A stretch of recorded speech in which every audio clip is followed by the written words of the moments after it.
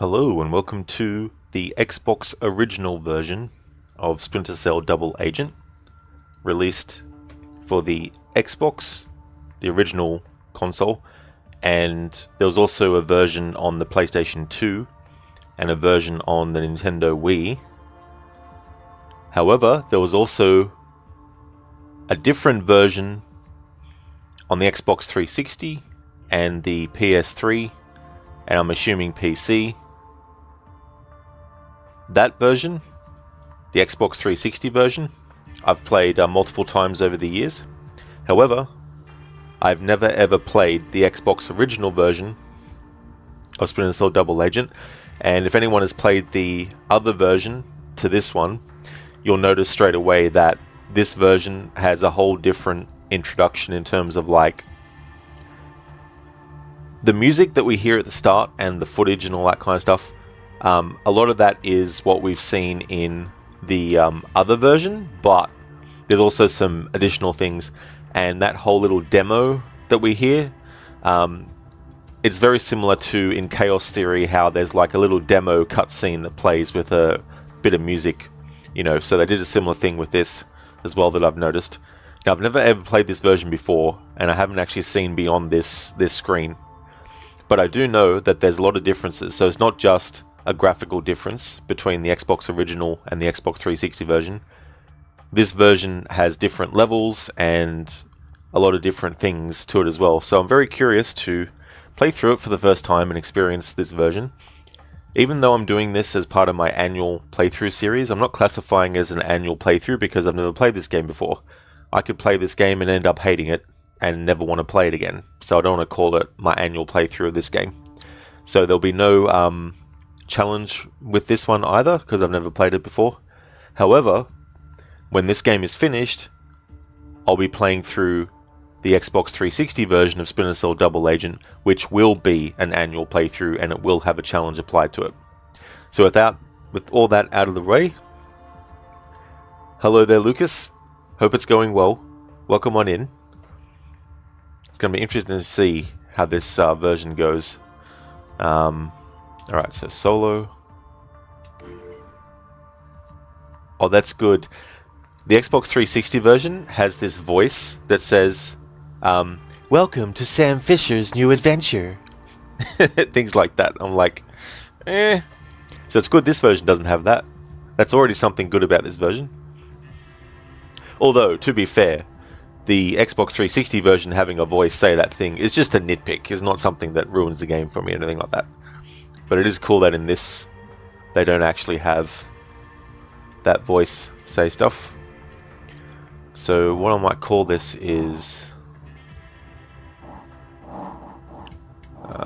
2024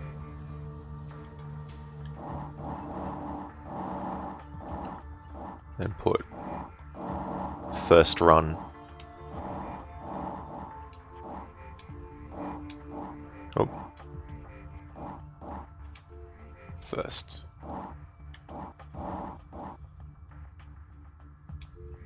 run.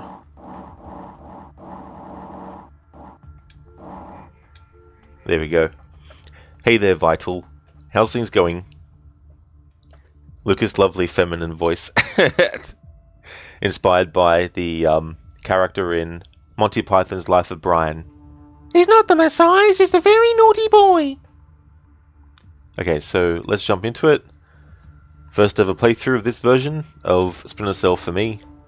Let's go.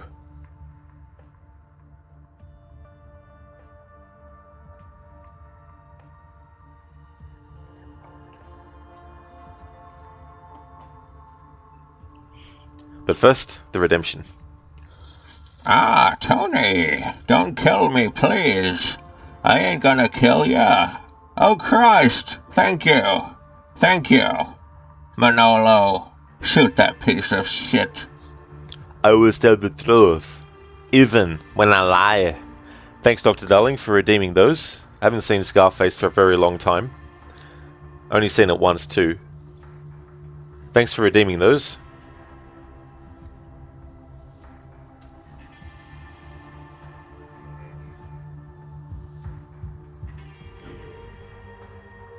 Alright, so let's have a look at options and controls.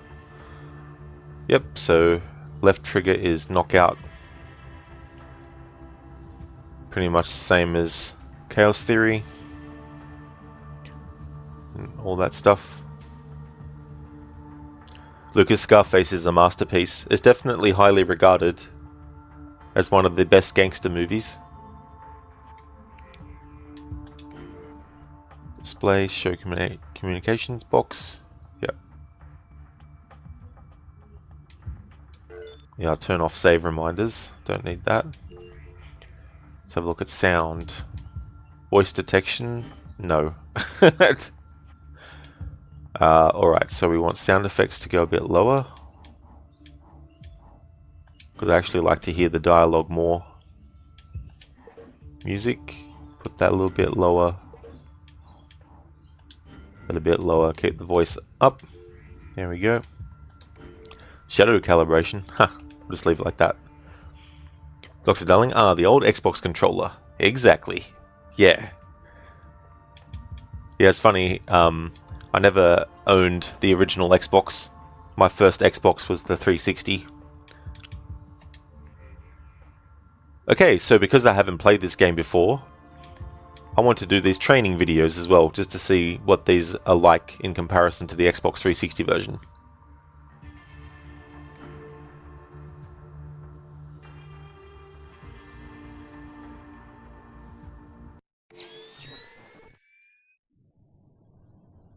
The OPSAT is the most important tool you have. It holds all the intel you need for your missions, stores your personal notes, and holds any data you collect.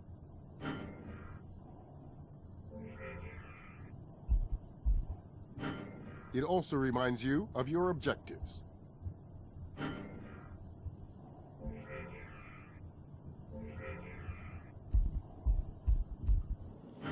And holds your minimap.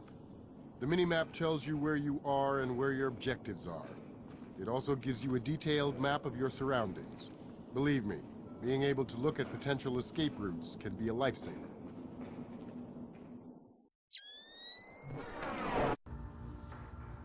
Hey there, Godfather Al. Welcome on in. Quintuple Agent Rod Fisher. That is me.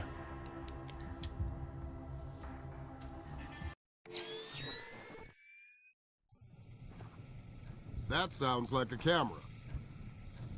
You have a special tool for this. The lab boys call it an optically channeled potentiator. I call it the OCP. It's right there, mounted on your pistol. Just aim and shoot. The green light means it worked. But to be sure, all you have to do is switch to blue vision. If you see nothing, that means it worked. But it's not disabled for long, so you'd better hurry.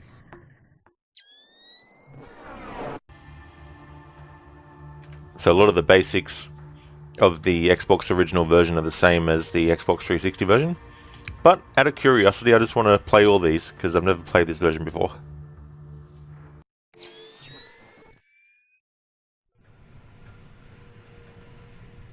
One of the perks of your job is all of the gadgets you get to play with, starting with your rifle. It's a fully automatic weapon with superb zoom capabilities.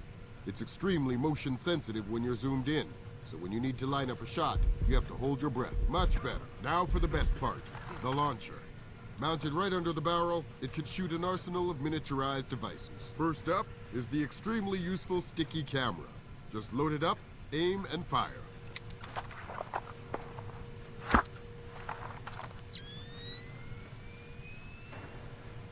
Only one guard to take care of. Good. Then there's the sticky shocker. It's the same drill. Select, aim, and fire.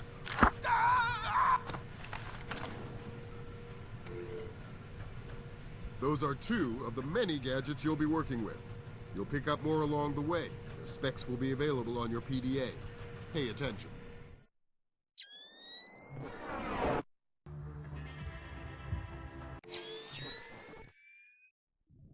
You'll get a lot of use out of your goggles. For instance, night vision is an absolute essential.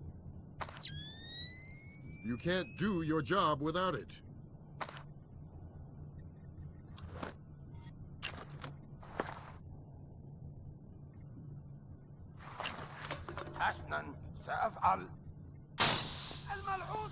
Another useful vision option is thermovision.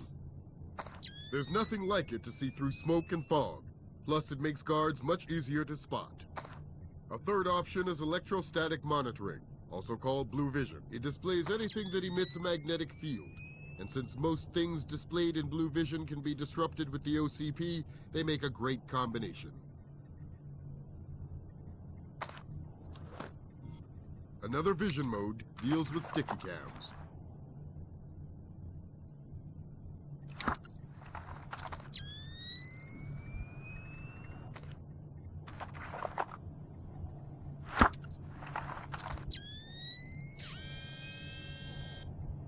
You can cycle through any of the cameras you fire, unless they've been destroyed, and see what they see. And there's one more mode you can use. It's called the EEV, and it allows you to scan objects for information. You can also use it to distance hack electronic devices. Think of it as hacker binoculars.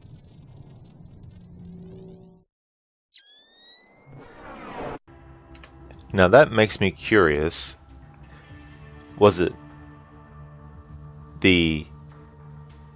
Splinter Cell Chaos Theory that allowed you to shoot multiple cameras and then switch between them as long as none of them had been destroyed?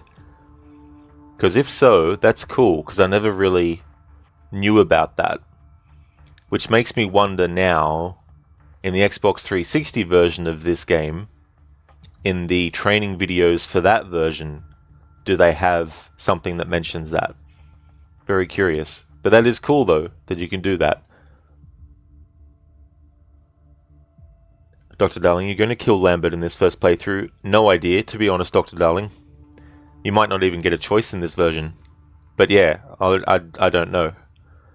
I'm going into this just experiencing it. I've got no pre-plans on what to do or anything like that. I'm not as familiar with it as I am with the other version to know the ins and outs. Hey, Thomas. The EEV. Yes, that is very good to have. Imagine having that in real life. EA Sports. It's not in our games. How's it going, Thomas? Hey there, James. Good morning to you. How's it going?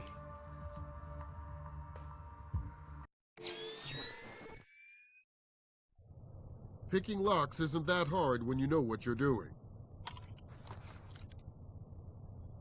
Find the right direction and keep at it. Eventually, the pin goes down. But if you're in a hurry, a knife makes a decent alternative. It's fast, but it's noisy, and that's risky.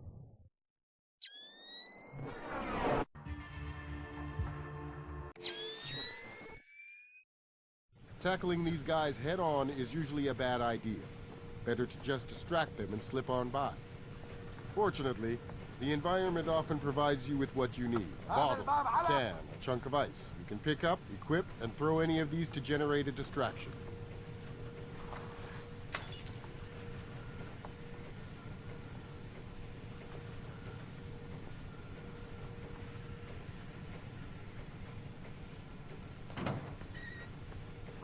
TVs and radios work too. Just play with the volume or the on-off switch. Damn it! What was that?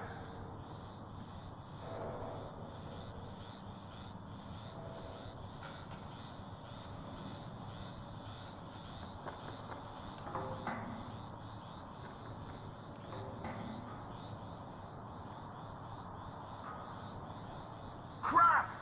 Nothing! Worst comes to worst, you can pretend it's a Bogart movie and whistle.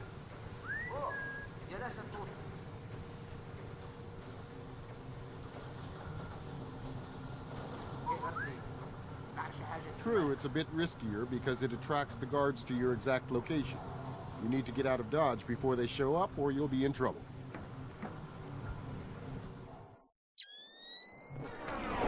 I like that. Need to get out of Dodge. So, looking at that interface that they showed, it looks like in this game, this version of Double Agent, if you want to make Sam whistle, you have to actually select it from a radial menu. That's interesting. Something that wasn't in Chaos Theory is you can't mess with the volumes of the radios or the televisions that you come across. So it's cool that in this version of Double Agent, you can actually turn a TV or a radio on and then also mess with how loud it is. James, fine being able to start laundry, so that is an accomplishment of the day. Well, that is excellent. That's good to get a good start to the day like that, James. Dr. Darling, after watching your playthrough, you wanted to buy Ghost of Tsushima. So yesterday you did. Oh, very nice. That's awesome. I hope that you enjoy the game as much as I did. But if not, that's fair enough. But I hope you have a good time with it.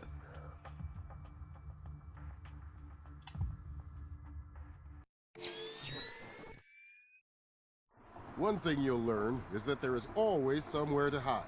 If you can't find one on the ground, then start looking up. Keep a lookout for places where you can do a split jump too. Your eyes will learn to gravitate to good spots for this automatically. Find yourself staring at a wall, that's why you're doing it. Like that one. It'll do fine.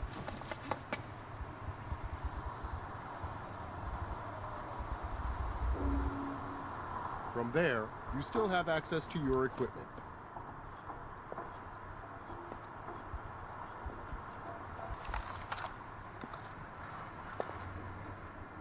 But when the target is close, you can drop in for a visit.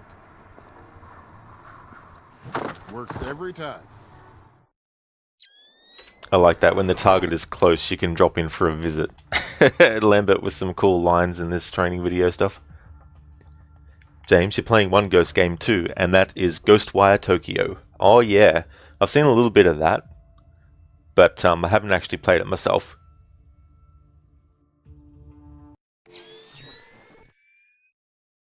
Always watch for beams or pipes along the ceiling.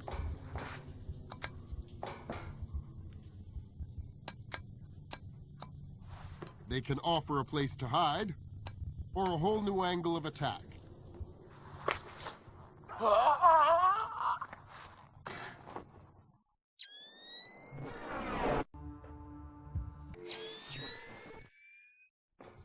Usually you work alone, but from time to time you're going to have help.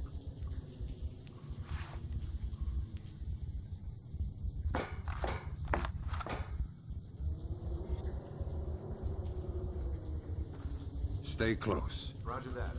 Cooperation is the key, because sometimes there are things you can't do alone. Here, for instance, you'll need a boost to get over to the other side.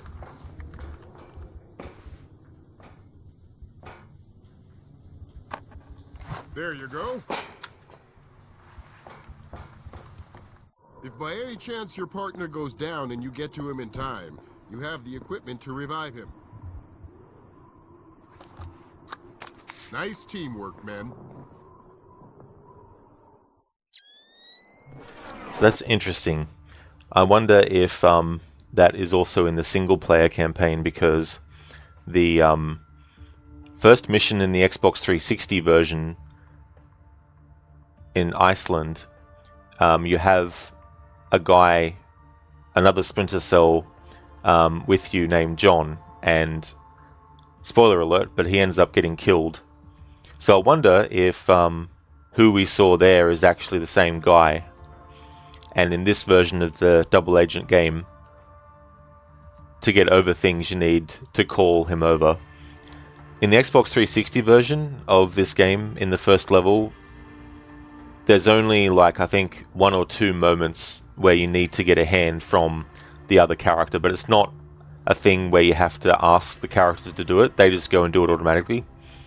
So I'm interested to see, when I get into this game, beyond these training videos, and see if that's in the solo campaign or not.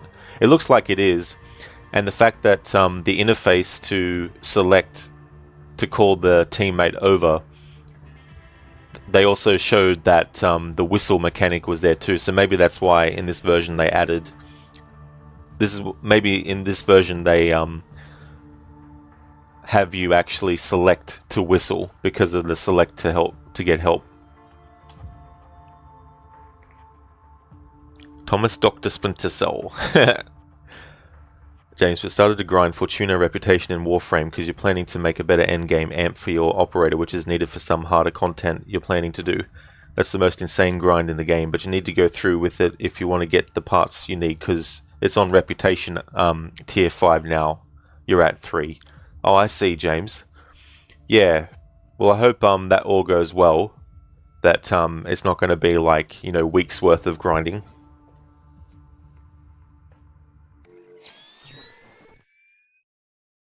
Sometimes there's no way around it. You just need to get up close and personal. For example, you might need to squeeze some information out of someone. Just grab him from behind and convince him to talk. Then again, you might just need to take the guy out. I don't like you racking up a body count, so I'll reduce your mission rating if you start generating corpses. It's generally better to just knock them out. Now, see what he has to say. I think he'll cooperate.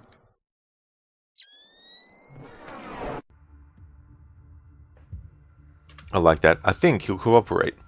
James, now weeks, maybe about a month. Oh, okay. Definitely a lot of time. If you want to move unseen, light is the enemy. That means you need to move carefully, stay in the shadows, and stick close to walls.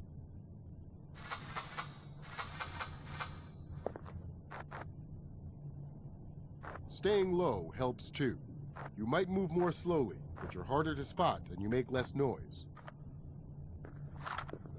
And noise counts, because these guys aren't deaf. A little noise can give you away in a heartbeat. That's why you move slowly and keep an eye on what you're walking on. Fortunately, sometimes there's too much ambient noise for you to be heard. When that happens, take advantage of it. What you do can also be an issue. Opening a door slowly doesn't make a lot of noise. Bashing it in is a whole other story. Just like that. James, we'll see. You'll need to kill a world boss you never even considered to tackle, so that will be fun. That definitely will provide a challenge.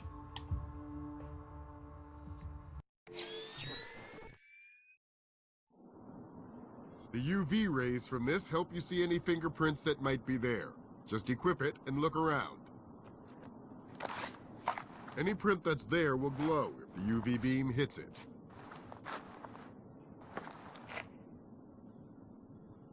Then you just get close and scan it in. Unfortunately, only complete prints are useful. A partial print means you have to try again until you find a complete one. The scanned prints are automatically uploaded to us. Anything we find out gets dumped right back down to your PDA.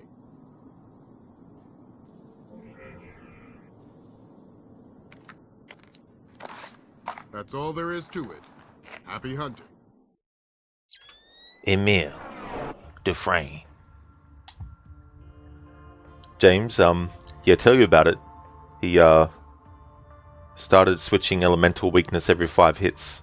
I gotta love it when enemies do that kind of stuff.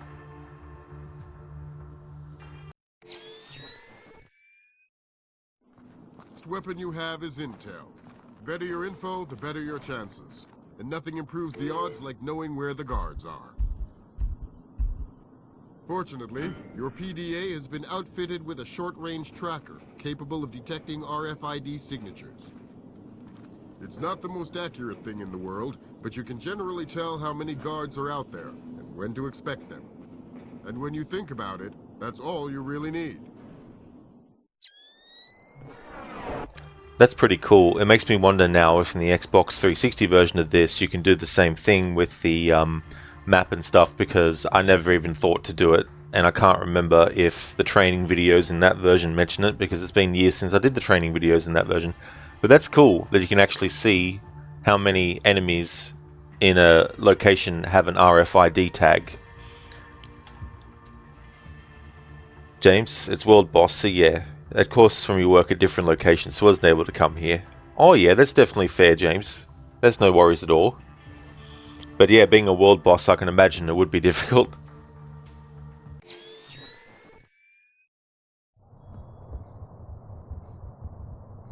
That's the sound of a wall mine. Not a good sound.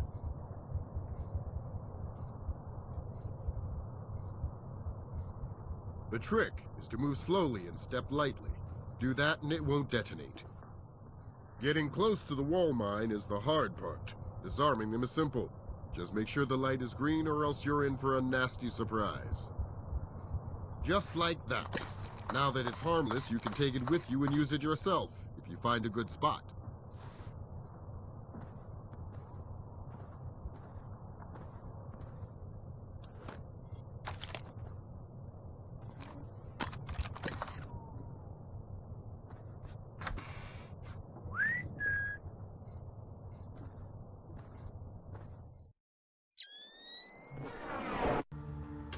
James, well, with a good EQ, you can kill it in about a minute or in an hour, give or take, either way.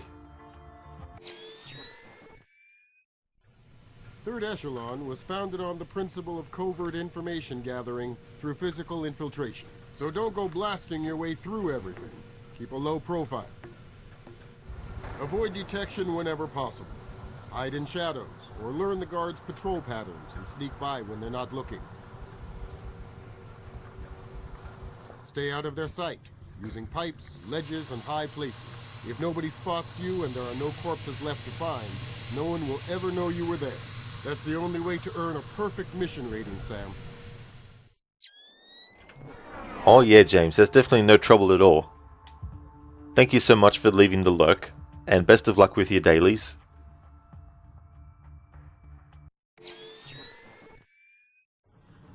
The OCP is good not only for cameras, but you can also use it on other electronic devices, such as lasers, lights, TV monitors, and the like. The principle is the same. Just aim your pistol and shoot. That's it. Nothing else to it. That's pretty cool. Alright, so there's one more training video to look through, and then we'll actually start.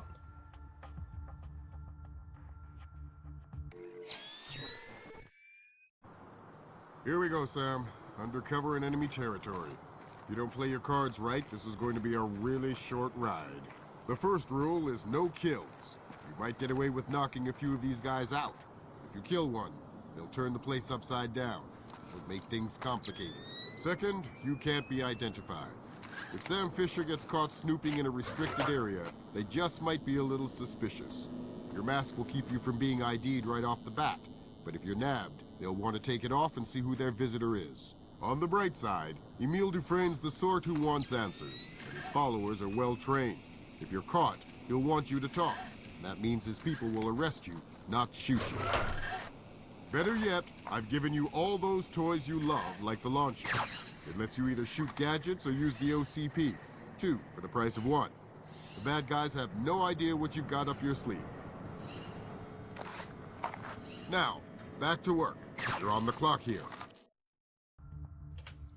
Alright, so looking at that, it seems that in this version of the game, the headquarters missions are actually like, structured in a similar way to infiltration missions. Whereas in the Xbox 360 version, you are going around sneaking, of course, but in a very sort of like short range kind of way. Thomas, now we are bulked up for an easy run. Well, I wouldn't say that, Thomas, because this version of Splinter Cell Double Agent I've never played before. So I definitely won't be breezing through this game. Now, let's start the playthrough.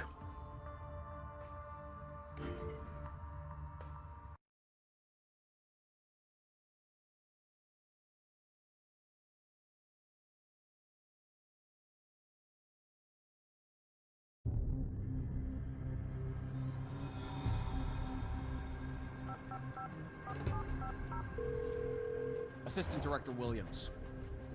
I know who you are. Fisher. Long time no see. Stop looking. You won't find me. I know about your case against Lambert and me. Well, after New York City, you disappeared. You went rogue. But if you come in, we can work something out. No thanks. You've been after us since this mission started. I had to be. You and Lambert went way over the line on this one. Tens of thousands of lives were at stake. Exactly. And we have ways to go about these things. But you and Lambert went off alone, taking unnecessary risks and making all kinds of blunders. Starting with Iceland. Remember?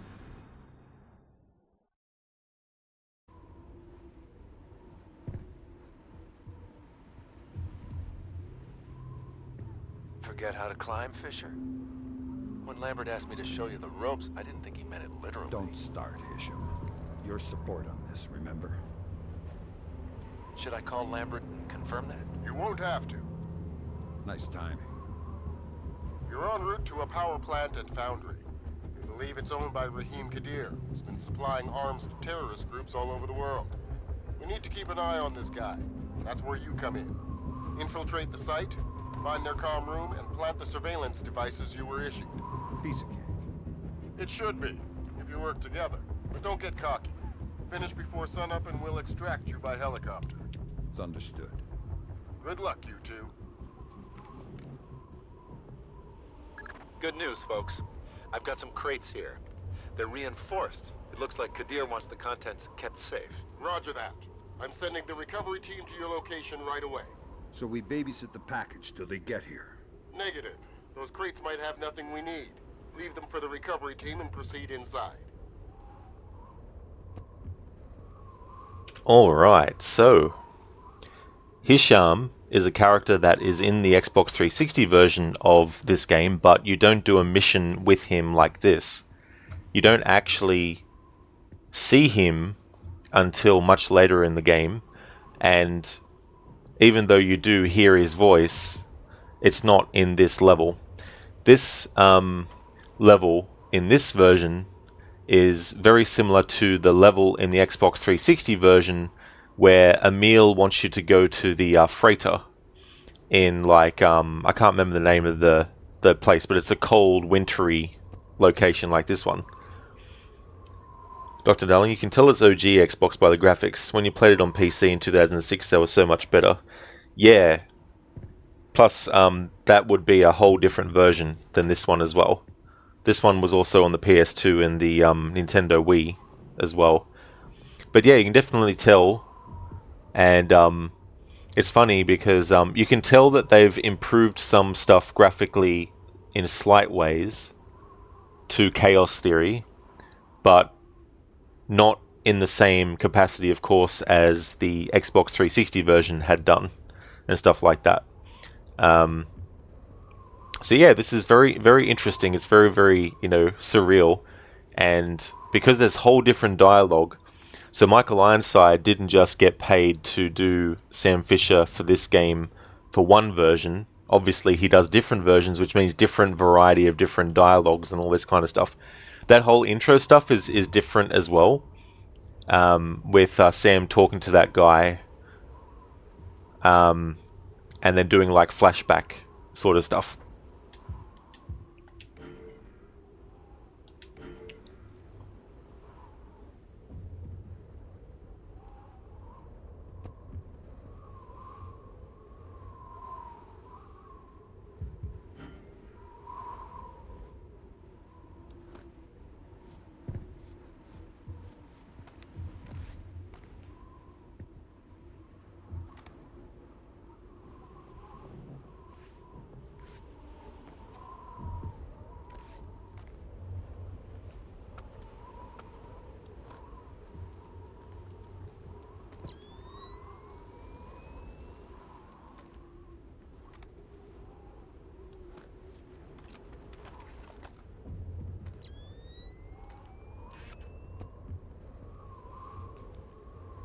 Something else in the Xbox 360 version, if you had played Rainbow Six Vegas, in that game when you zoom in, you have a particular way in which it looks, and it's the same in the Xbox 360 version of Double Agent.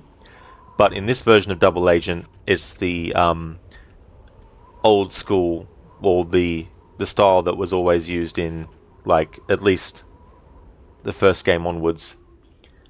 With changes though, but I mean the way that the scope goes in and everything. Sticky shock and sticky camera stuff, cool.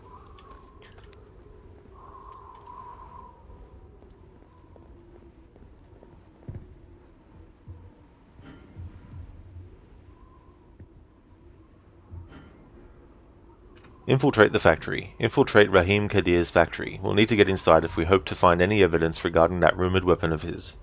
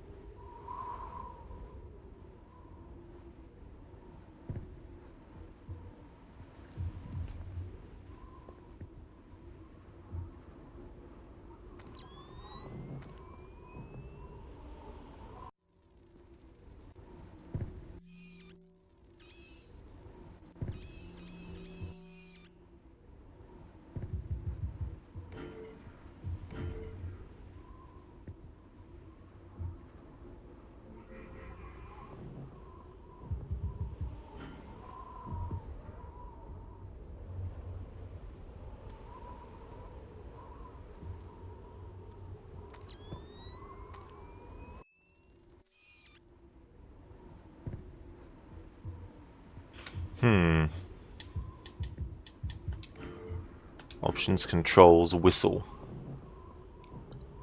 So on the Xbox original controller, what is essentially the menu and the map buttons were actually just called black or white button. But pressing that brings up the menu, so I don't know how. Yep, so right bumper. Alright, right bumper, because I'm using a Xbox Series S controller. Stay here. Roger that. Stay close. Okay, Fisher. Hey there, Sona. How's things going?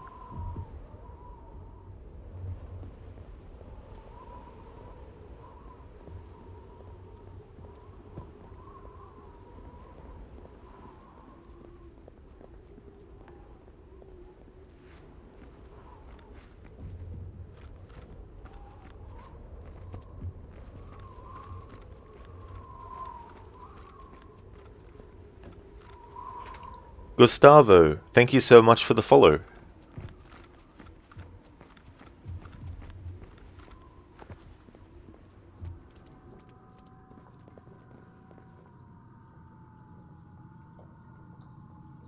I've already seen this video, so we won't watch it again.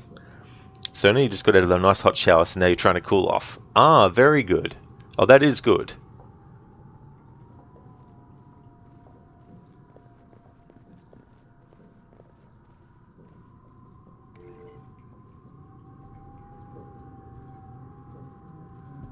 Come in. Over. Report. The mission was successful. We got the weapons. They're near the hovercraft. Any pursuers? Negative, and I blocked the path. That should buy us some time. Roger that.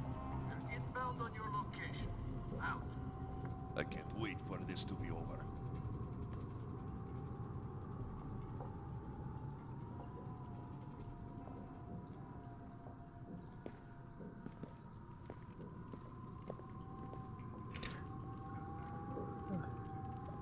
I was just about to press the button when the prompt was on the screen, but by the time my thumb actually reached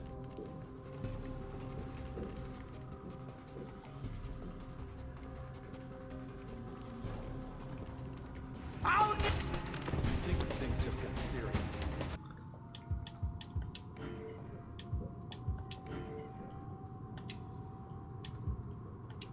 Okay, so the first mission is in Iceland as well, just like in the Xbox 360 version, except it's a very different mission that we're doing,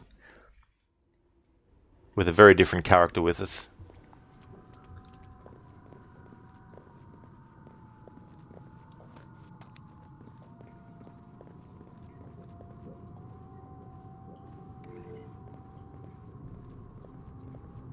Come in. Over. Report. The mission was successful. We got the weapons. They're near the hovercraft. Any pursuers? Negative, and I blocked the path. That should buy us some time. Roger that. They're inbound on your location. Out. I can't wait for this to be over.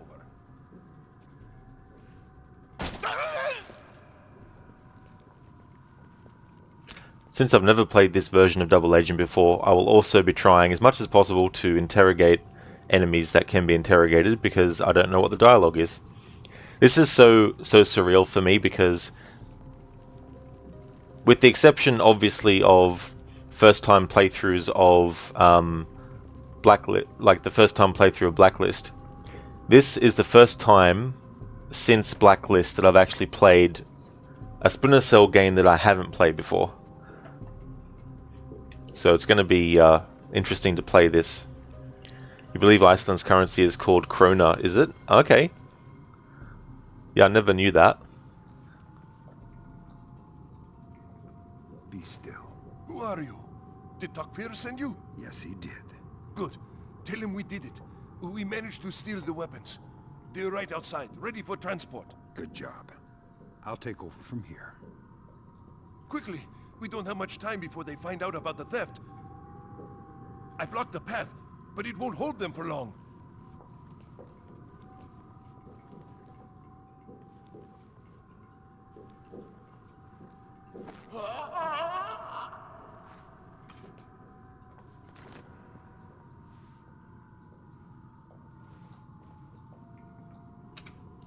Gustavo, what differences this version have? So number one, graphically very different.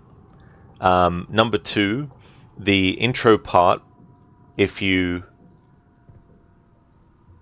watch the demo where it shows you Sam Fisher doing multiple stuff, is very different. It's similar in style to Chaos Theory's version, but obviously changing things for this game.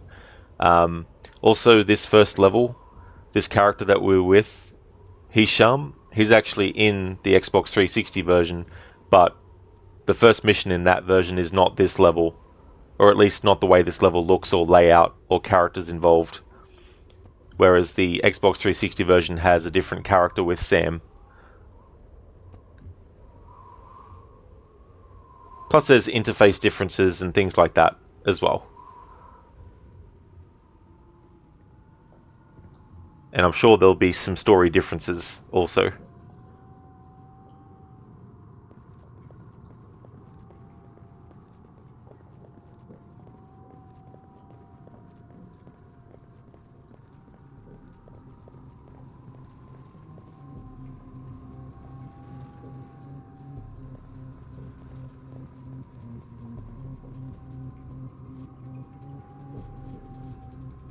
Any ideas? Yeah, give me a boost.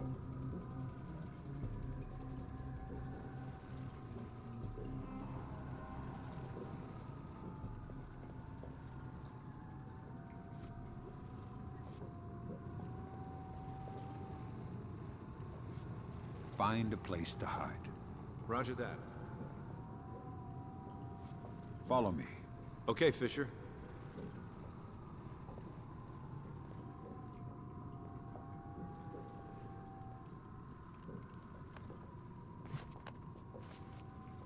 Okay, now I'll haul you up.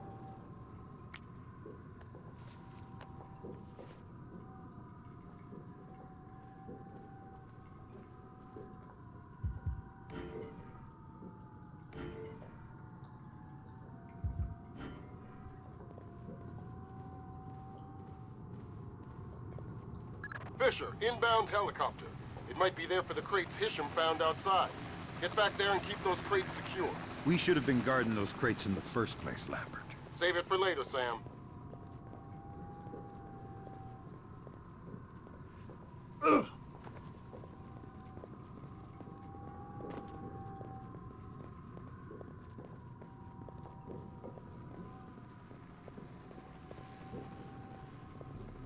We're too late. They left 2 goons behind, but the crates are gone. Listen carefully. I want those men unconscious. Use your sticky shockers or your bare hands, whatever, but do not kill them. The recovery team is still en route and they'll pick up the targets for interrogation. Of course, since I was listening to the dialogue, after the dialogue is finished, that's when they actually moved out of the puddle, of course. Because why not?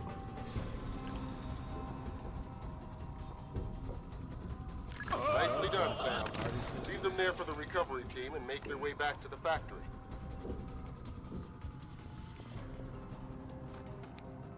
Gustavo, you wonder why they've changed those details? Most likely because of the limitations of the Xbox original, PS2 and Nintendo Wii consoles in comparison to what the Xbox 360 and PS3 could do. And it was enough that they had to make drastic differences between the two. Instead of simply just having the same game but just graphically less quality.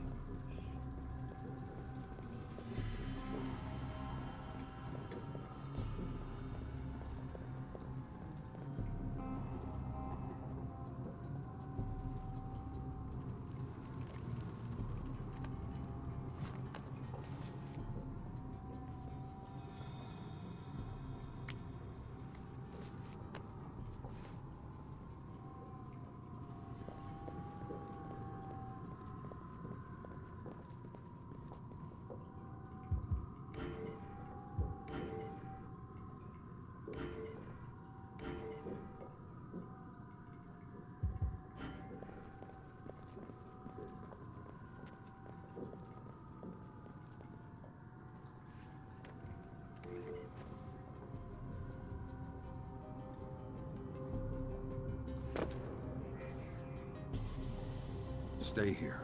Roger that.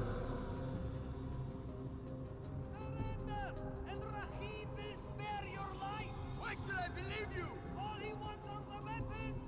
He doesn't care about you. You always were a lying dog.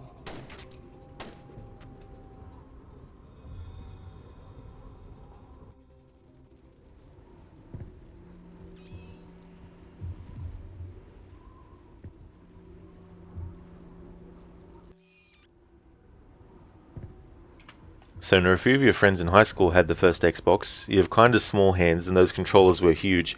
That's true, yeah, the controller for the original Xbox was very large, like, you know.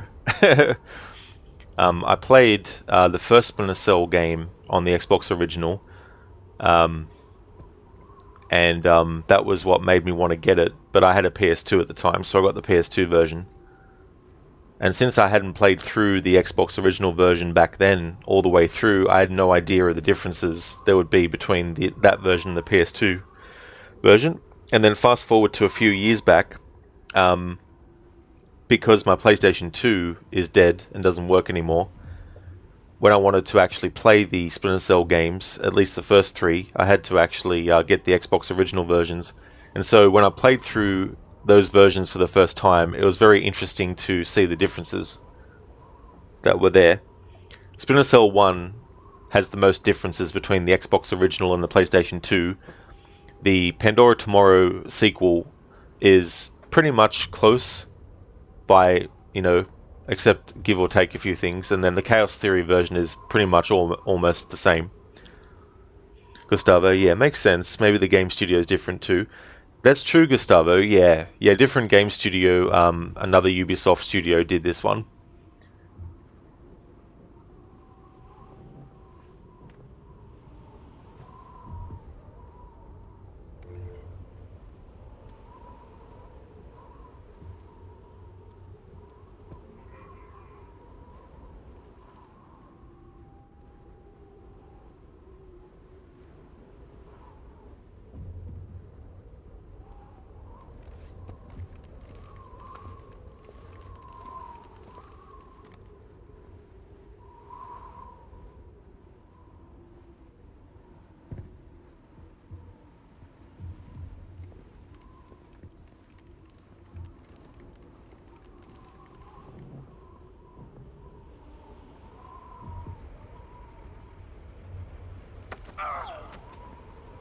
Surprise inspection.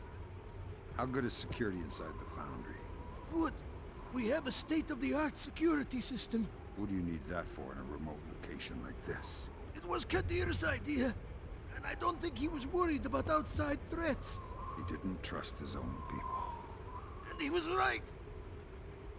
That's all I know. Let me go.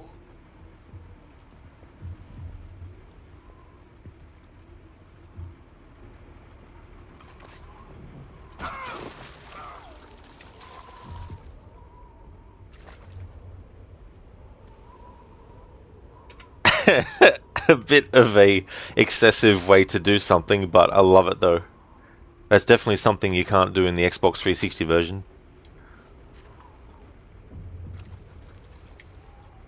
You can be under the ice and do that, and pull them under the water, but you can't do what Sam just did there. So now, one of the best reviews you've read from the PS2 Mini was one kid wanted to put their system in their binder to take to school and hook it up with the computer lab.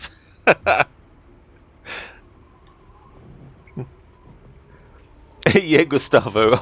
I wasn't sure what to expect, how it would actually be done, but yeah, it looked like he was going to do a suplex on the guy. Hisham, come to my position. Copy that.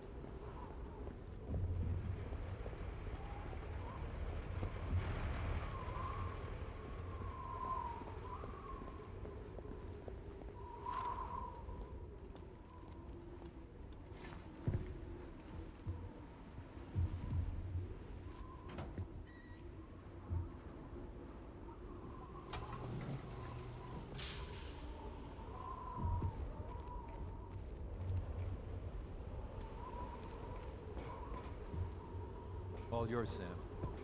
I'm just gonna hang out here.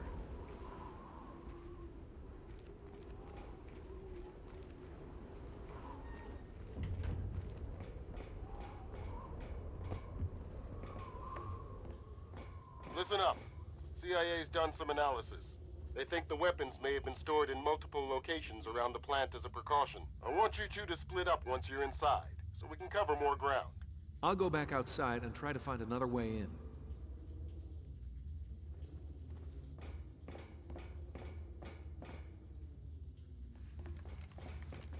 Easy there, cowboy. Step back and let me show you how it's done.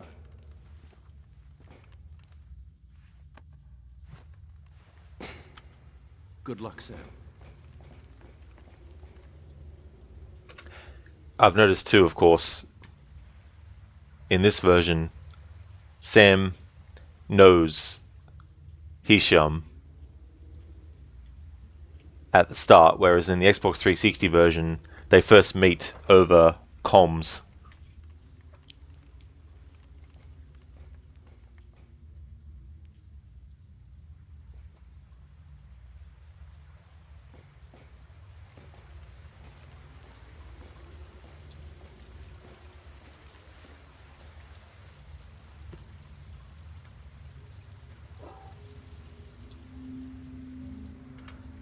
Hopefully in the remake of Splinter Cell 1, this is one of the things that they'll let you be able to do that you couldn't in the original, but you could do in Chaos Theory, where when an enemy's walking under you, if you're holding onto a pipe like this, you can actually either kill them or knock them out as they pass under you. Sony, you had the PS2 Mini and can confirm it would fit in your binder. Really? That is how small that was. That's cool. Almost like a handheld, except a console. Huh. Hey there, AC. Welcome on in. Thank you so much for the raid. Welcome to my first ever playthrough of this version of Double Agent.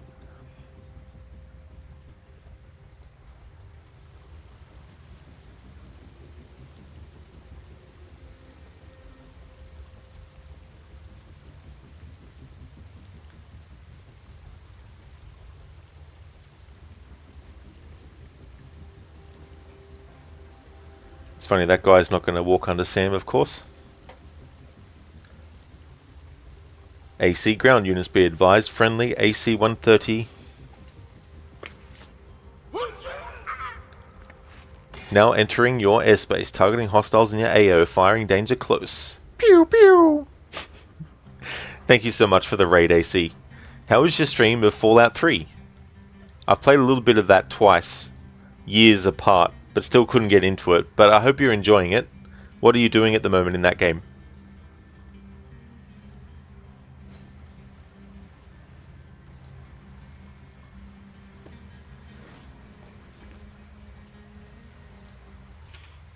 I like how the same musician who did the music for the Xbox 360 version did it for this one, Michael McCann, aka known as Behavior. He also did music for another great game, Deus Ex Human Revolution. Sony Plus Sony released a mini monitor that you could connect to your PS2 and all you needed was a wall outlet. Oh, that's pretty cool.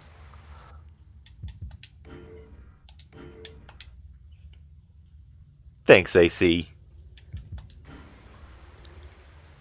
I watched these training videos because I was just curious, because I've never played this version. I was just curious about what they showed and what differences they might show in that, and there's definitely some differences too from the other version, so that was good to see. So this is the first actual mission though.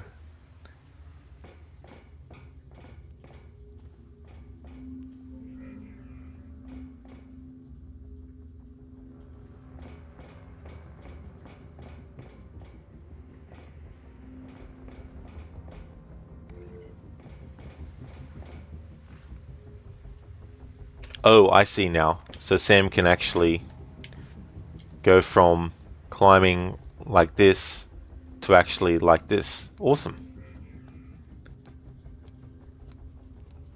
Don't think that was in Chaos Theory even. This is really cool because it takes me back to the days when different console companies, if they had a game, say, based on a movie,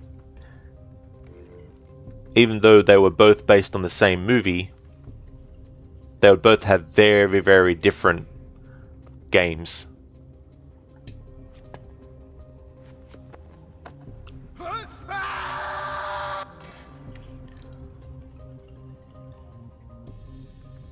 And so this takes me back to those sorts of things, because it's not just a graphical difference with this version compared to the 360. There's also a very different approach and different structuring of missions, different levels.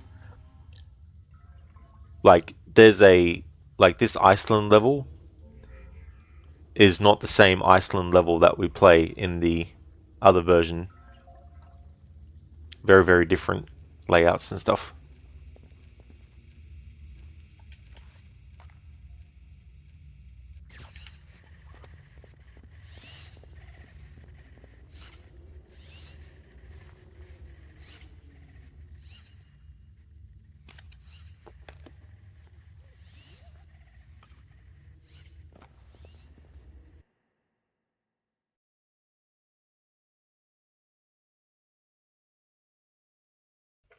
AC stream was good but short. Started the Point Lookout DLC. You're enjoying it, though you prefer New Vegas and 4. New Vegas expanded on mechanics from 3. 4 is where you started, and it's the most you'll say developed and less VATS dependent. Yeah, that's the thing too. Like when you go from having played a later game in a series and then going back to the earlier ones, that kind of big sort of like gap and how it sort of plays, and then you recognize the things that the other version does really well.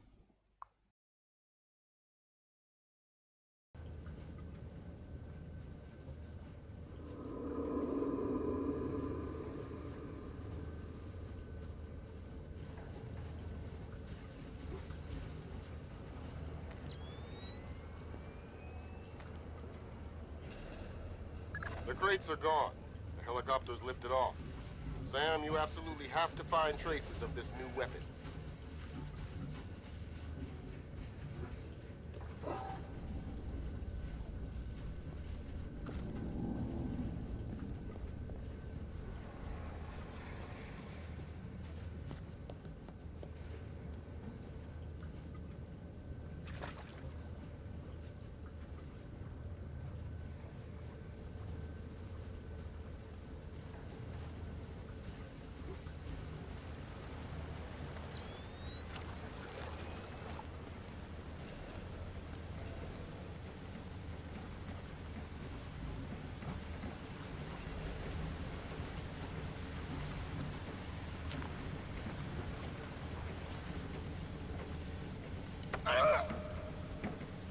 I'm looking for those new weapons your boss has acquired.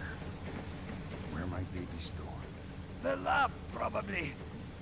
Down the corridor and past the turbine room. There are cameras everywhere. I've been cooperative.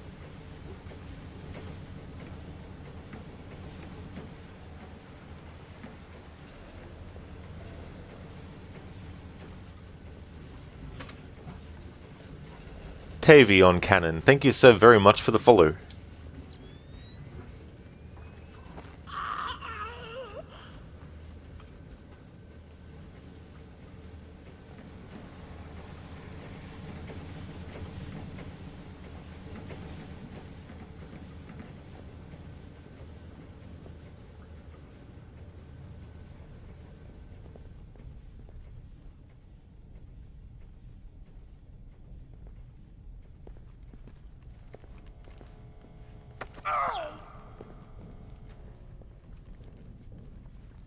Hey Dobledore, welcome on in. How's it going today?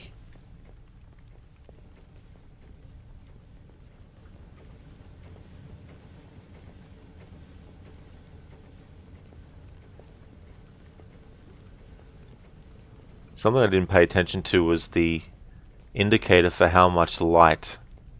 Yeah, so now I've actually paid attention to it. That's actually clever to have an icon of Sam Fisher's head as well,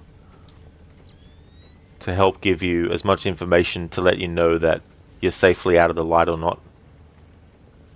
In the Xbox 360 version, all of those indications are actually on Sam's OpSat on his shoulder. Well, I think that's his op sack, because he's also got one on his palm, on his wrist, I mean. But yeah, in the Xbox 360 version, you look at the light on Sam himself to know if you're actually in shadows or not.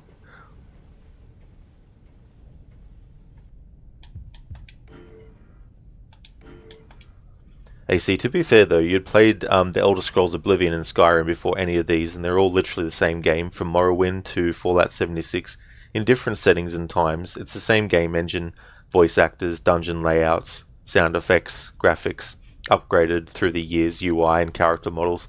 Yeah, you know, like the adage where it's like, if it isn't broken, don't fix it. But obviously in Bethesda's case, it's always broken on some level, I guess.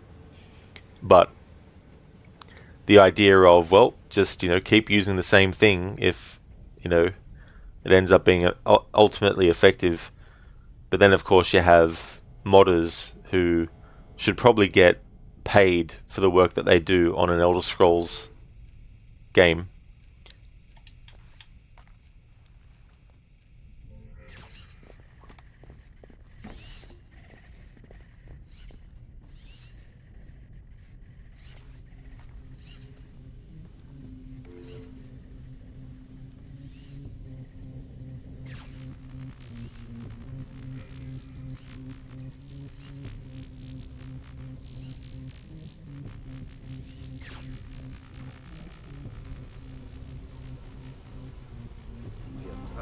Like what? People are shouting in the lab, and our visitor is one of them. The bald guy?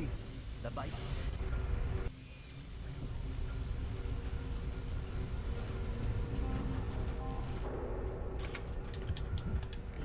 Okay, I wasn't expecting the dialogue to get interrupted like that.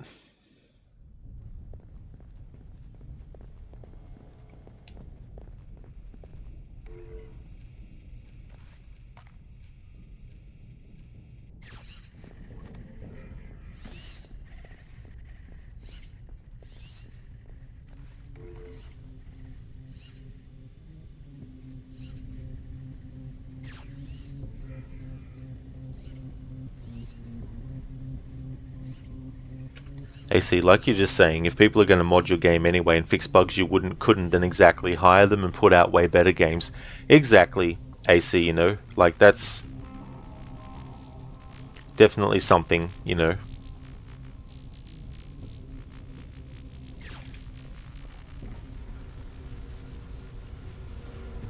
We have trouble. Like what?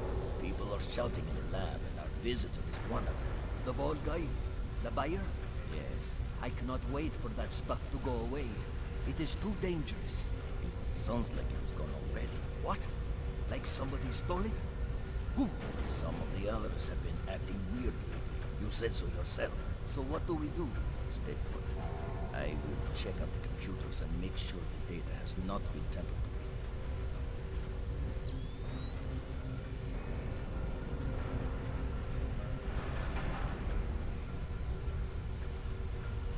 Of course. Another ring. Just what this place needed.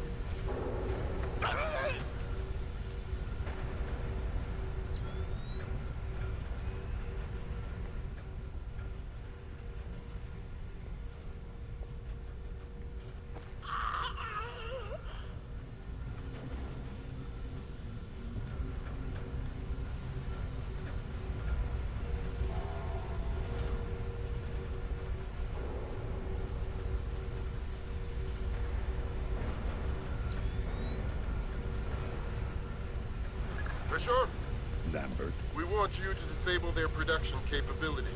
There's some important consoles around the plant. Place the charges you were issued on them and let them do their job. Understood. That saves me from having to talk to the locals.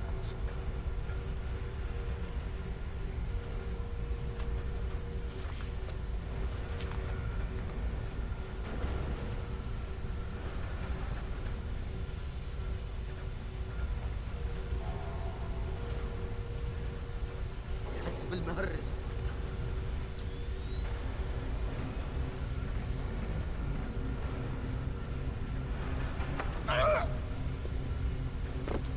ارمي سلاحك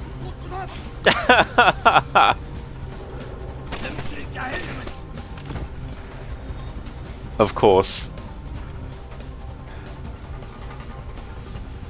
I love that. He just climbs down and is like, oi!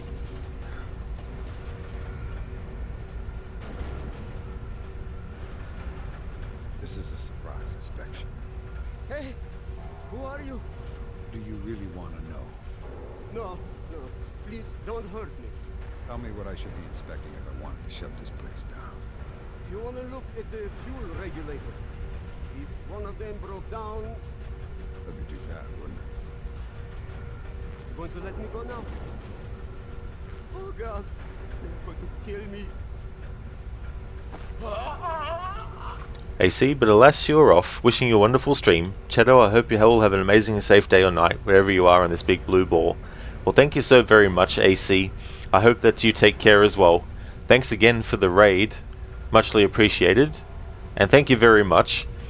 It's going to be good to play through this game for the first time and experience it. I'm definitely liking it.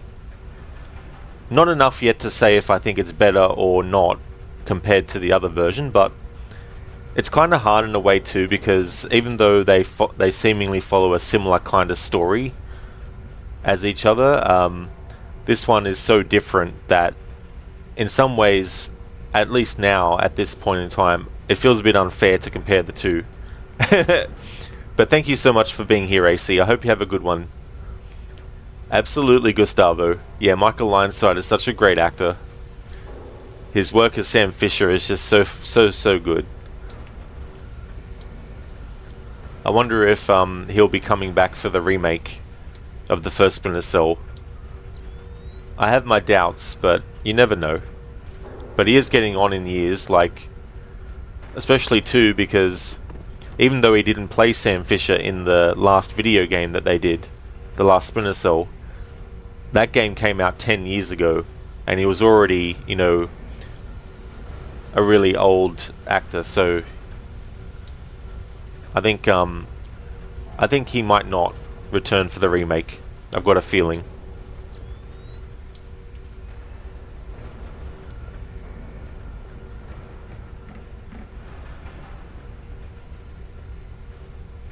Gustavo, what, there's a remake? Didn't Ubisoft cancel or something? No, there's definitely a remake in development. They started working on it in 2021, and when the first game was celebrating its 20th anniversary, they did a video celebrating that, but also talking about what they wanted to do for the remake of Splinter Cell 1. But they haven't released a release date as yet, but they are working on one though. The Ubisoft studio Toronto, they did Blacklist. They're working on the remake.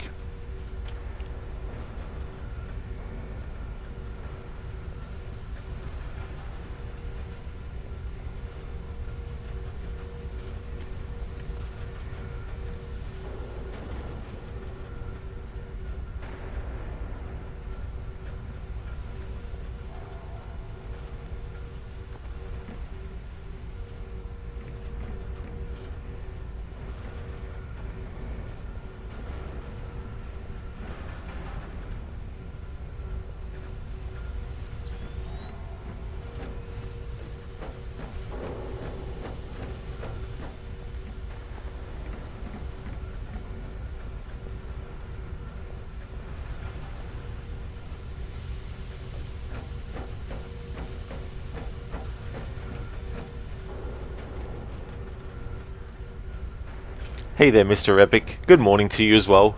How's things going today? Sam, Lambert. I just reached one of the labs. It's empty. But there are signs that something very toxic was stored here. I'm moving to another room. Keep on it, Hamza. Let's hope Fisher has better luck. So it's the same actor for Hamza in this version that it is for the Xbox 360 version. But as I said, Sam Fisher in the other version doesn't meet him until he's on the mission in Shanghai and meets him over the comms, whereas in this version they know each other at the start of the story.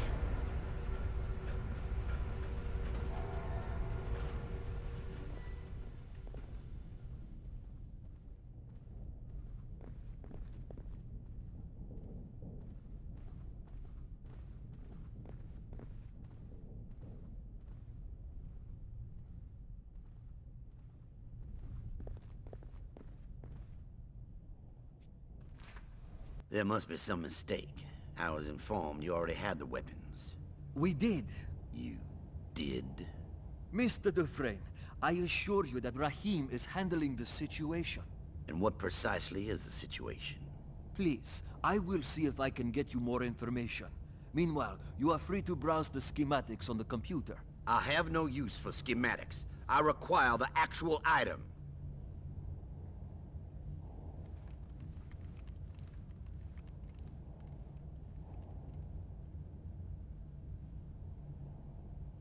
Boss? It's Emil. It appears that these idiots in Iceland have been burgled. Enrica and I are coming back immediately. Meet us at MSY.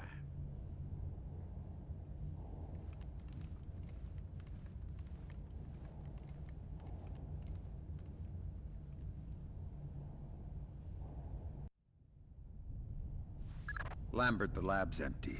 That's not good, Sam. It looks like there was nothing here but those crates. This mission's a bust. Not yet. We still might be able to retrieve some data on the weapons by accessing the computers in the lab. One of them is behind bulletproof glass. I can't get in from this side. Try your EEV. Use it to remotely access the computer. Mr. Epic, it's going good. How's things in Australia? That's where you're from, right? Exactly, Mr. Epic, yeah. Yeah, no, it's going good. We're in our winter season still. This is the last month for it. And it's my favourite time of the year. But sometimes it does get a bit too cold. But I'd rather that if I had to choose between that or really, really hot, high temperatures and not being able to concentrate or sleep or get comfortable. Things like that. So I'd rather the cold. So this is very interesting. Having played the other version for so many years, it feels weird to see Sam Fisher be first introduced to Emil Dufresne and the names Moss and Enrica in this context. Because in the Xbox 360 version, Sam doesn't actually meet or see or hear any of these characters or know of any of these characters until he actually becomes a double agent. So there's another big difference, is how they introduce certain characters.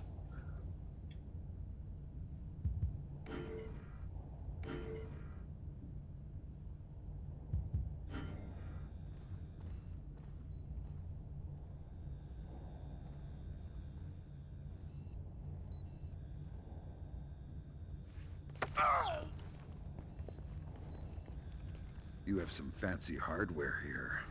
What's on all these computers? Nothing. I hope for your sake you're wrong. Your boss has a new weapon and I want to know who's interested.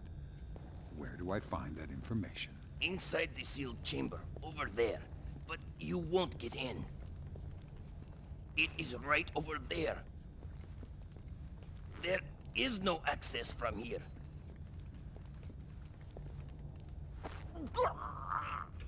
So one of your dream trips is to see the Great Barrier Reef and the Sydney Opera House. Oh, that's cool, Sona. Yeah, there's definitely a lot of tourists and attractions, you know, in the country that people go and see as well. It's just interesting too with like our country, because there's a mixture of, you know, like tropical areas and desert, and also like, you know, country, you know, where it's like farms and all that kind of stuff. But then you get like the big attractions in all the major cities in the country and stuff. Mr. Epic, you're going to play the Great Arkham games sometimes. Arkham City is your favorite. Yeah, I usually do an annual playthrough of those games, at least Asylum City and Arkham Knight. What I'm going to do, even though it'll be lesser quality overall, I'm actually going to try and see if I can do some of the parts of Arkham Knight, especially the ones that if you're streaming directly from your console, it automatically pauses your broadcast to prevent spoilers. Even though there'll be a massive change and difference in quality between the rest of the game, what I'm going to do is I'm going to play the Xbox One version of Arkham Knight that I have up until the point in the story where I know that there's spoiler stuff, and what I'll do is play the PlayStation version, and then when I've actually gotten to the point in the story on the PlayStation version where I know the spoilers are going to start, I will then end that stream, and then I'll start streaming directly from... I'll start streaming using the Xbox app from the Xbox itself, because the PlayStation Remote Play isn't that good quality. It sort of like lowers the frame rate a lot. So I'd rather do it that way, maybe. That's the only way I can see of getting around people on stream in the playthrough not being able to actually see. Because it's really annoying, because it's not just cutscenes that the game actually... Like, it's not just cutscenes that the stream will pause the broadcast during that have spoilers in them. It's also gameplay sections as well.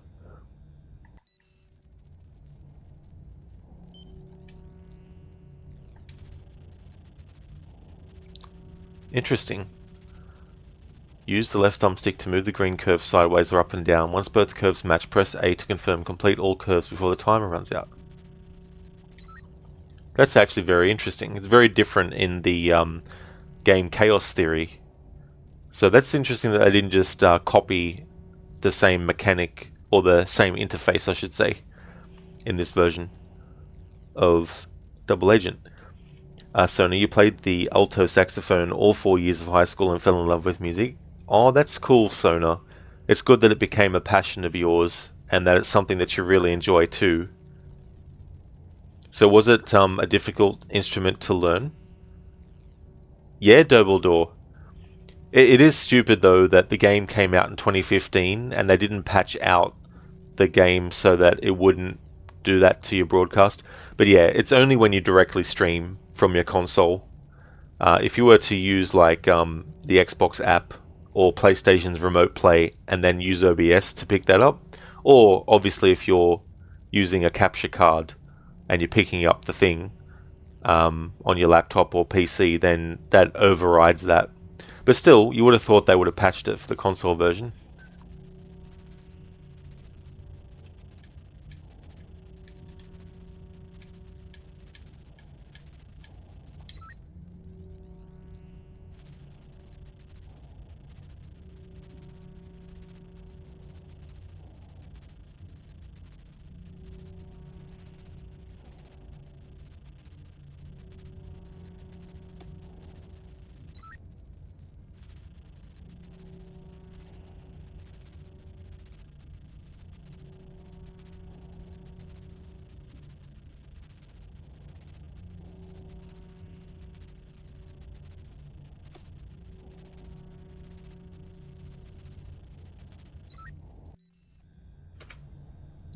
Alright, this is going to take a bit to get used to, because it's not like this in Chaos Theory, and it's not like this in the Xbox 360 version.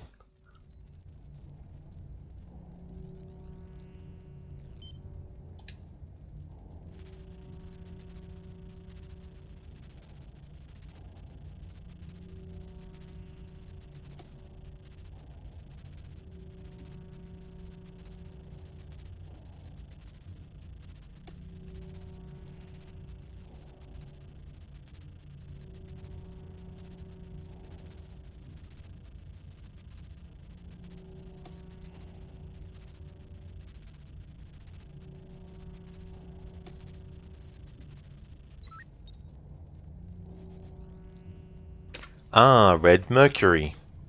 Yes, Red Mercury is in the other version as well.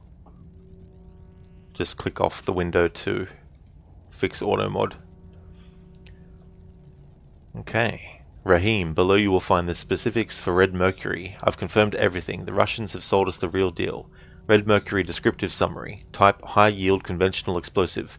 Use will induce a fusion reaction when used as the detonator for a nuclear device, even with low quantities of nuclear material. Possibilities. Allows the creation of portable fusion weapons. Characteristics. Becomes unstable when exposed to air and causes the substance to go through a process of sublimation, which will result in harmful fumes. Combination with water will dilute the material and render it inert. Something to note too, this is dated 2007. In Chaos Theory, that game's story takes place in 2007, but the events of Double Agent when Sam actually starts to be a double agent are in 2008. So this mission that we're on now, I assume, is still in 2007, so this is however many months after the events of Chaos Theory. Whereas the bulk of the story, at least for the Xbox 360 version, was in 2008, was when that was set, once Sam becomes a member of the JBA. Mr. Epic, sounds good. You also really like Arkham Knight. People hated the Batmobile, but you always loved it. You always hoped that in the next Arkham game you could use the Batmobile, the motorcycle, and the Batwing, but what we got is a stupid childish Suicide Squad. That's the thing, Mr. Epic. I would have liked to be able to use those other vehicles that Batman has as well. I think that would have been really cool to do. It would have been something else to add to the whole feeling of being in the character's shoes. So now some of the lower and higher notes have weird fingering along with the sharp and bass notes, but you took to the instrument pretty quickly. Oh, excellent, Sona, that's good. That's good when you want to learn something like that and it comes to you very quickly. You know, you get used to it. And hey there, Mario, welcome. I'm doing good, thank you, Mario. How about yourself? I'm playing this version of Double Agent for the very first time, so it's definitely interesting seeing all the differences so far. Mr. Epic, it's kind of funny that Arkham Knight looks 100 times better than the new games and looks more like next gen. Yeah, I mean, I think one of the differences too is there's a more curated approach to it where it feels more like you know, when someone does a painting, how it's really hands-on and they take their time and they craft it. Pardon me, whereas when someone takes a photo and just takes a photo as is, and then that's it. Obviously, people take photos and do more to it than just taking the photo and leaving it the way that it is. But I mean to say, if you do that, you're not really curating what you're taking a photo of. You're just basically taking a photo of it and then going done. Whereas a lot of games nowadays, it feels like they're just doing it like that, where they're just, let's just throw this, we'll do this, boom, done, move on next. Whereas a lot of other games, they sort of take their time and they really, you know, mold what you're seeing. Not to say that the people who are working on the newer games that are done don't also do that too, but I don't think they're allowed to do it to the same level and extent that some other studios let their people who are working on their games actually do it to as well. But yeah, it's like with cinematics in a lot of the Assassin's Creed series, you know, the cinematics with actual actors who are mocapped and did the performance, not just vocally but also physically. And you look at games like Red Dead Redemption 2 that do it as well, far superior than basically the cookie cutter assembly line approach that you see in a lot of other Assassin's Creed games, like the robotic movements of characters and, you know, all this kind of stuff. You going good, Mario? That's excellent, dude. Mr. Epic, I know what you mean. Yeah, it looks like art. Exactly, Mr. Epic, you know. There's a lot more hands-on approach that's done to it. It's not, you know, just basically quick and then move on. Nice work, Sam. That information should give us plenty of leads. Does that mean you'll get off my case now? I'll think about it.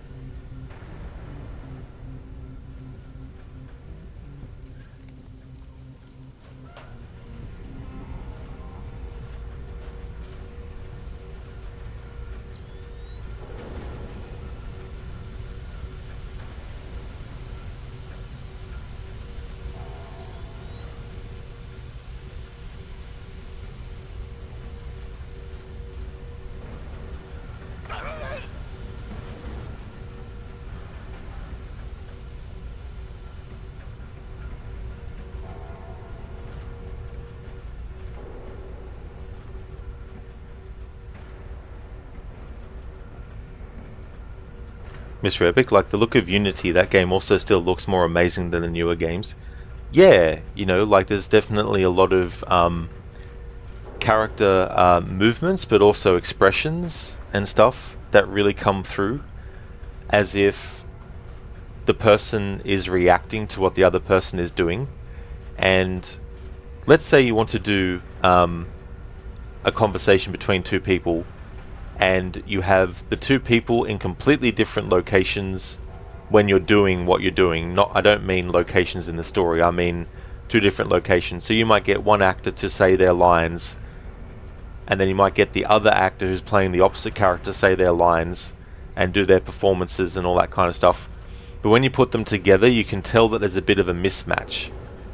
The dialogue is matching up in terms of, like, one character says, "Hi, what's your name?" and the other character's like, "Yeah, my name's this," you know, but you can tell that they weren't in the same scene when they did the performance, you know, because they're sort of like interpreting how they would react to what the other person says, but they're not actually looking at the other actor who is expressing as they're doing the dialogue to then know how to react, you know, so it's a bit more natural as well.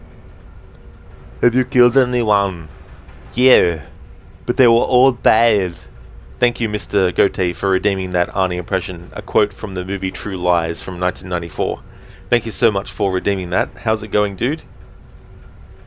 Dumbledore, you see. Yeah, you know, there's just a bit of a difference as well. That's why I like to see performance capture more, because it's all the actors involved actually looking at each other and speaking to each other directly, face to face, while they're doing their performances. Keep it down. I need to find this new weapon your boss is trying to sell. It is stored up in the lab. I think the buyer is there right now.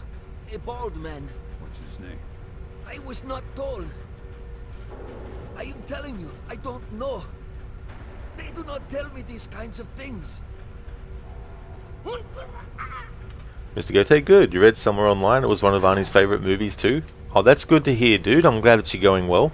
And that's cool. Yeah, it is such a good movie.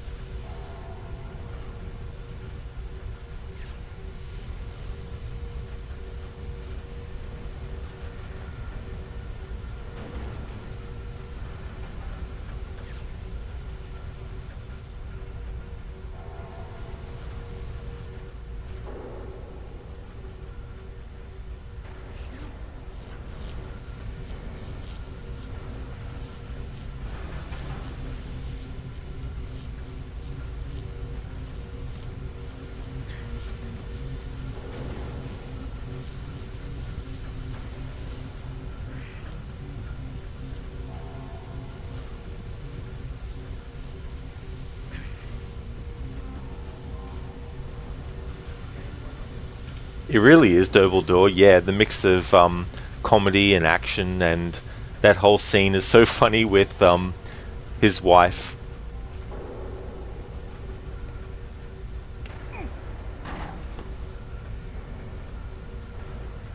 Of course that would happen, but we knocked that guy out, so that works out well.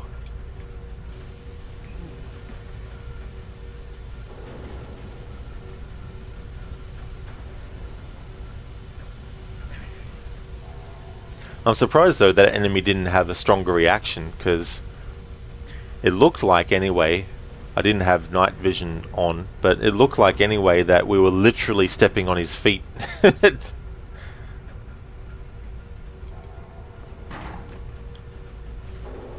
Mr. Epic, that's also why you're going back to older games and movies and TV shows. The newer ones don't do it for you anymore. The new form of entertainment, you've noticed, all try to be Marvel-style cringy humor, and that was for some, but now it's just getting annoying. You've noticed there's never anything with a serious tone anymore. It all has to be stupid humor.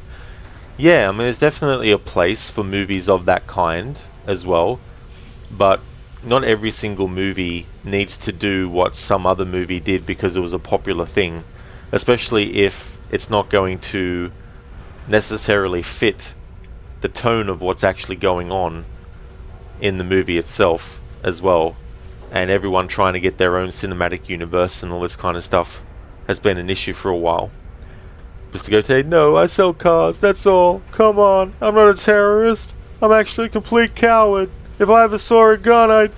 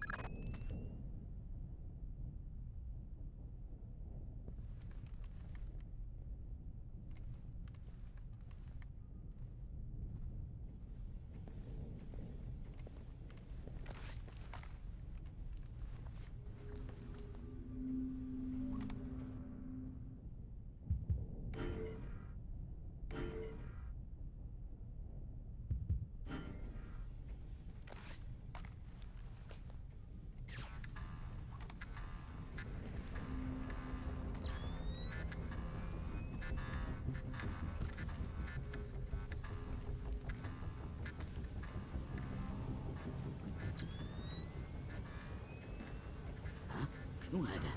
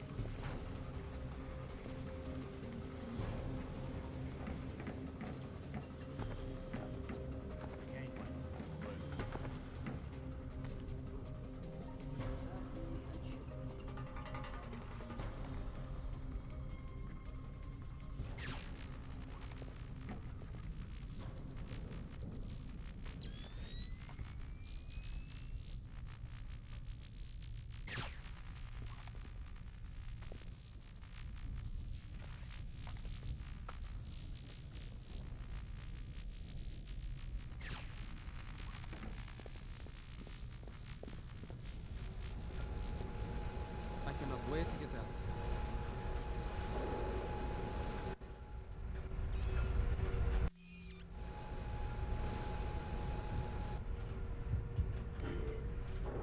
Mr. Gote, I really do love that movie. You need to watch it on your phone sometime soon. Yeah, it is such a great movie, that one. They were going to do a sequel, but that got cancelled. And then I think they did a TV series, but I don't know if that was picked up or if they just did a pilot. Mr. Epic, your mid-80s to early 2000s action movies with like Steven Seagal, Arnold, Sylvester Stallone, those kind of movies. Yeah, there's definitely movies of a style that, even when they try to emulate it, just doesn't actually match. And I think in some cases, some people feel like so nostalgic that they want so badly for some of that stuff that's done nowadays to actually still feel the same way that those things did. But the problem with that is they're not making those kinds of movies in present time with everything that was done back then. You know what I mean? Like, for example, the Indiana Jones movies. For me, you can't beat the first 3 movies. You can get better quality definition of, image and all that kind of stuff, but you cannot emulate the look and feel of those movies. You can try, and you can de-age a character as much as you want to make them look like they did back then, but what was done back then was done with so many things that aren't in existence anymore, or if they are, they're not used anymore, that it's very difficult to actually emulate. So if you wanted to do a movie, let's say, that takes place directly after Back to the Future Part 3, then you would have to de-age Michael J. Fox to make him look like he did back in the early 90s, but you would still tell that it wasn't actually being filmed in that time period, you know, just to use it as an example. So you can try and emulate as much as you want what certain things looked like, what certain actors look like, but if you are familiar with what the actor looked like back then, and it doesn't matter if you weren't around back then, let's say you were born in 1993, right? You might watch a movie like Back to the Future 1, which came out in 1985, and you might become such a big fan of it that you know how all the actors looked like back then. So if you saw a new movie with those same characters and they de-aged those characters, you would still be able to tell that it was de-aged. You would still be able to tell that they didn't film the new movie back when the old movie came out, you know. But if you're someone who has never seen an actor when they were younger and you've only ever seen them when they're older, then it's a bit more easy to make you not notice when they are de-aged that they're not, you know, looking the way that they used to. So it can be a bit difficult to get that. So no, Demolition Man was an excellent movie. Yeah, that was a good one. It's so funny too, with the 3 seashells and swearing and all that kind of stuff, and getting fined for swearing. Mr. Epic, yeah, first 3 were amazing. You watched the 4th one and it was terrible, so you stopped watching the sequels. I don't blame you, Mr. Epic. I didn't mind certain things about Kingdom of the Crystal Skull, but it definitely didn't hit anywhere near the level of the first 3 movies, especially the last movie before that one, which was The Last Crusade.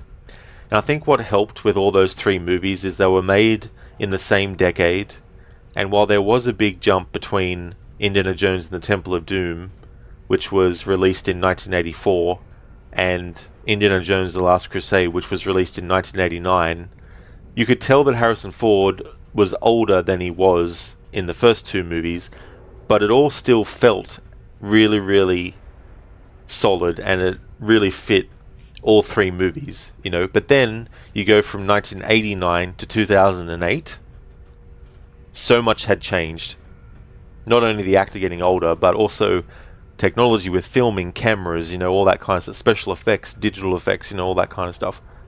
And then fast forward to last year when the latest movie came out, and that's even so far removed from even the 4th movie, you know, so...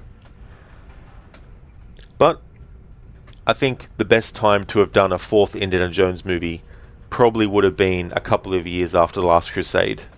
But by then, Harrison Ford had moved on, understandably, and was doing, you know, roles like Jack Ryan in the 2 Tom Clancy movie adaptations of his books, Patriot Games and Clear and Present Danger. You know, so he was doing movies like that, and wasn't doing Indiana Jones. So it's understandable, but objectively, it would have been better to do a 4th Indiana Jones movie a couple of years after the 3rd one. Mr. Gote, what about Under Siege with Steven Seagal?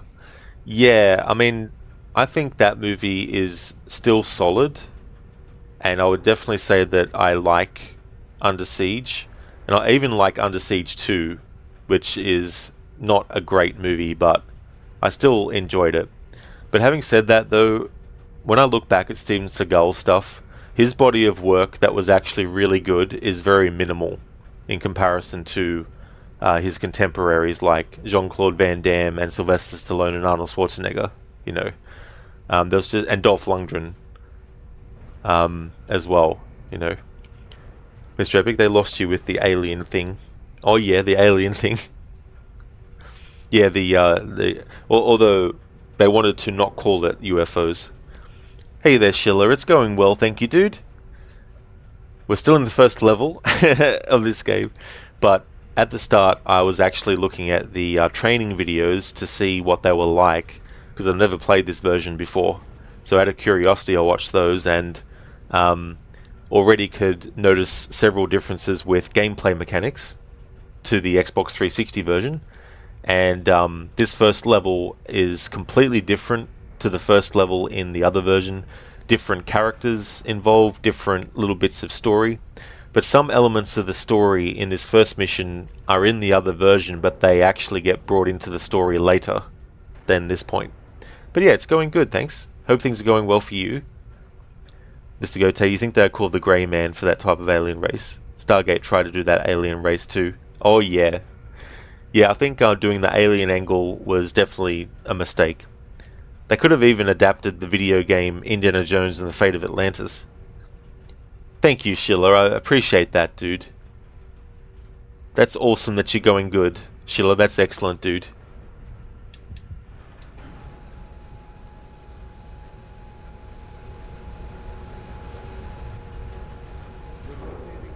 When we're done here, not before. I thought they were moving me. They still need me. Go on for a while. You'll be missing. مش كان شي واحد يتحرك سماك؟ كون! No!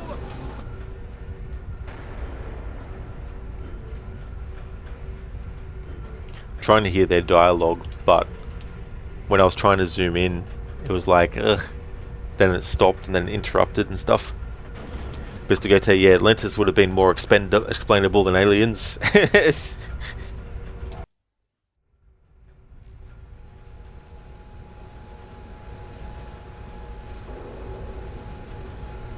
rotating out? مش كان كون!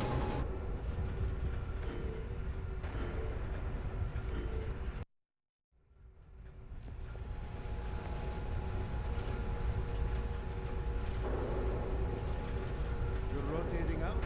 When we're done here, not before. I thought they were moving you to the site in Algeria. They still need me here. After that, I get to be warm for a while. You'll be missing the snow, trust me.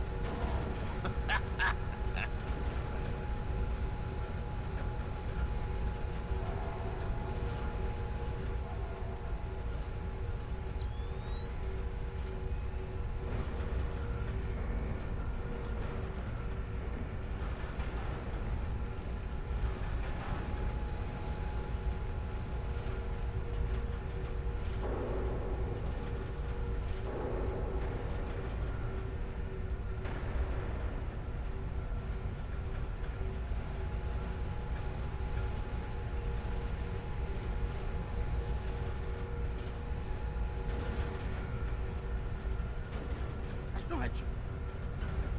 ايري علينا!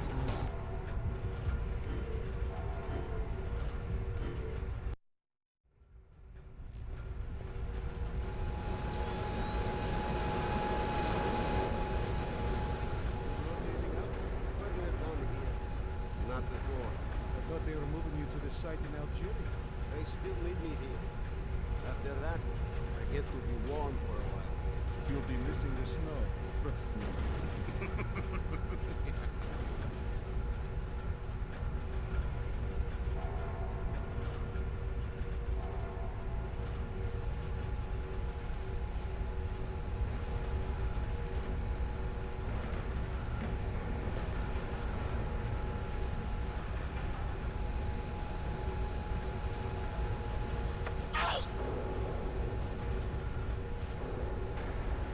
I've got a question for you. Go screw... It's an easy one. How much pressure do you think your throat can take?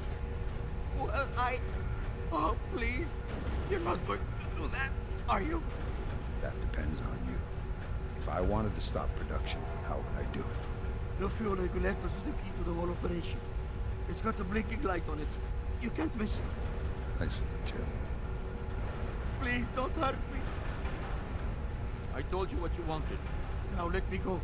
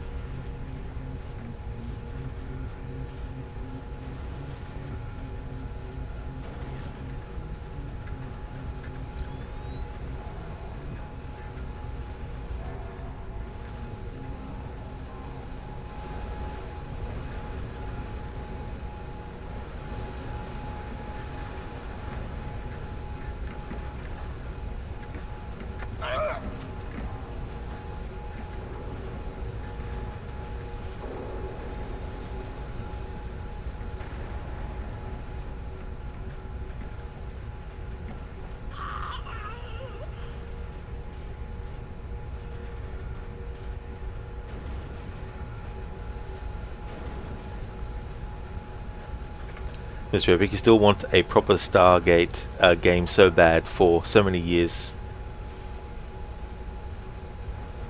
The only Stargate game I played was the one that was based on the movie.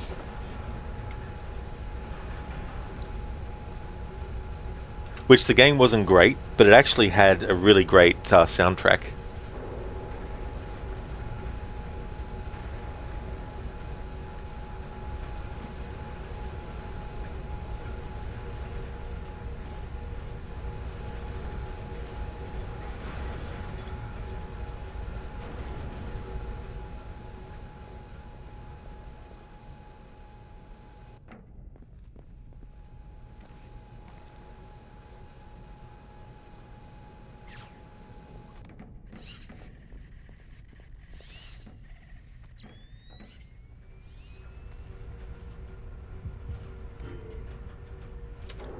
Mr. Epic, you meant an open world style Stargate game. Oh yeah.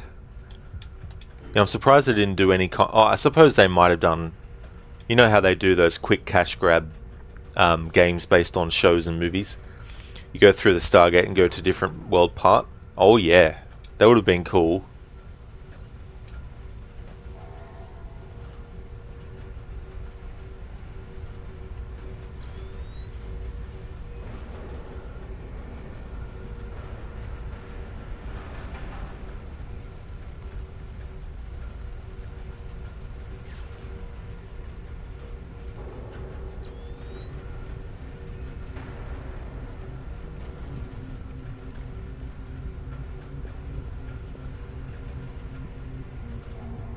What?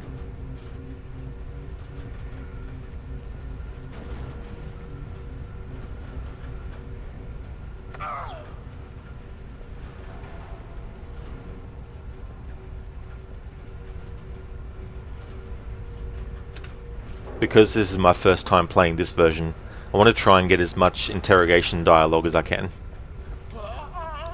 But not all enemies will have interrogation dialogue though, of course.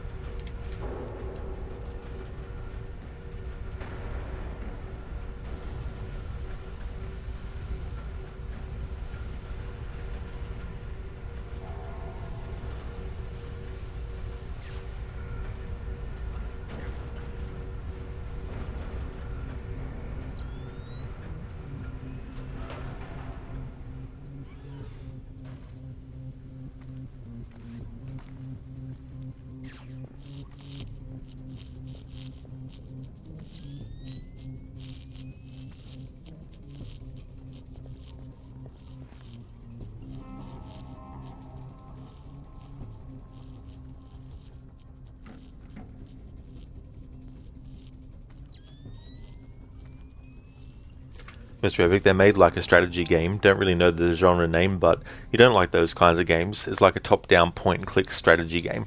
Oh, one of those style, yeah. Yeah,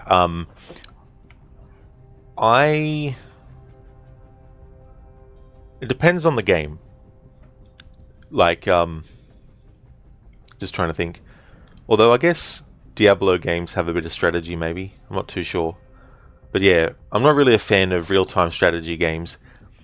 The only exception used to be Age of Empires, but that was only back in the early days of me having a PC in the late 90s, where it was like just a interesting time-passing game. It wasn't really something I was invested in fully.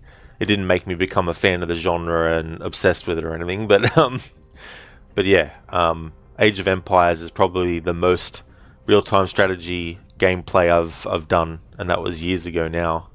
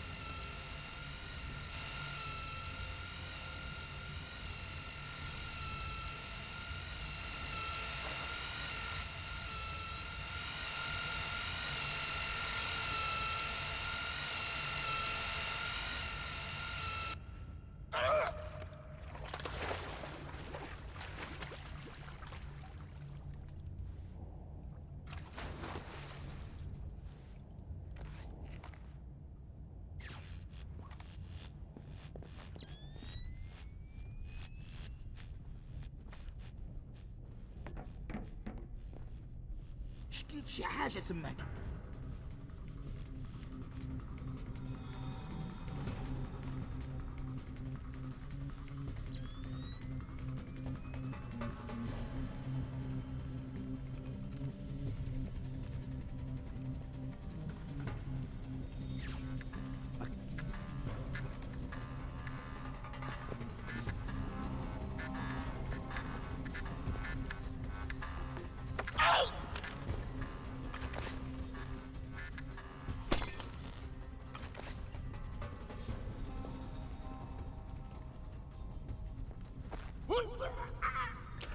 Mr. Epic, you just don't feel immersed with a point clicker. You want to be the person you want to play third person, preferably, or first person. Yeah, that's definitely understandable. Yeah, I like, I don't mind point and click adventure games and stuff like that where you have to, do clicks and stuff. But yeah, I'm not a fan of real-time strategy stuff. That's understandable too, to just want to play first person or third person games where you're directly actually controlling the character, where the controller or the keyboard is acting as a surrogate, well, the body of the character you're playing as.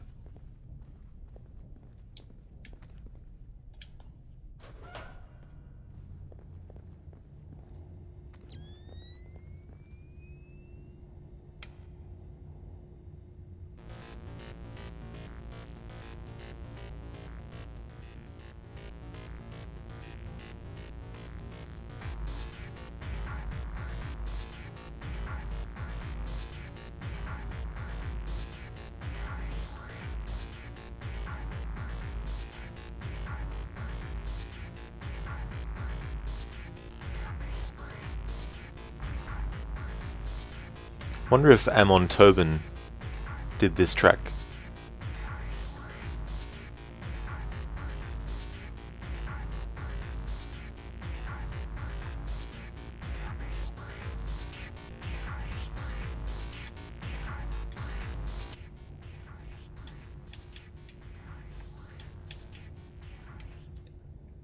Schiller, you like two strategy games, Age of Empires 2 and Tropico? Oh, nice. So how was Age of Empires 2 in comparison to the first one?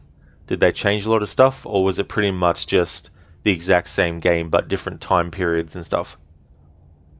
So no point and click games take you back to the Oregon Trail. Yeah, I think I might have played that in primary school in like the early 90s, I think. Mr. Epic, games like the Telltale games you like, though, but that's different. That's fair enough too, yeah. Yeah, but I played the first season of that. I liked it.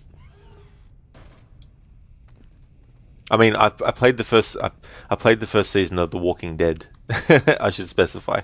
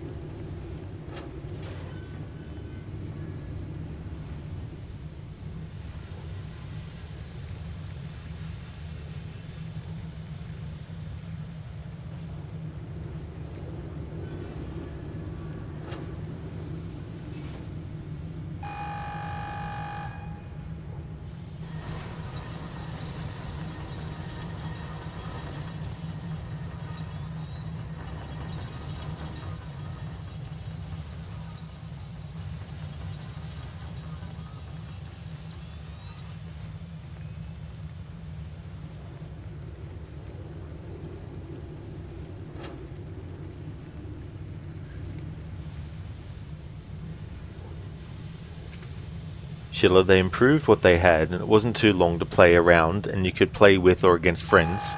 Oh, pretty simple. Oh, nice. That's cool. Was that something you couldn't do in the first one? Was play against friends or with them?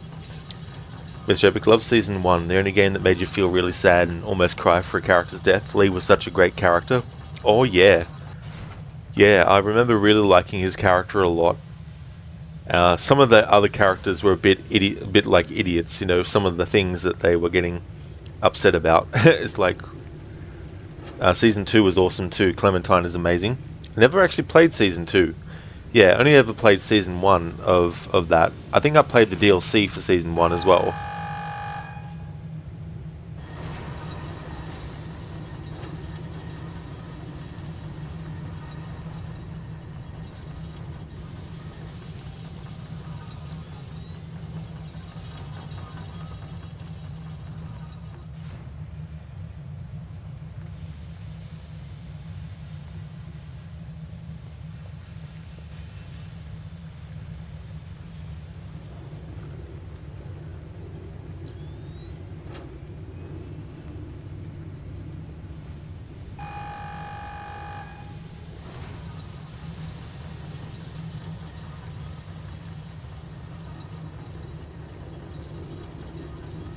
Mr. Epic, let me guess, Rod Kenny?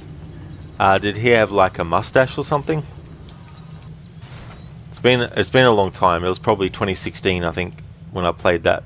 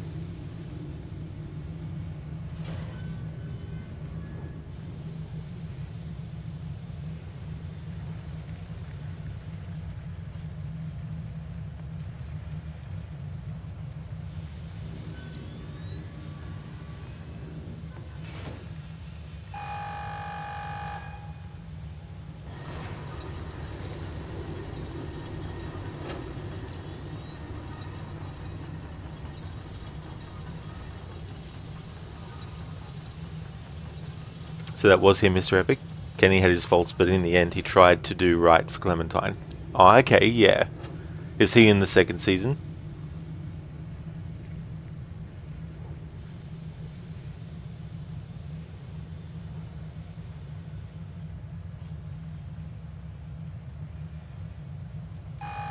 I see, so he is too. Okay.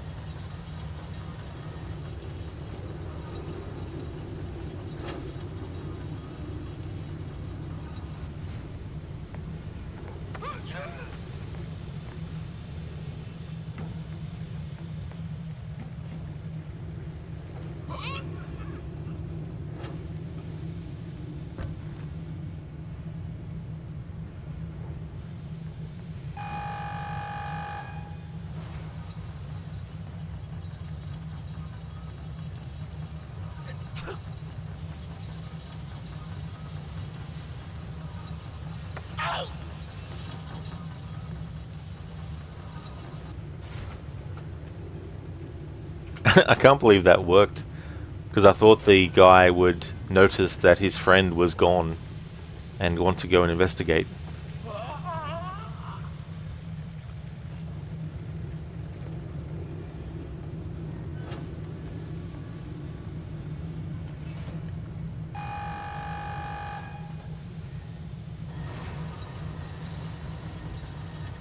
Thanks, Dobledore, for the GG.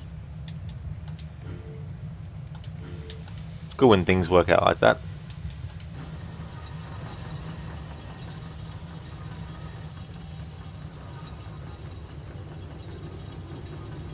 Thank you for the GGs as well, Mr. Goatee.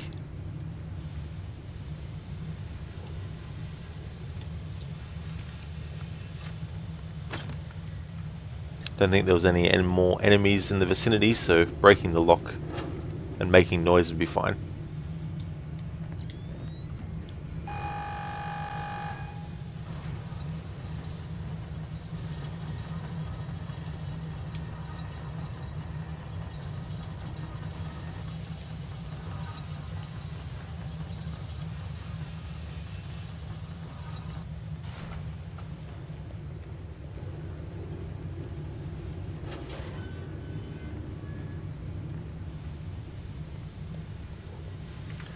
I must say, this first level in this version is definitely way more involved than the Xbox 360 version.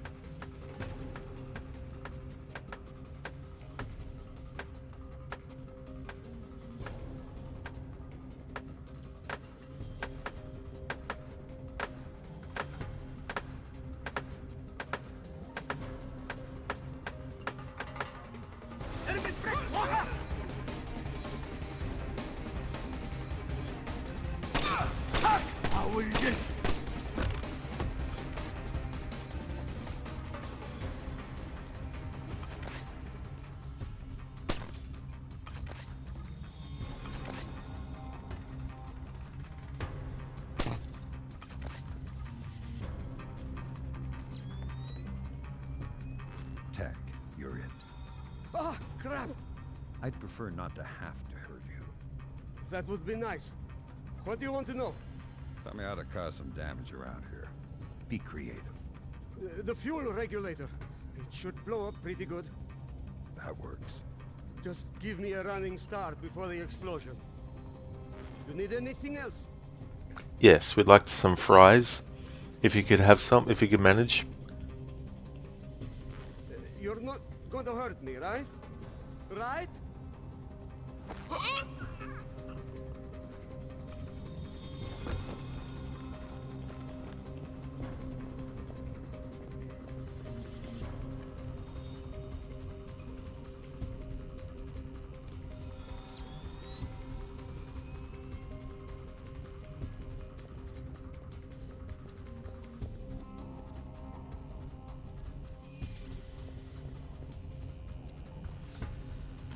Okay, Father Christmas. All the children are tucked in their beds.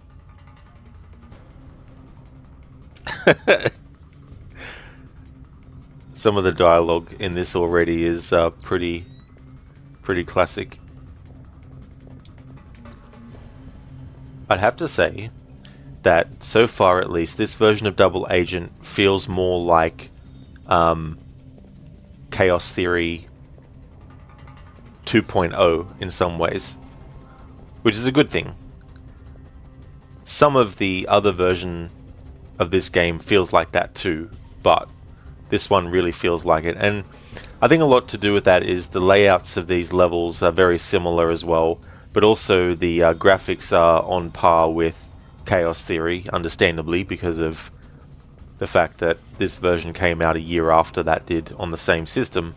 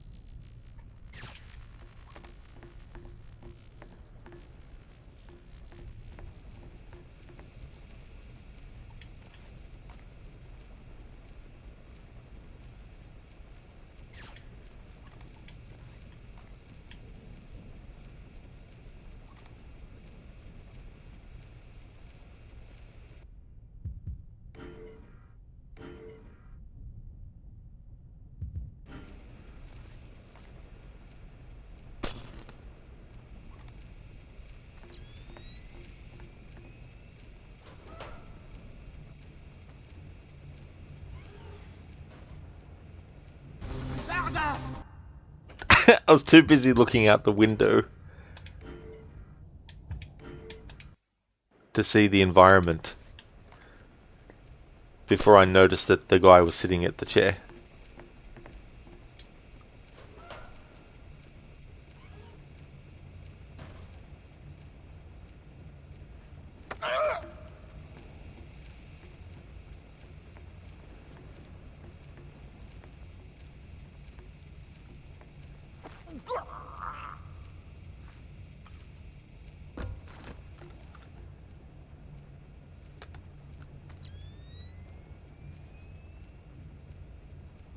From Emile Dufresne to Rahim Kadir.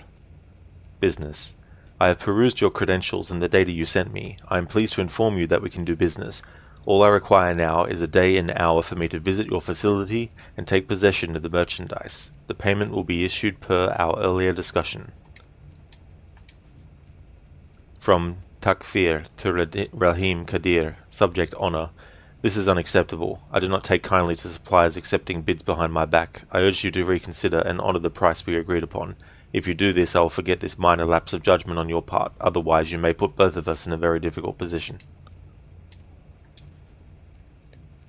From S. Saeed to Najir. Subject Garage Door Code. Please keep the garage door closed at all times. I don't want any of the workers snooping around the loading bay. In case you need to open it, the code is 7931. Don't tell anyone else. Done. I got info on the buyers. Now I'm going after Kadir. No, you're not. Abort the mission. What? I said abort. You too, Hamza. You are to extract immediately. The mission was to find the weapons. We haven't done that yet. What's going on? We have enough. I'm canceling your remaining objectives. Like hell you are. I'm not going anywhere. Sam, listen to me. We've got enough. Get out, now. It's your call, Mitch. I'll stay if you do. Listen carefully, both of you. I have other Splinter Cells on standby. I just activated them. Their mission is to destroy the foundry and everything in it. Better clear out. You're testing my patience, Lambert. Believe me, Sam, I wouldn't be doing this if I didn't have a good reason. Something's happened. What? It's your daughter. The chopper's on its way. Lambert out.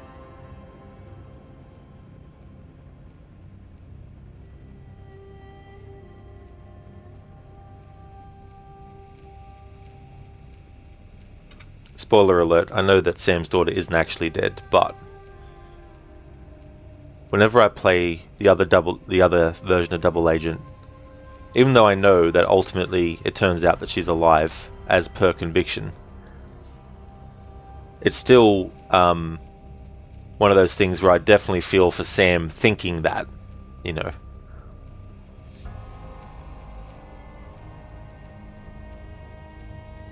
Mr. Epic, Matrix monitor. Not really, just joke. Matrix monitor. Oh yeah, the green one there.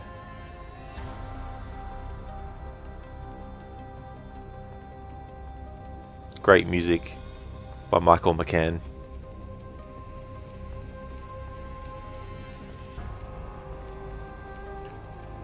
Some of this reminds me of Deus Ex Human Revolution's music. Aside from the fact that it's the same composer, but I mean to say, there's certain instrumentation that's similar. Which is great because it's a signature of the composer.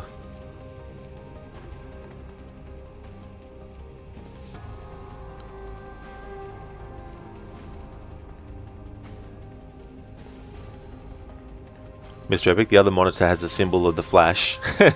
Yeah.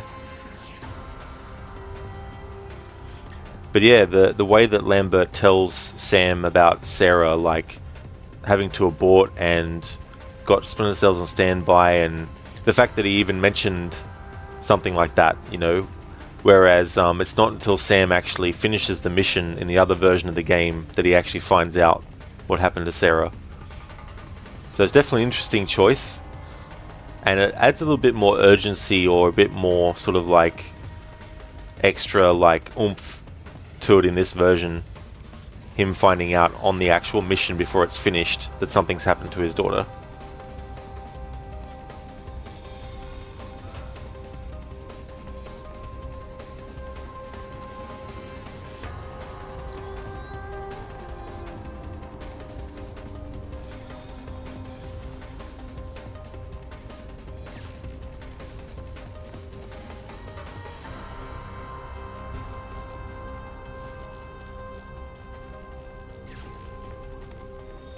Attention, everyone.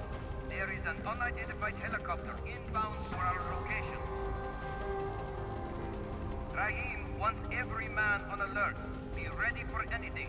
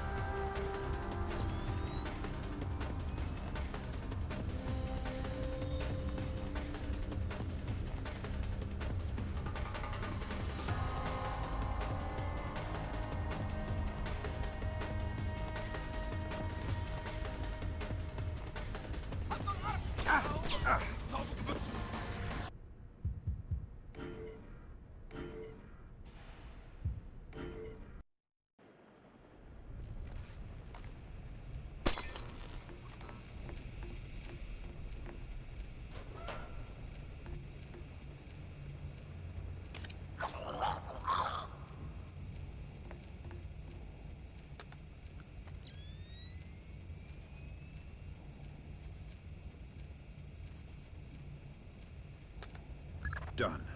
I got info on the buyers. Now I'm going after Kadir. No, you're not. Abort the mission. What? I said abort. You too, Hamza. You are to extract immediately. The mission was to find the weapons. We haven't done that yet. What's going on? We have enough. I'm canceling your remaining objectives. Like hell you are. I'm not going anywhere. Sam, listen to me. We've got enough. Get out, now. It's your call. I'll stay if you do. Listen carefully, both of you. I have other Splinter Cells on standby. I just activated them. Their mission is to destroy the foundry and everything in it. You better clear out. You're testing my patience, Lambert. Believe me, Sam, I wouldn't be doing this if I didn't have a good reason. Something's happened. What? It's your daughter. Chopper's on its way. Lambert out.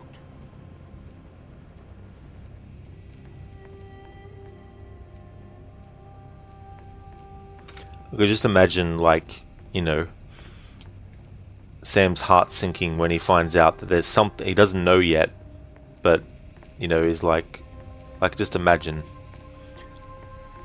you're all the way over another part of the world, and your child, you know, is in danger.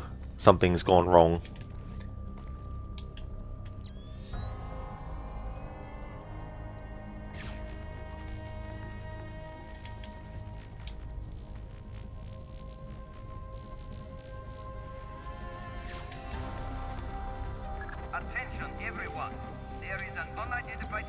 Mr. Epic, you're Barry Allen, the fastest man alive, and go faster than bullets. Gets killed by bullets by a bunch of idiots. Yeah, you gotta love that logic. It's interesting when that happens.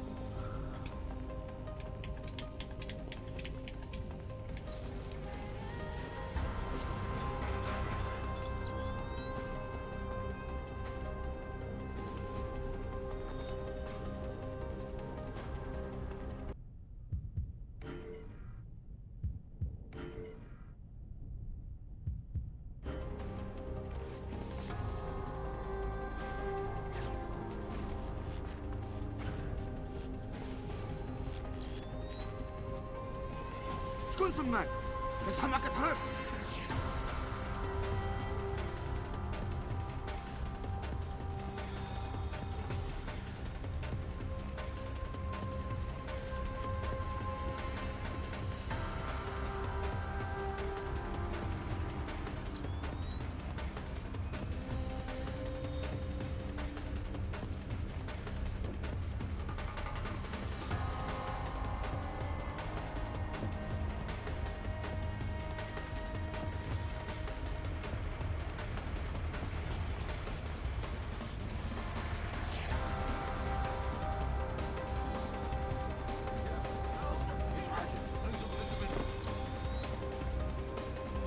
This is a level 1 alarm.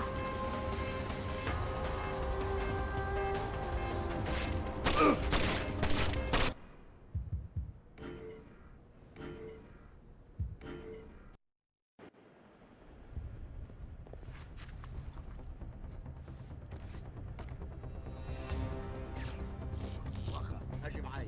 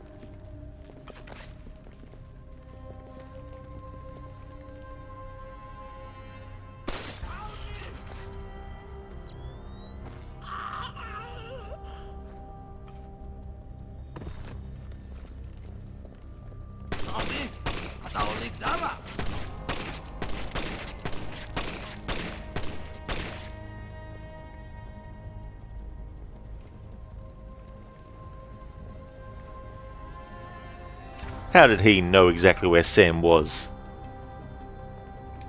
He was aiming and shooting at Sam like Sam was in complete light.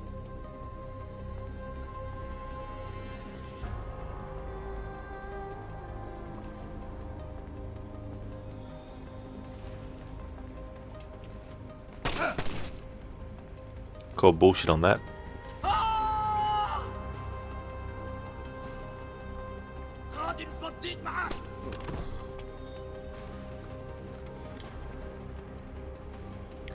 Mr. Epic, it's funny, he can go so fast he can rip your heart out before you notice it, but for some reason he decides not to do that, but instead goes just slow enough that they can shoot him. Yeah, that's one of the difficulties with characters that have superpowers, is trying to find ways to make their superpowers not work 100% of the time, or have some kind of flaw that prevents it from happening at certain points and not others, you know. But then you might have, especially if it's a different episode of the same show, you might have an episode where the same thing happens but the same result doesn't happen. I.e. their superpower works that time around, but not the other time around in a similar situation.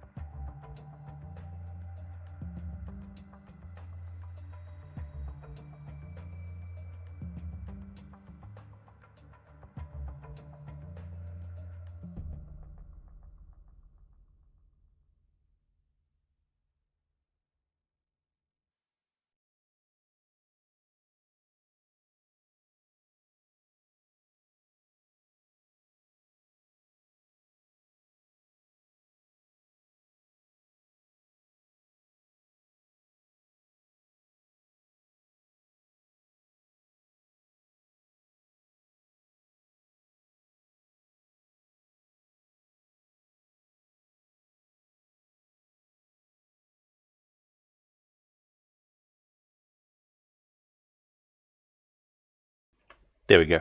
I forgot to prep that for when I finish the mission. Mr. Epic, there was no such excuse, you saw the cutscene. Oh, that's fair enough, Mr. Epic, not having seen it myself. I was just talking in general terms, in superhero stuff, where it's like, this is something that the characters experienced before, but they were able to do it, but they can't do it this time around for some reason. Thank you for the GGs, Dumbledore.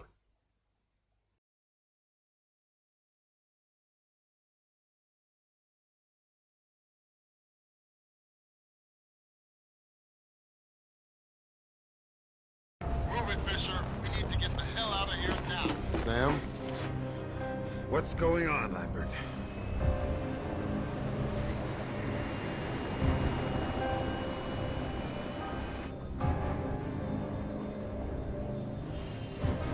I broke the news when I pulled him out of Iceland. He didn't take it well. Nobody would, losing their own flesh and blood. And he'd never be the same again.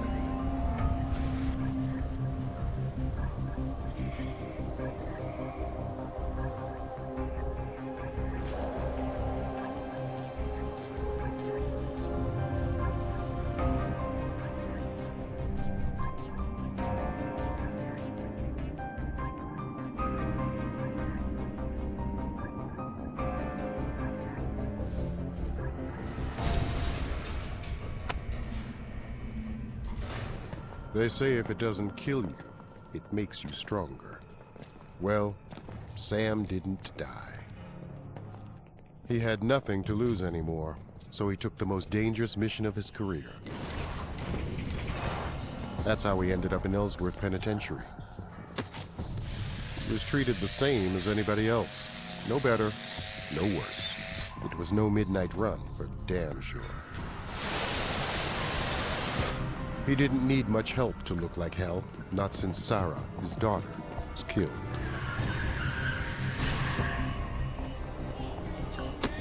You hate to see a good man fall so far. Is that all you got? Come on!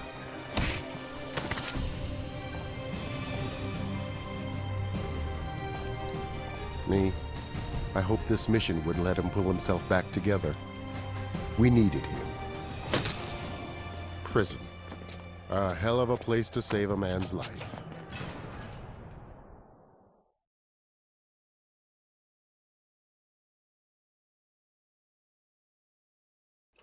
Just like with Chaos Theory, the backwards compatible version of Chaos Theory, when it comes to certain bits of information, the game, when it originally came out and on the original software, would take a bit to load, and so it gave you time to actually read the text. But with the backwards compatibility version of Splinter Cell, Chaos Theory, and this version of Double Agent, you can't read those without rushing reading. So that's why I wasn't reading those bits of information, which is which is a shame if you want to actually do read that stuff. But yeah, indeed, Dumbledore cutscene.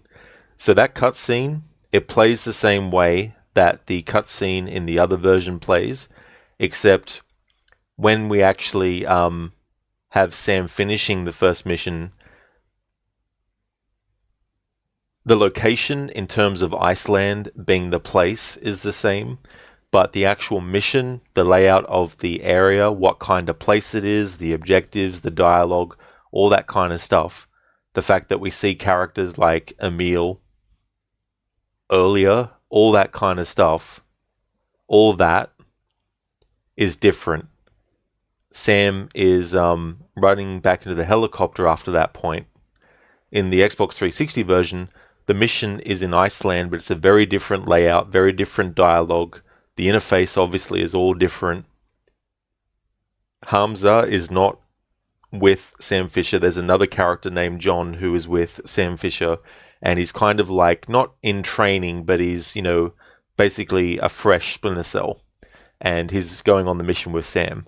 And what happens is Sam disarms this warhead in the other version.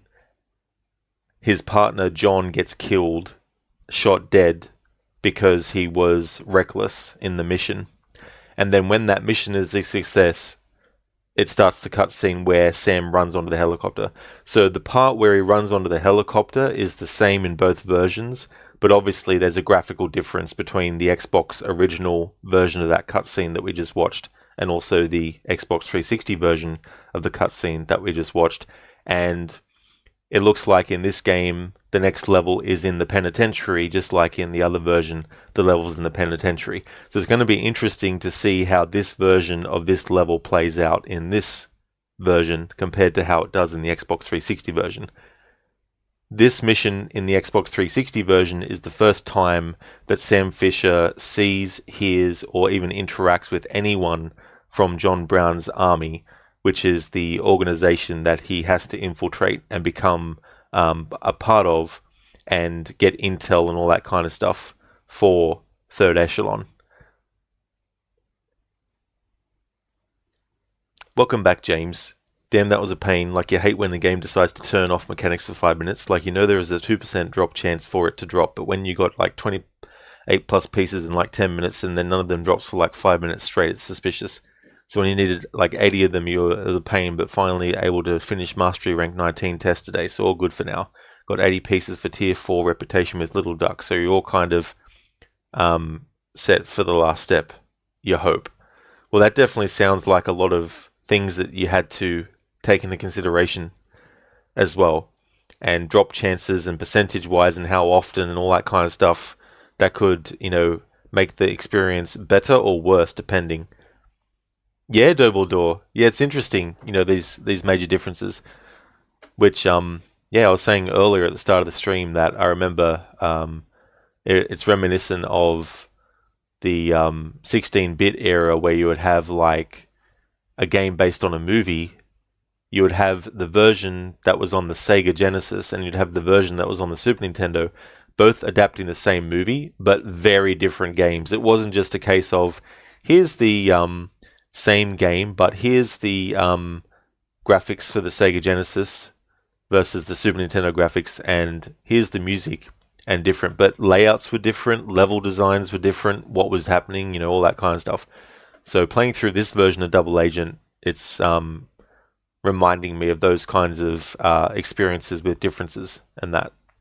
But having said that, there's characters in this version that are in the other version as well. So it's not like this does a complete rewrite from start to finish of the Xbox 360 version, but there's definitely enough changes here to make it feel like a fresh and new experience for me. Mr. Epic, will you be playing Conviction? Absolutely, dude. I definitely will. Yeah, when I do my annual playthroughs of the Splinter Cell games, I play all 6.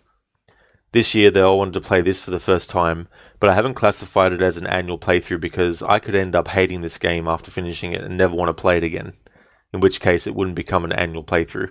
So this playthrough, while I'm doing it as part of the annual series run, it's not actually an annual playthrough of this game yet.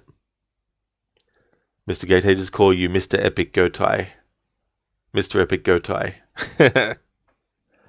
But yeah, I'll be playing Conviction, but I won't be playing that until I've played this version of Double Agent and the Xbox 360 version of Double Agent.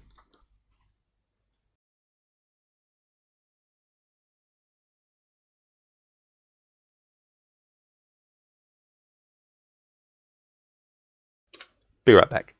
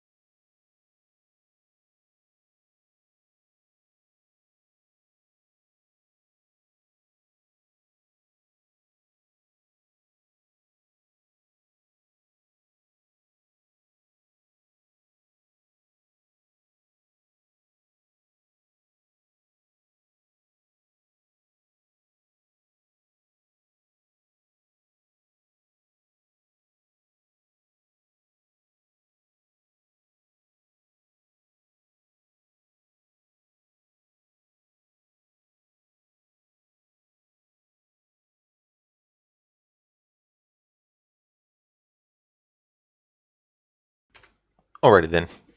I'm back. Thank you, Schiller. I had a good break, thanks. Just thought I'd take a short one. Mr. Epic, call you Mr. Epic Eye. Mr. Epic Eye.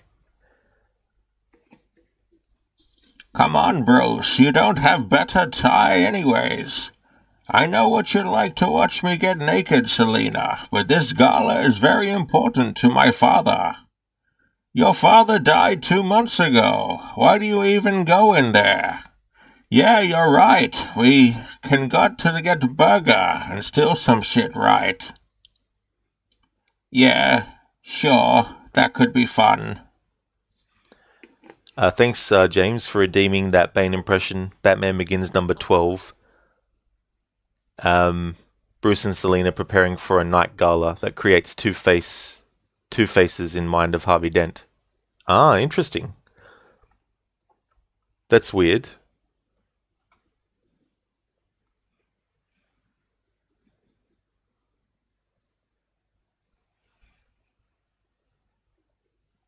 James, you're sensing some heavy plot here. Splinter Cell Rod chats conspiracy theory. Thanks for the welcome back, Dobledore. Dobledore say what? Exactly. That was the impression. Lambert ordered you out? Just like that? My daughter was dead. And how does that take precedence over matters of national security? It doesn't. So you agree Lambert made a judgment error? I won't answer that. Fine. So the little information you did recover from Iceland told you that what was stolen from Rahim Kadir was not a weapon at all. It was red mercury, right? Yes. An explosive substance which, when added to small doses of plutonium, can easily create a 2-kiloton bomb the size of a baseball. And you and Lambert lost it. We had a lead, Emile Dufresne. He tried to buy the red mercury before it was stolen. So Lambert decided to infiltrate Dufresne's organization, hoping he'd take another shot at getting his hands on the red mercury. That's why he sent you in, undercover on American soil, clearly exceeding the NSA's mandate. Our mandate is to protect American citizens. The CIA was dragging its feet. It was us or nobody. But to infiltrate Dufresne's organization, you needed a way in. And you found it at Ellsworth Penitentiary.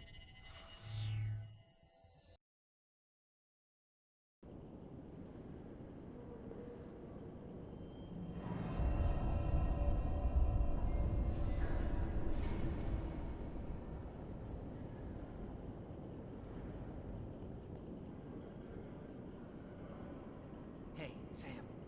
You ready for this? Yeah, just give me a minute. I'll meet you out back. But you better step on it.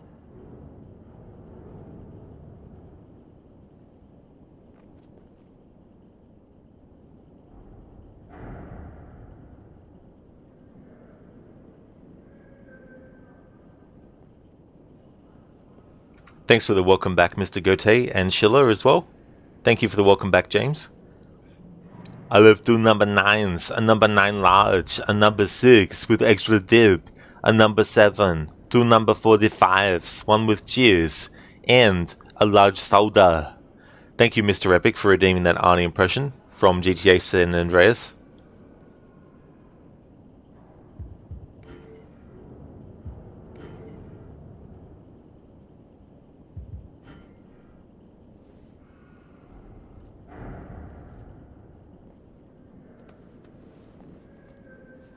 Come on. What the hell are you waiting for?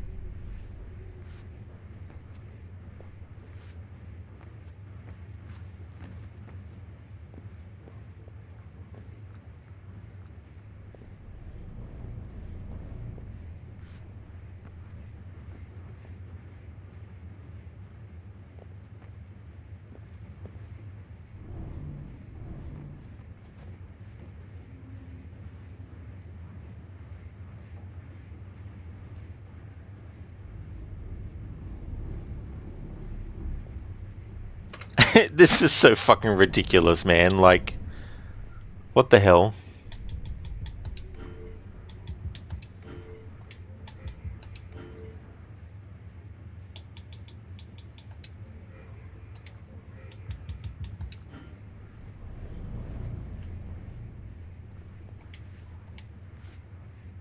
Like, seriously, I tried jumping there before, and he wouldn't grab.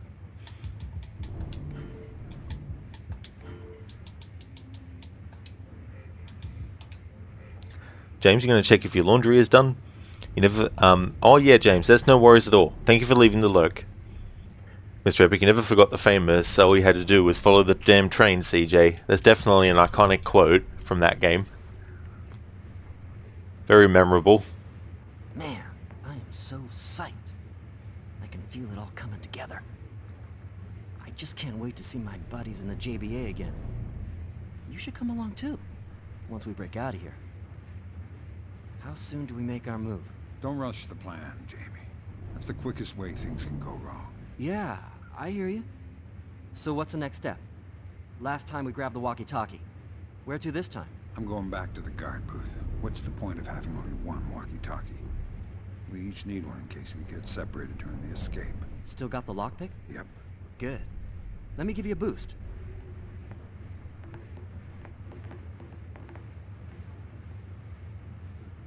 So, aside from the level layouts and, you know, all this kind of stuff as well, it's interesting the differences in this mission in the prison with Sam Fisher compared to the Xbox 360 version. You do actually communicate, of course, with Jamie Washington here, but it's very different how it's all done, and this whole sort of like, you know, getting help from him like this doesn't happen in the other version of this game.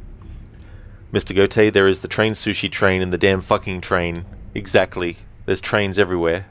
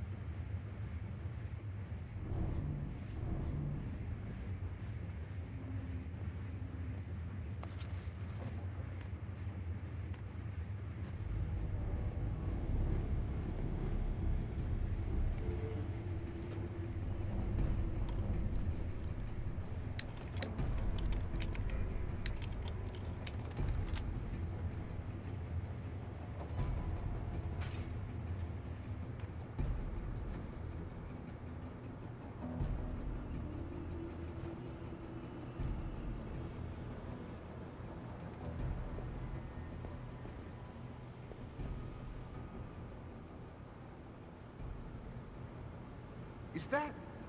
I thought I saw something.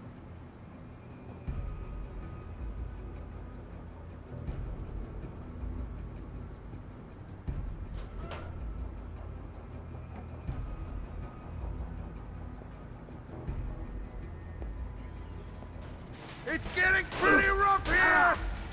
Run in hell! This is a level 1 alarm.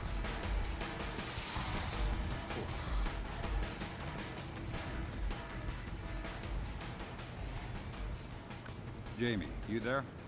I got the goods. Good, but you better fly back to your cell because they're about to do a count. If they see you missing from your bunk, we're in trouble. On my way.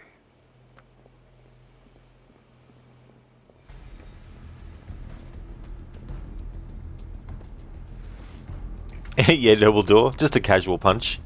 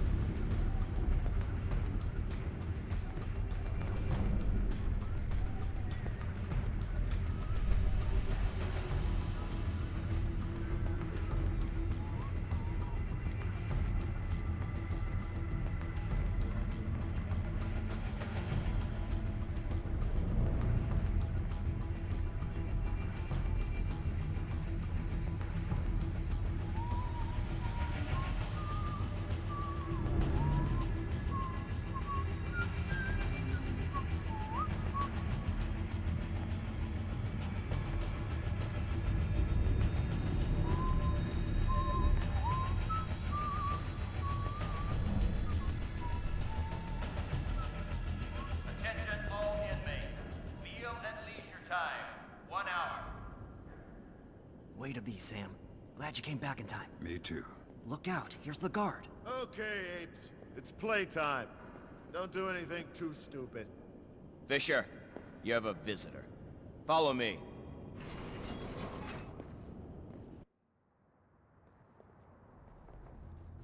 Hello, Sam. How are you? Could be worse. And how's Jamie Washington? Fine, we've become best pals in the last 3 weeks. So the mission is on track. It is. He's already talking about introducing me to his friends in the JBA. Particularly the boss, Emile Dufresne. How are things on your end? Rough. Most people at Third Echelon still believe the setup and think you've gone rogue. But Assistant Director Williams isn't one of them anymore. He did some digging. Found out that we're trying to locate the Red Mercury by infiltrating Dufresne's organization. Now he's looking for an excuse to pull the plug. How did he find out? That was my fault, Sam. He managed to get his hands on the list of buyers you recovered from Iceland. Then I need to break out with Jamie. Now. Why do you think I'm here? Tonight's the night. Another Splinter Cell team is sneaking inside. They'll provide you with all the cover you need to get out. PDA on the counter has the prison's layout on it. Take it. Thanks. Anything else? 3 things. I ran a check on Barnum, the man you said Washington wants dead. Whatever happens, you cannot let Barnum die. He's an important witness for the Department of Justice.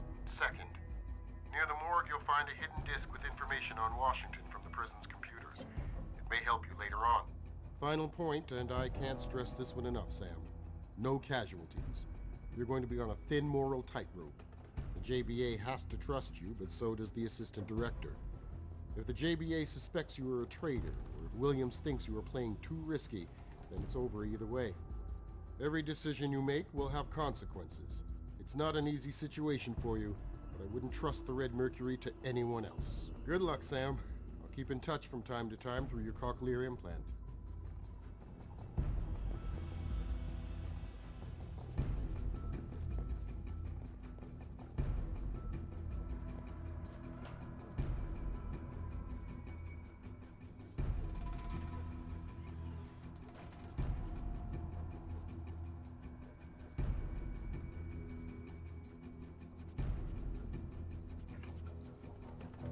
Dumbledore, no big deal, just escape a prison.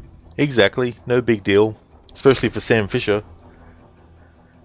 So in the Xbox 360 version, in this mission, in the prison, you don't get anything like that happen where Lambert actually comes in and talks to Fisher. So that's something that this game does different. Plus the mention of the assistant director at Third Echelon and all that kind of stuff. That story information isn't in the Xbox 360 version. There's no assistant director who's aware of what's going on and all that kind of stuff. In the Xbox 360 version, in terms of like making sure you don't lose trust with the NSA, the only person you really assume that you are answering to is Lambert. But this version makes it clear that the assistant director has found out what's going on, and so it's more him that you have to worry about. But also Lambert, I guess, too, obviously. If you're doing the wrong thing for the NSA, Lambert wouldn't be too happy. But it's definitely a very different kind of thing that they've done with this level in this version. So we have an Echelon objective, which is escape Ellsworth Prison with Jamie Washington. And for the JBA, we had to get a walkie-talkie from the security booth. For Echelon, we need to make sure that we don't let Barnum die, and opportunity is to find the hidden information disk. So type tells you whether it's a mission that is for the benefit of the Third Echelon, NSA, or with the JBA. In the Xbox 360 version, instead of saying Echelon, it says NSA, which is essentially what Third Echelon works underneath of, or is a part of the NSA. So now we have a trust meter. Earn trust for either side by completing objectives for them. Going too far to one side or the other can put the mission at risk. The level of trust will also affect the equipment you'll receive for each mission. I don't know if that's true for the Xbox 360 version. The trust meter is in that version, but the aspect of affecting equipment, I don't think is in the Xbox 360 version.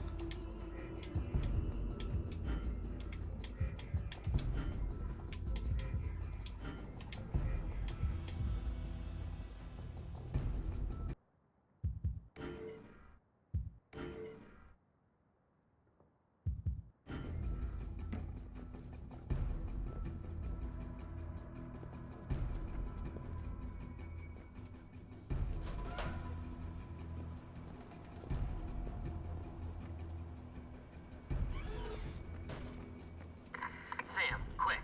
Barnum's in the courtyard. I'll lay low till you get here, but now's our chance to get rid of him. We have a possible situation. Barnum is alone in the courtyard with Jamie Washington. I suggest sending backup just in case. Damn. Jamie's in trouble.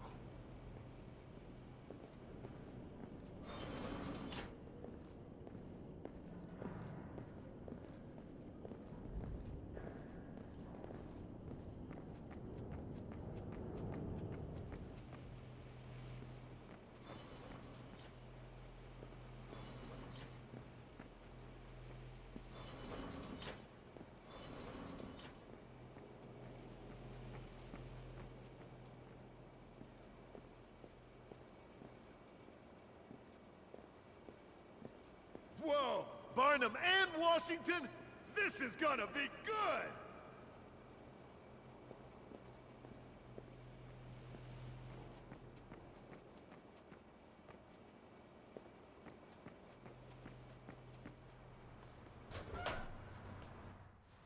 Looks like you could use a spotter, Washington. Bring it Too bad you got on, me you instead. Mother. Barnum! Stay out of this! Not a chance. Get off him, now. Wait your turn, Fisher. There's enough beatings to go around. I always cut in line. All three of you, go to the wall. Put your hands against it now. You just made a big mistake. They're gonna have to hose you off the concrete when I get through with you. Well, now that I've got him, what do I do with him? Jamie hates this guy. If I kill him, I'm Jamie's best buddy for life, which is good for the mission. But Lambert doesn't want casualties. He's got Williams breathing down his neck. One or the other. Gotta decide. Now, this is pretty cool. When it comes to decisions like this, Sam doesn't give like a monologue on what he's thinking.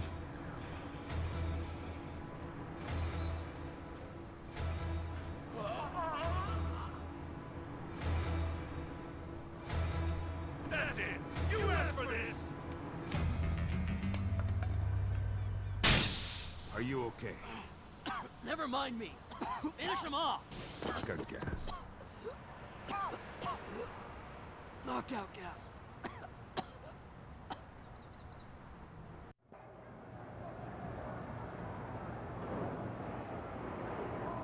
Fisher. Yo, Fisher. Can you hear me? Hey, Fisher. Thanks for saving my ass. Too bad you left Barnum's in one piece. I'm not that interested in his ass live or dead. I have a problem with violence. Me too. I keep on starting it. You think we set off the riot out there? A man can dream. Maybe we can bust out of here, you know? Have a little fun.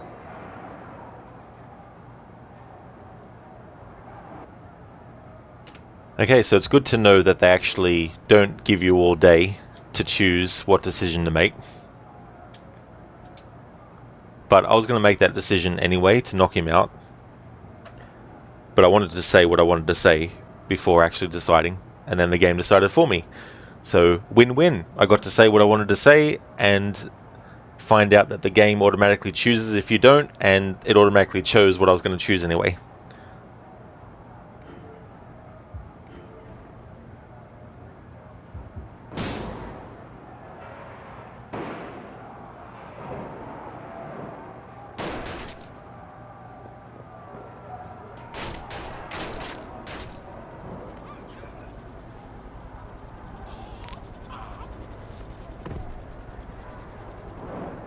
Check it out. He has a gun. I'll take it. No way, Sam. I can't trust you to use it, not after the way you went soft on Barnum. I'll hold on to it, and instead you can have our locker. I left it on him. Just a sec, Sam. If we get shot or something, we should have some of the doc's adrenaline syringes. There should be some around here.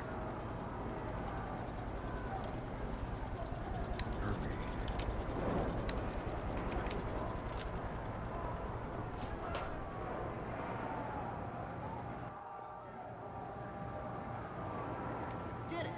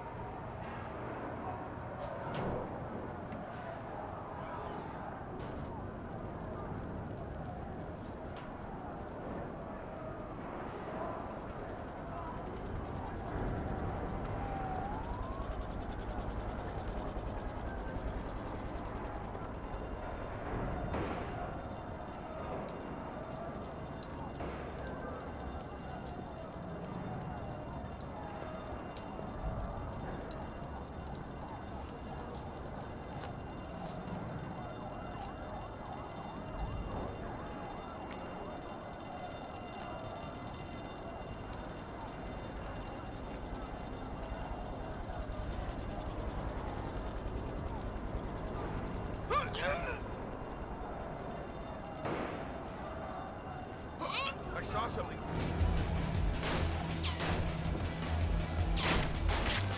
Ah! No!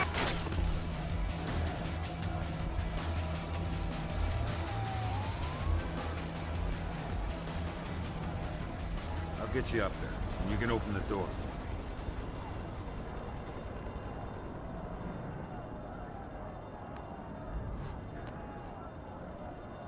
I can open it from here. Now move your butt and get back to the stairs so I can bust you out. Go! Nice work. Hang on a minute, and I'll be right there. You snooze, you lose, pal. You gotta keep up.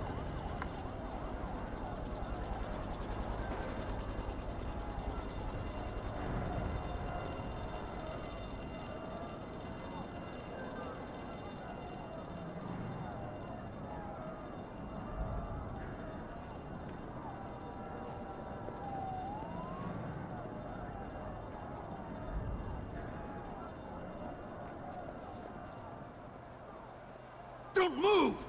You so much as blink and I drop you. Got it? Yes, yes, I won't do anything. I didn't ask for this. I'll go back to my cell.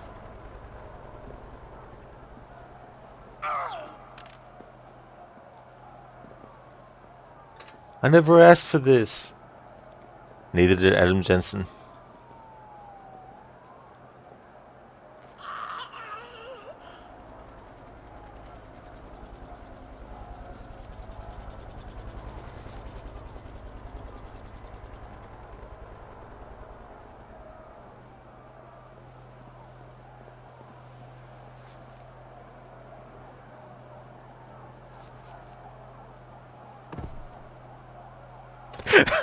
It looks so fucking funny.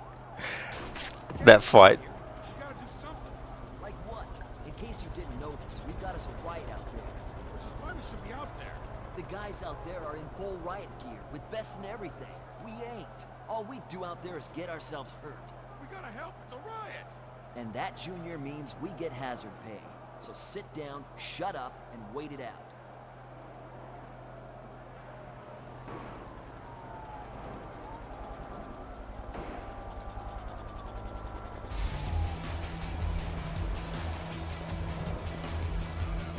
Who?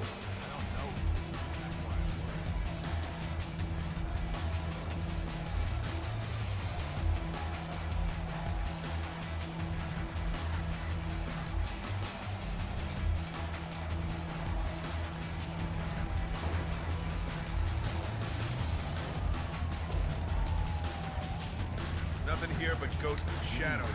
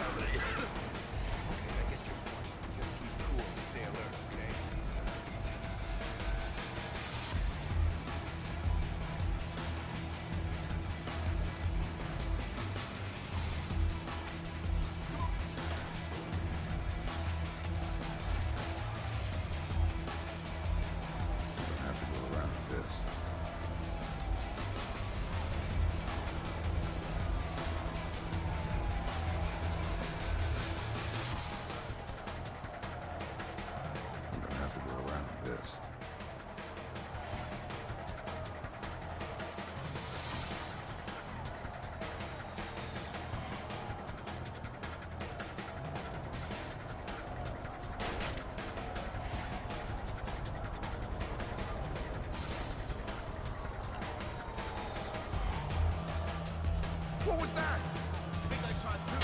I don't like this.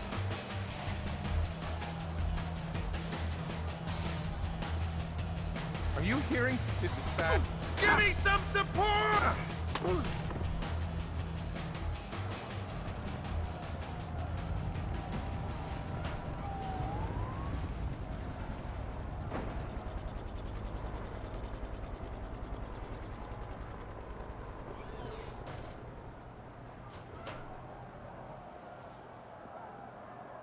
I'm gonna have to go around this.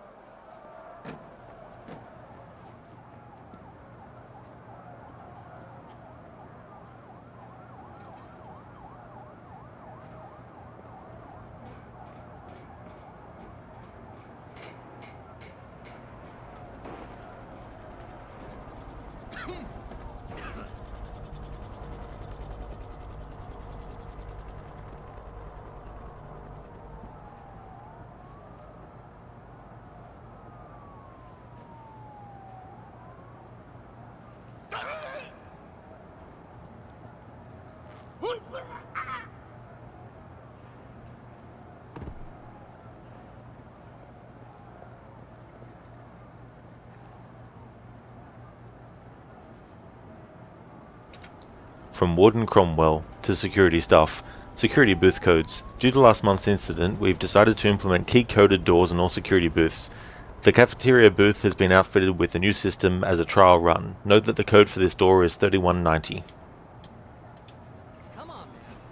Let's move it. Jamie, wait.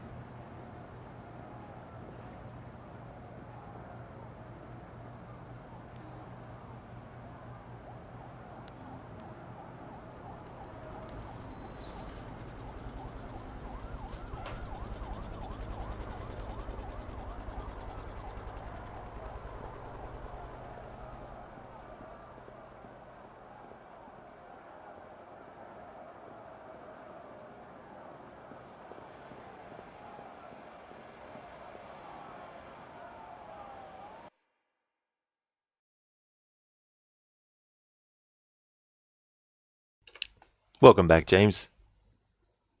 Trust meter. Earn trust for either side by completing objectives for them. Primary objective will invariably push the trust meter to one side, so try to compensate by completing opportunity objectives for the opposing faction.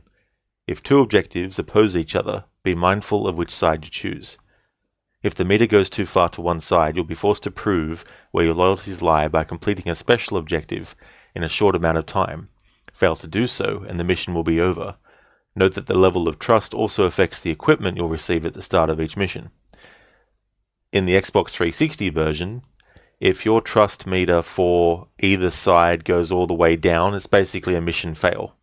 Whereas in this version, it seems you have an opportunity to actually prove to the side that your trust has gone down all the way in, to actually prove that you're not actually, against them, but you have a short amount of time to do it. So that's definitely something that is not in the Xbox 360 version, that aspect of it.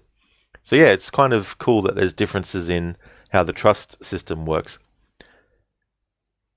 This trust system is something that I think could have been used in an alternate version of Assassin's Creed Rogue, where you actually play as an assassin or a Templar, depending on what the story was, that actually has to be a double agent essentially for one or side or the other.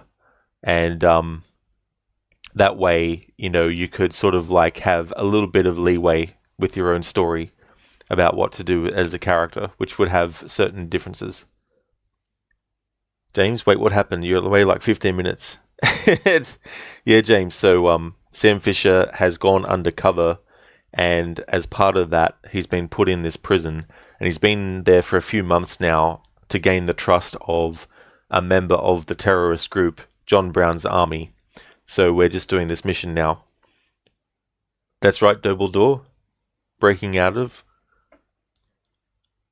James, yeah, leaving you guys a bit alone, you end up in jail. Oh my god. I hope everything went well, James.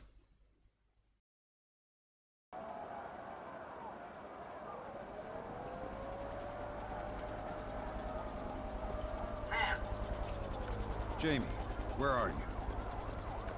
In trouble, buddy. I got jumped by a bunch of crazies and they locked me in somewhere. Where?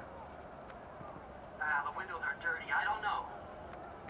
Relax and concentrate. Hell. Son of... Sam, they locked me in the gas chamber. Come get me quick. I'm on my way. Stay calm.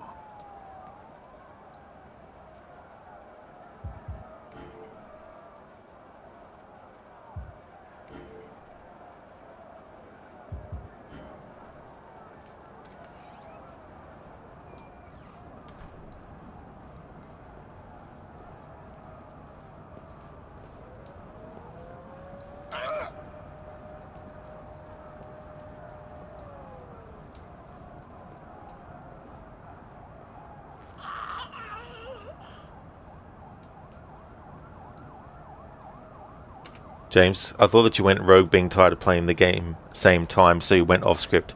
Oh no. Yeah, this is the only game in the series and the other version on Xbox 360 where there's like a trust meter and you have objectives for two different factions and you're undercover, and depending on what you do, it might actually make you lose trust or gain trust with either side and all that kind of stuff.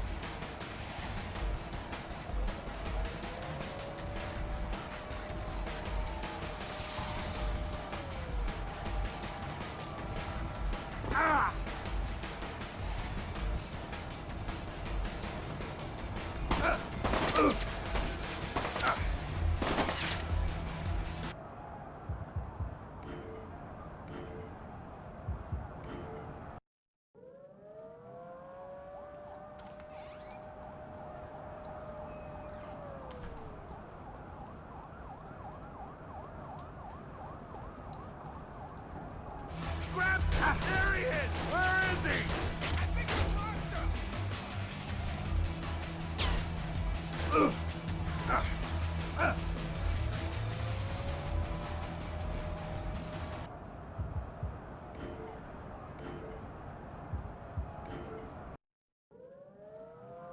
Double door, intense.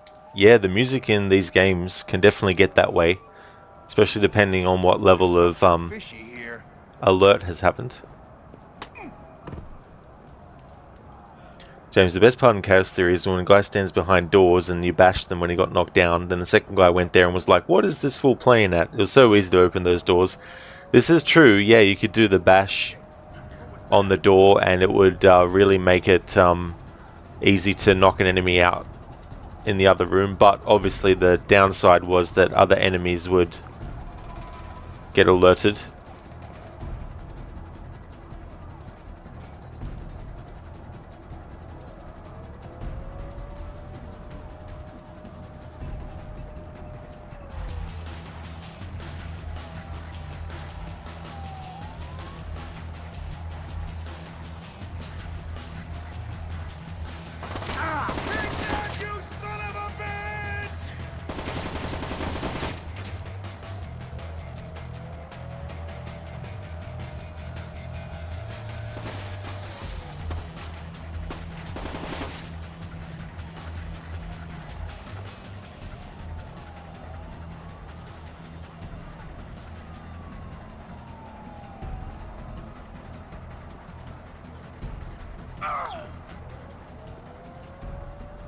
I don't like your attitude.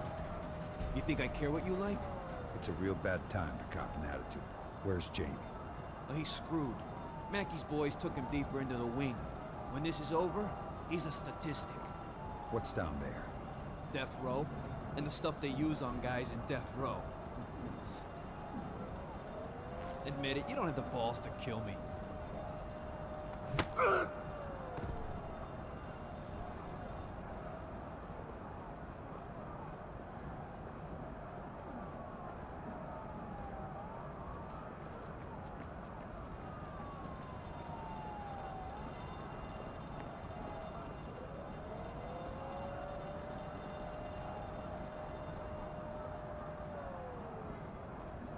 Something else too, in the Xbox 360 version, the way that they've done health is regeneration. So once you take a bit of damage, if you stop taking damage, it'll actually give you back full health.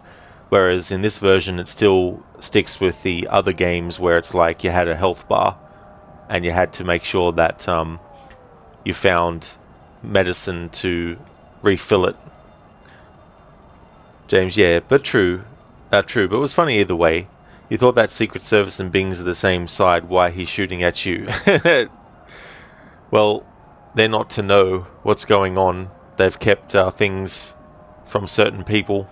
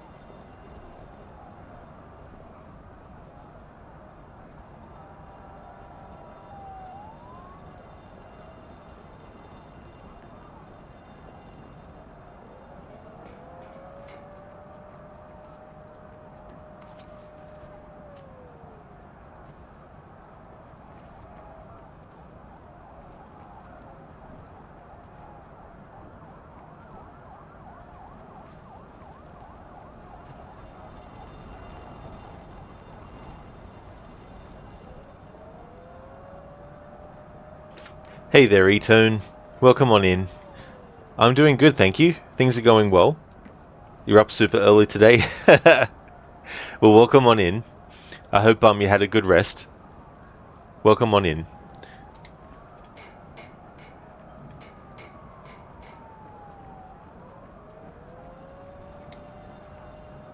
What doesn't help is Sam obviously in this level doesn't have his night vision goggles, so it's making it harder for me to exactly know where I need to go, because where I need to go might be actually under the cover of darkness and I can't see.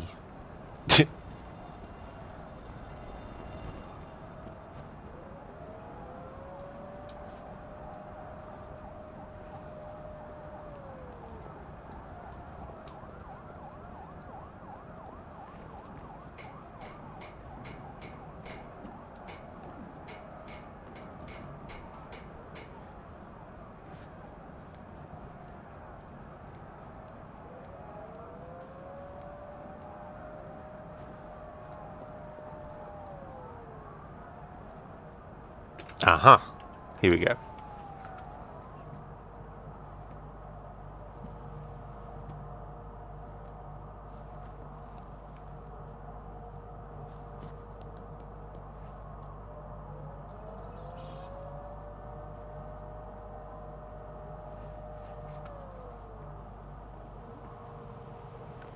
Sam, where are you? Jamie, quiet. You're gonna give away my position.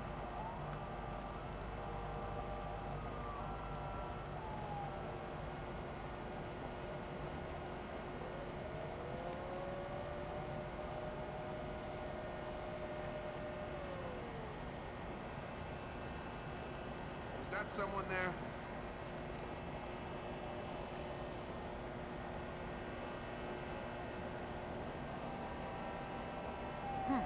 What is that?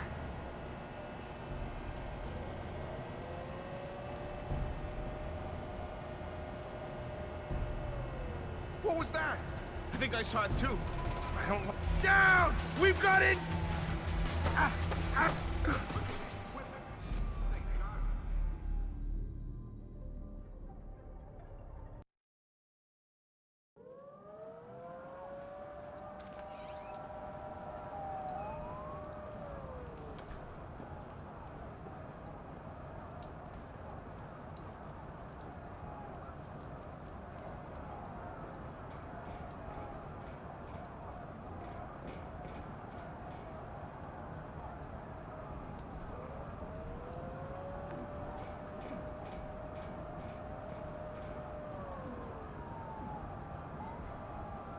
Get behind some cover!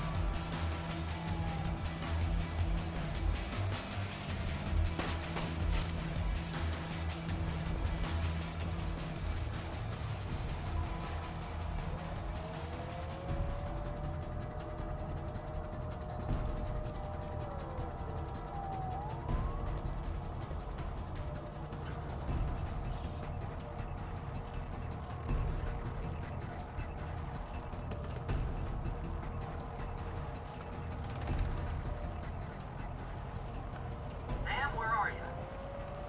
Jamie, quiet. You're gonna give away my position.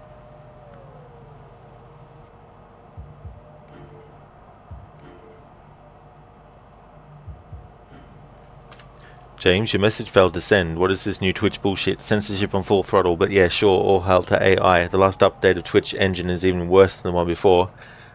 Yeah, nothing came up as a auto mod flag. So there must be some other thing that Twitch has that overrides a streamer's options that they've chosen.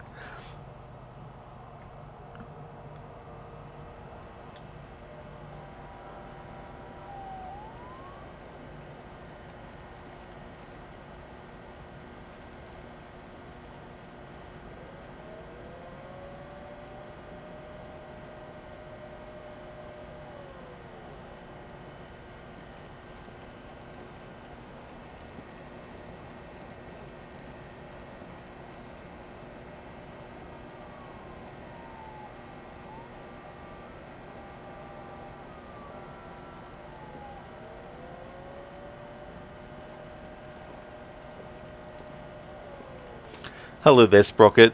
Welcome, how's it going? Obey, submit to Twitch. Twitch knows all, including what you ate just now. How's it going, Sprocket? James, now they started filter non-compliant words from yesterday, so it's active on all channels even when you have word filters off. Oh, is it, James? Okay, I didn't even realize.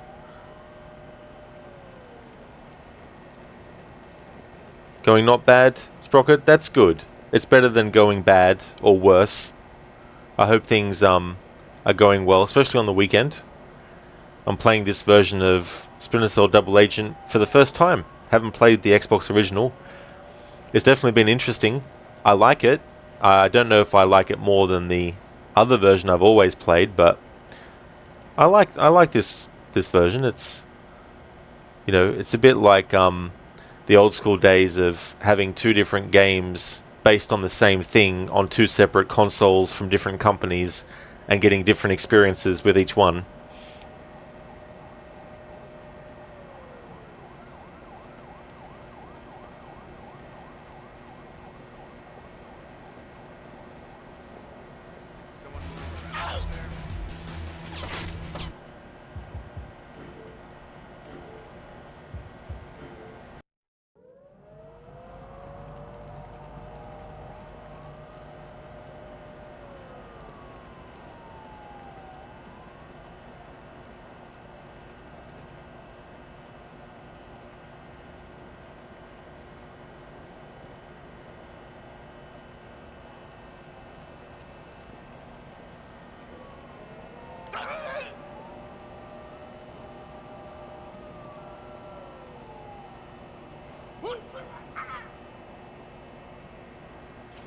James, yeah, and the book for Filter is full of non-woke up agenda, so when you have normal conversation it's full of censorship, so yeah, half your messages won't even go through. Yeah, that's the thing about something like Twitch. They can pretty much do what they want with their platform.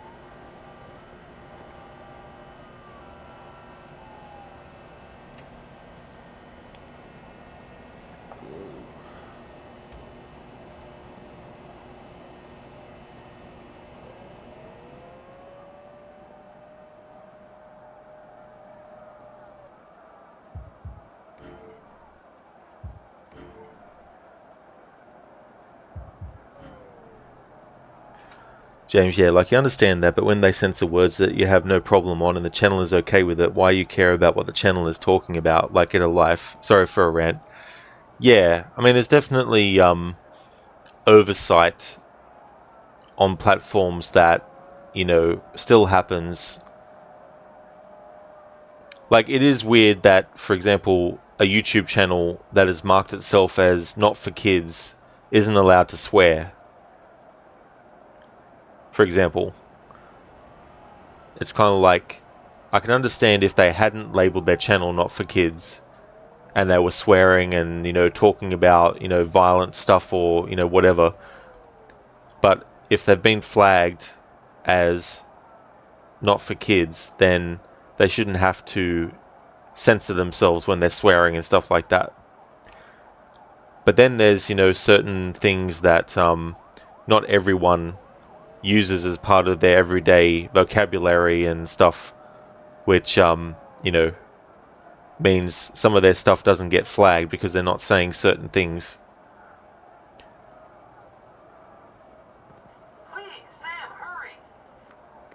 I'm almost there. Just keep cool. James, you hate censorship in any form. That's definitely fair enough to believe that in all contexts anything should be able to be said.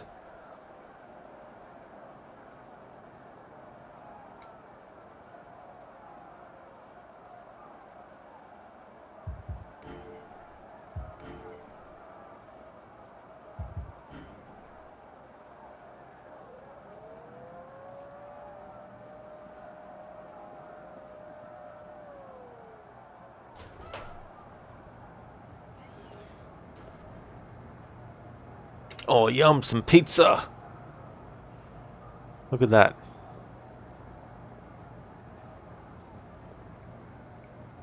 Pick up pizza? James, yeah, you're watching your friend yesterday and you know each other for a long ass time, so your conversations are controversial at the very least. So, like, 80% of your messages were silenced, which is pretty awkward.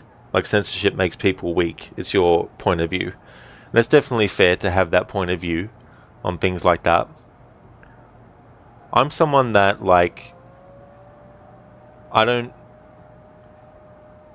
there's certain things that I don't really like talking about because they're topics of conversation that can get out of hand because some people have no filter in a way that ruins things for other people, you know what I mean? And it just creates an issue where some people, for example, watching Twitch, they just want to relax and watch a stream. They don't want to talk about or have to worry about discussions of, politics and religion and, all that kind of stuff.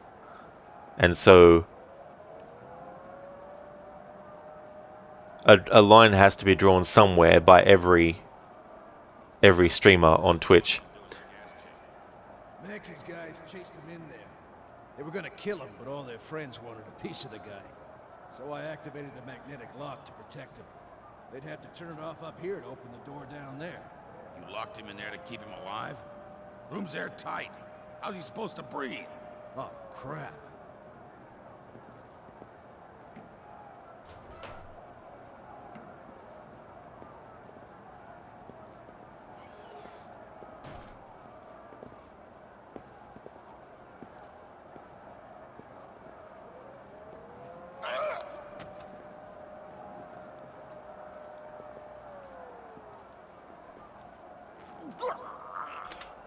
James, you totally understand. When you step over the line, here, let me know. Oh, yeah, for sure, James. Absolutely.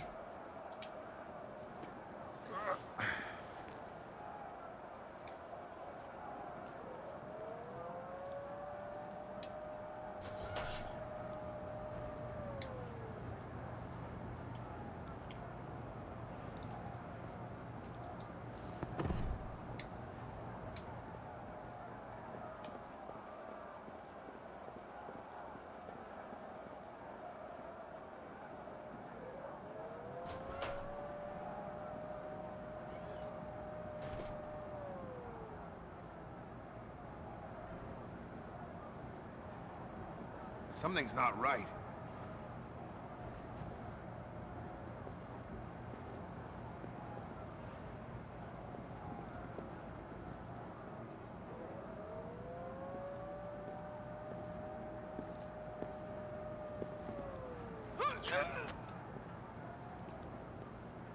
Tell me how to get out of here.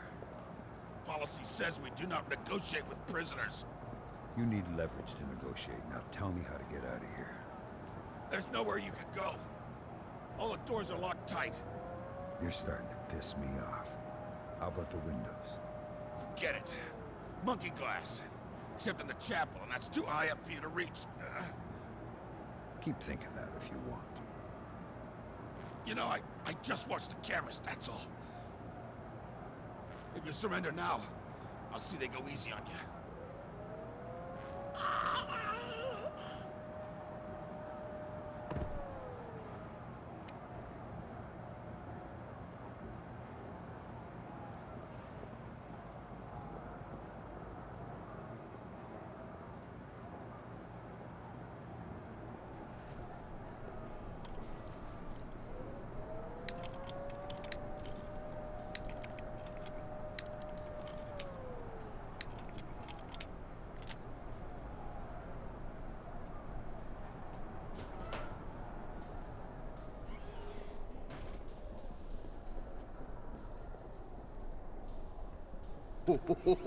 What the? What the indeed? What was that laughing that he was doing first beforehand? Crap! Nothing! I wonder what that NPC was laughing about before we interrupted them. Sona, in person, since you've been on multiple board positions, you've learned to hold your tongue. If you're a close friend, you will vent since you trust them not to tell everything that you've said, as you'll not tell their truths. That's definitely understandable too as well. Because there's definitely people that we feel more comfortable and more trustworthy of to go into great detail about things. And then there's other people where we just want to keep it on a level where it's, you know, it's not that we don't like the person or we don't have any kind of trust for them at all. It's just that there's certain things that, you know, like there's certain things that you might tell your friend that you won't tell your co-worker, and, you know, vice versa as well. You know, there's also that kind of stuff. James, you know, like your POVs are kind of off charts for most normal people, so let me know. Not want to start controversy. Remember something funny, he saw it news yesterday for sure. He was like, ho ho. It was like, what?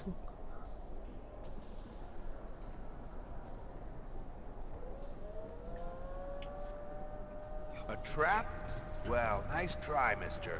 We'll see how smart you really are.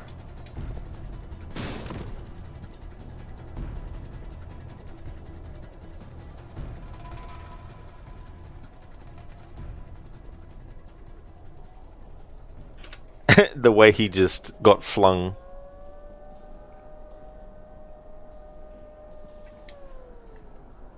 You right there, Jamie? You look like you need some help or something.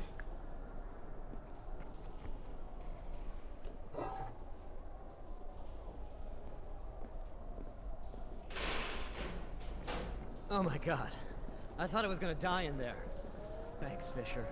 Don't mention it. I've been thinking, Sam. Once we're outside again, I'll introduce you to Emil. He runs our organization. You two would get along. That's nice. But let's concentrate on getting out of here first. Oh, sure, Sam.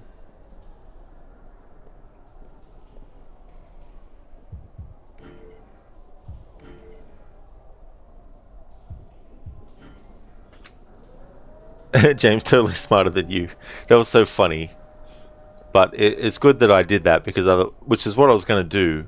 I just wanted to whistle to get him a bit closer to the door, but if I hadn't have done anything, for those who are wondering, they would have done the same with the door to Sam. So no, people have the right to speak. The consequences of what has been said must also go back to them. Yeah, I mean, that's the other thing too, you know, like, there's also actions that people do which they're free to do, it's their choice to do it, but it doesn't mean that there's not going to be any consequences.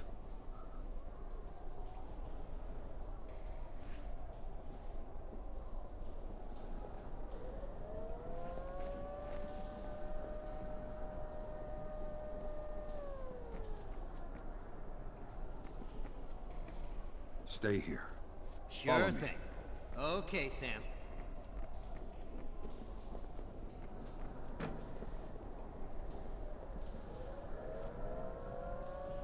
Stay close.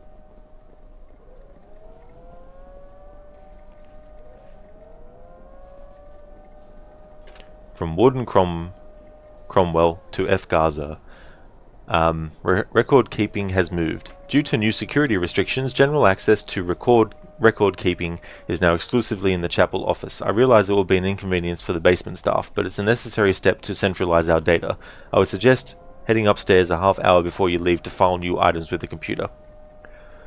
James, yeah, what is happening at Venezuela is national uprising. It's awesome to see. I don't really know too much about what's going on in that regard, James. I didn't realize there was something like that happening.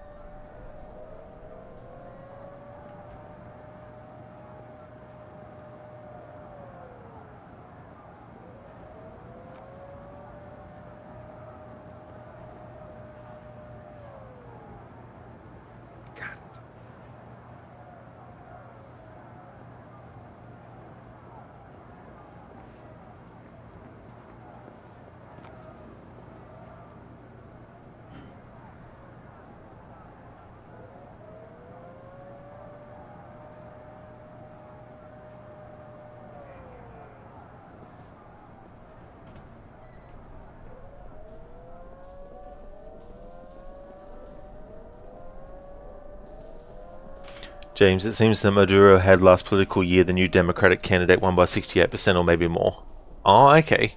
So it's a political thing, yeah.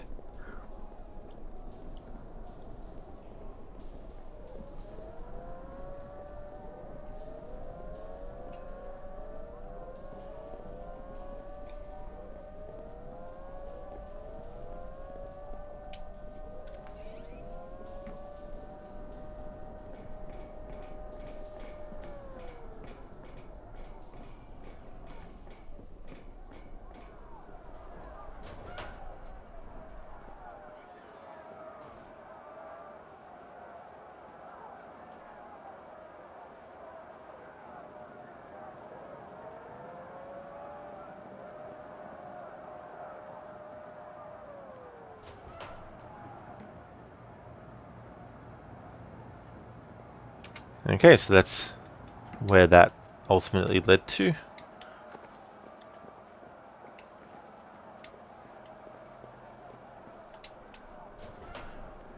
James, yeah, just saw like 2 days ago how the people started to destroy statues and shit. Don't want to get too deep into it, but it was awesome to watch.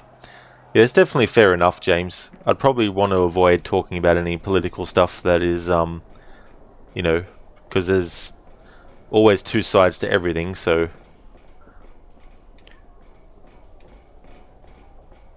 Like, I've got no idea either way about any side of things, but I'd rather keep it that way.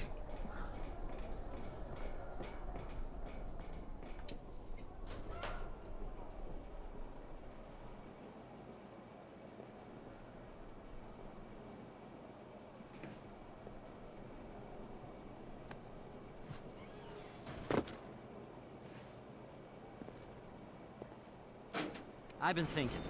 Once we're outside, everyone will still be looking for us. You're a smart guy. You think maybe you can go into the prison records and fake our deaths or something? It's just a thought.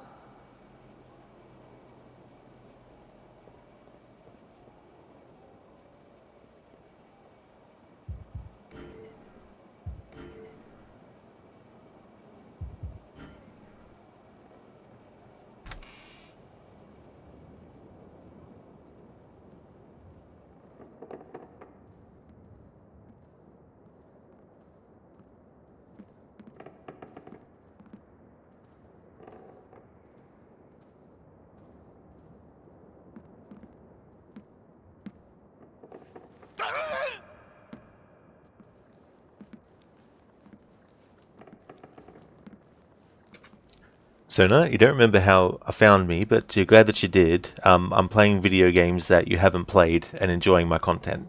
Oh, well, that is excellent, Sona. I'm glad that you discovered my channel as well, and that you're getting that out of it too.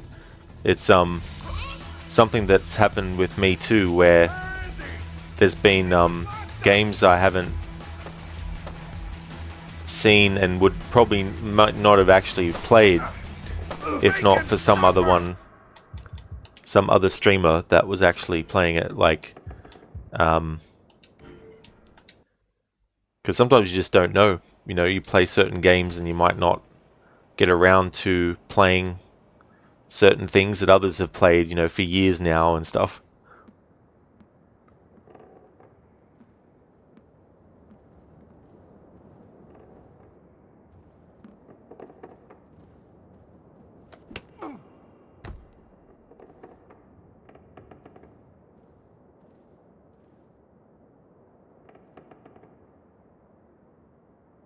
In this version of Double Agent, you definitely get to see more of the prison that Sam has been sent to.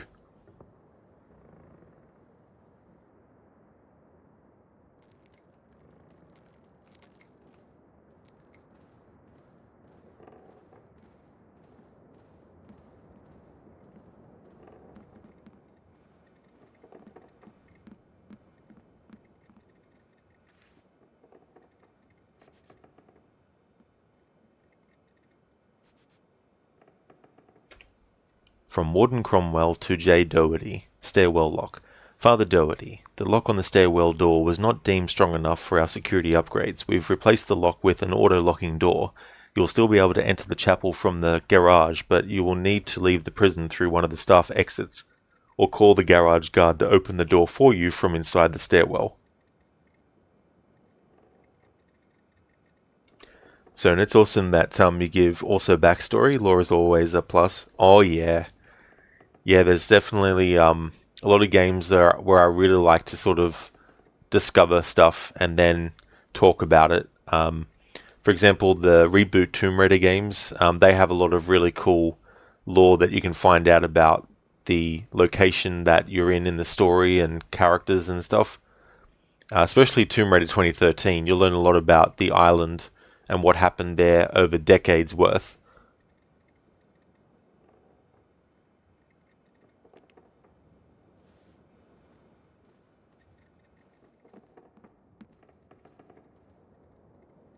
Am I seeing things?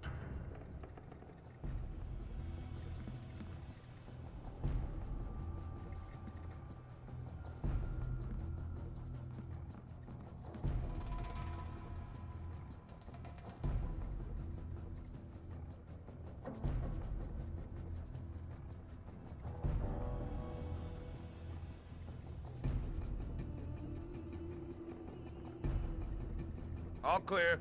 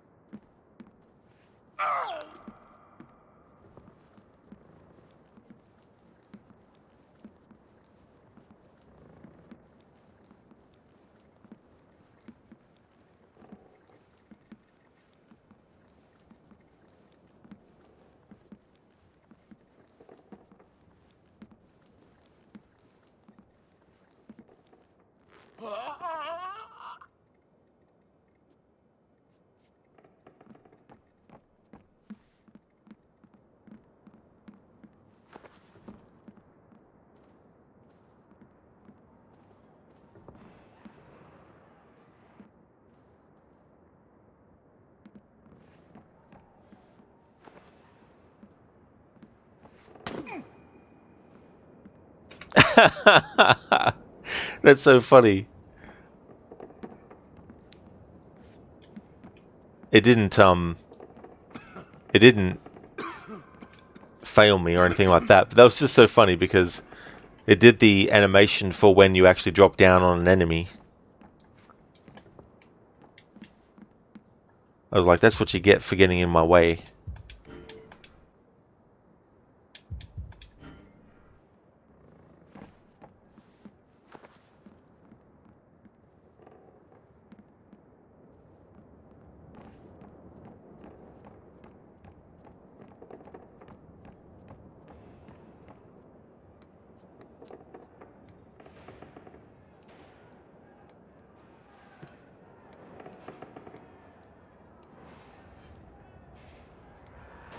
How the hell are you doing that?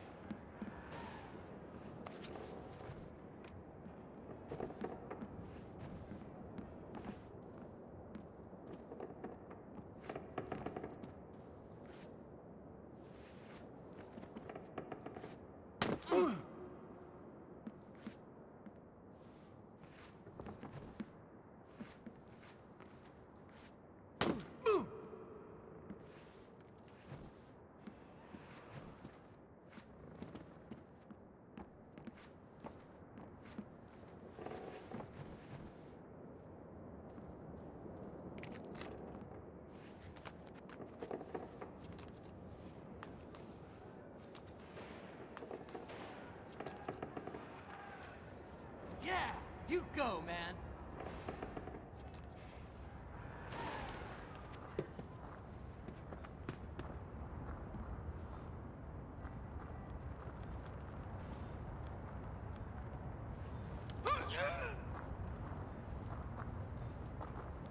Enjoying the view. Yeah, I was up here following some escapees, but they broke off the ladder. Did anyone escape? Nobody got past the guys in the watchtower. I'd like to avoid getting shot. Tell me how. There's a stairwell. It leads all the way down to the ground level, but there's no way out. That area's locked down tight. I'm sure you think it is. I never saw your face. You don't have to kill me. Look, I'm new here. I haven't done nothing to nobody.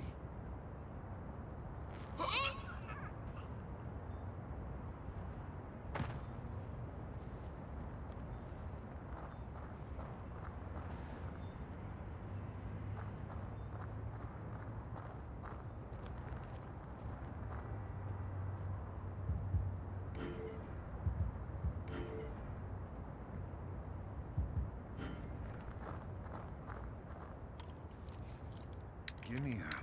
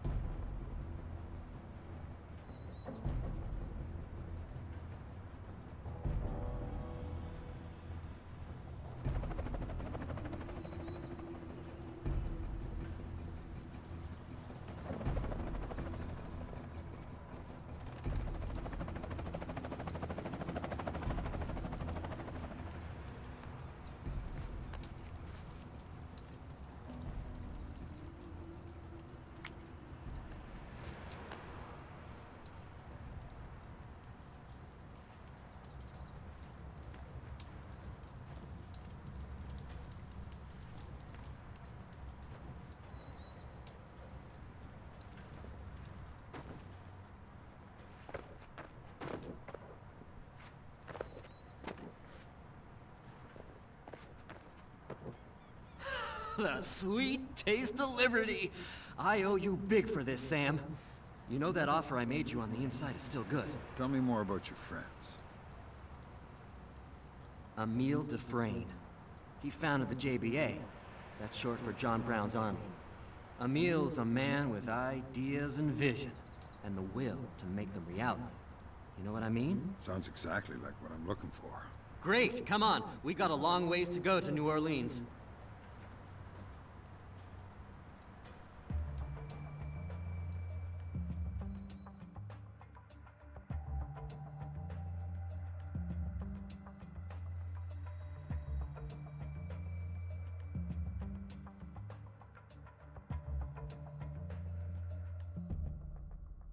Thank you for the GG, Schiller. Thank you very much. So to sort of like go over this version's prison level and the Xbox 360 version's prison level. So at the start of this level, we had Sam in his cell. In the Xbox 360 version, the same. In the 360 version, Jamie Washington actually speaks to Sam through the bars because Jamie Washington is already part of the people who are allowed to go on their break or in the lunch or whatever in the prison yard.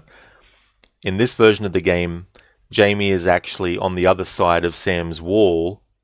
In this version, you climb through a crawl space under Sam's bed, whereas in the Xbox 360 version, you tear off a poster on the wall in Sam's cell and then you have him climb through that. There's a riot that happens in the Xbox 360 version, just like in this version. The layout of the level in this and the Xbox 360 version is completely different, aside from just the fact that the layout is different. What actually happens is a bit different too. In the Xbox 360 version, Jamie causes a distraction by accusing one of the poker players of actually cheating, which creates a fight and then a distraction.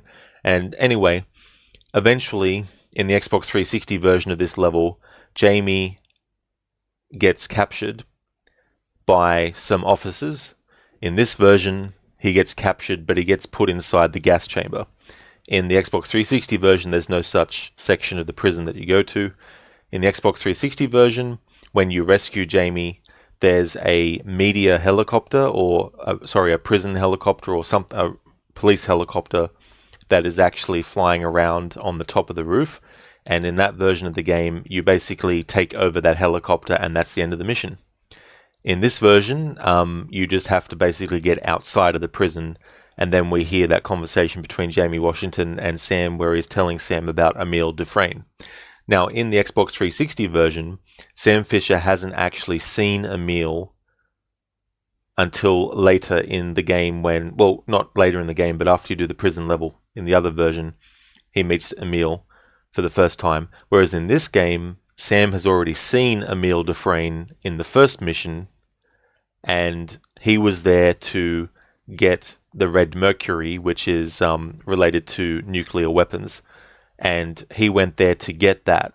And Sam already knows about the Red Mercury at this point, whereas in the Xbox 360 version, he doesn't yet know about that in the first level, and he doesn't meet Emile until after the prison break has actually happened. So that's a little bit of a comparison between this version and this level that we just did, and the Xbox 360 version of that level as well.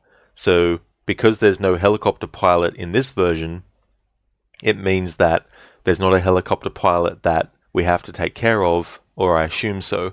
Whereas in the Xbox 360 version, the pilot of the helicopter that Jamie and Sam escape with has to be dealt with. So yeah, there's some of the differences. So it's really cool to play this game for the first time and experience all the differences and the different layouts of the levels and all this kind of stuff and all the different bits of the story. So there's elements of the story so far that are in the other version as well. It's just that the way that the story is told to the player is definitely very different. And there's a different order in which certain things are being shown, or different characters being introduced earlier than they normally are in the other version, and all that kind of stuff. Hey there, N-Meter. Thank you so very much for the GGs. How's things going with you today? Hope you're going well. I am, thanks in Mita. Yeah, I'm doing really good. Just got through the second mission in this version of the game. I haven't played this version before, so it's definitely a new Splinter Cell game for me. Oh, I just read the rest of Mita's message.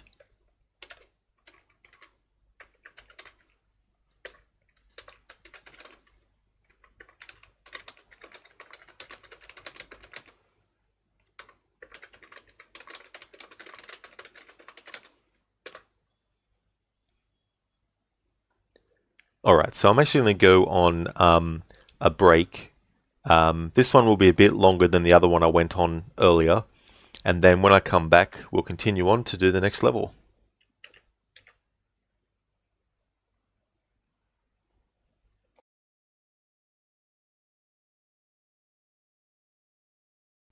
Thank you, Sheila. I definitely will.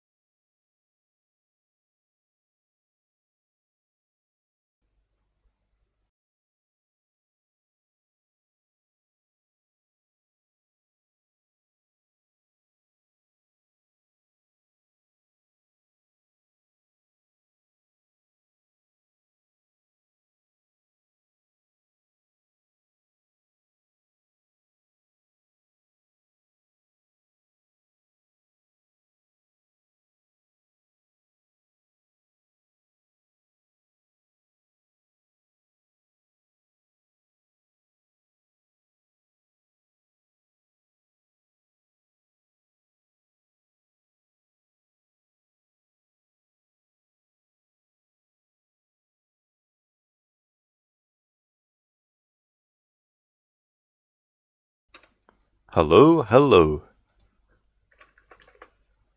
Thank you, Sheila, for the welcome back. Hey there, Thomas. Sona, pause screen hype. Yeah, I wanted to change because the text for Double Agent is primarily always shown in a lot of the cover art as green, but I thought, and there is one where it's red, the Double Agent text. So I thought that for the Xbox original version, to make sure that people who are watching it live can tell which version I'm playing when I'm on my break and all that kind of stuff and whatnot, can actually see that there's a difference. Plus, putting Xbox version also helps as well. So when I do my playthrough of Splinter Cell Double Agent, the version that I always have played, I'll make it the green text then and change the image of what it is, and I'll have the Xbox 360 logo instead, just so that both are differentiated from each other as well in that respect. Thomas dances in static. Now that would definitely be an interesting dance to do. Thank you for the welcome back, Dobledore, as well. Alright, so we finished the second mission of this version of Double Agent. Now for the next one.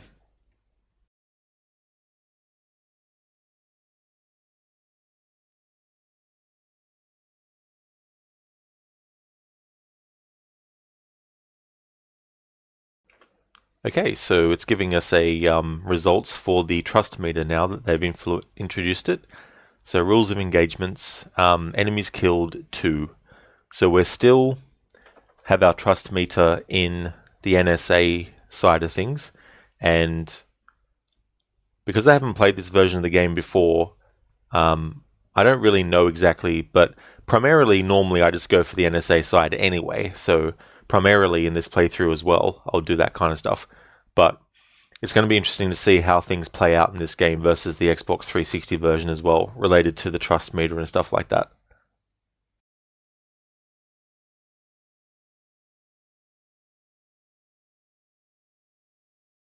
Jamie wasn't happy that I didn't kill Barnum. I hope his testimony was worth the trust it cost me. After Ellsworth, Washington and I traveled to the JBA headquarters in New Orleans. That's where I met the family. First up was the man in charge, Emile Dufresne. I remembered him from Iceland. Next was his lieutenant, Carson Moss. Can't say we hit it off. The person who was going to handle the weapon was Enrica Villablanca. She wasn't much older than my daughter. And finally, there was B.J. Sykes, the techie in charge of their security systems. One man I didn't get to meet was Cole Yeager. It seems Dufresne was afraid Yeager was plotting to take over the JBA. So he sent me on an errand to pump Yeager for information, hoping Yeager might try to get the new recruit on his side. On my way to see Yeager, I had an opportunity to sneak into the compound's restricted area, so I took it.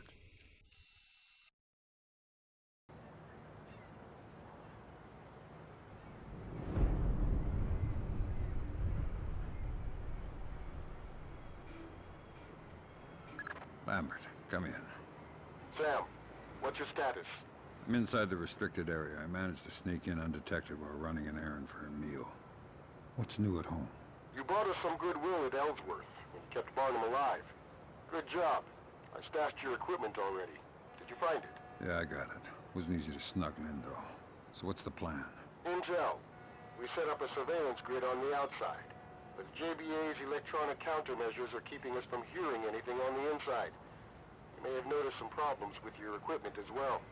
We need you to tone the jamming down by reducing its electricity input. Blueprints indicate the compound has been rewired so many times that each area is now regulated by a different fuse box. Find all 4 boxes and tap into them.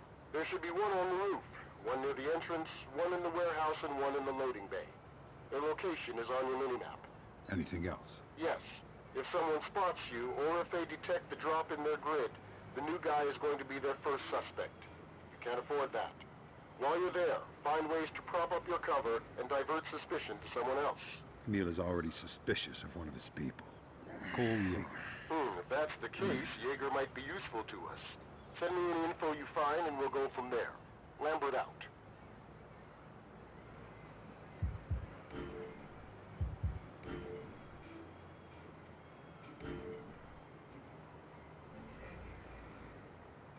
Hey there, Ryan. Welcome on in.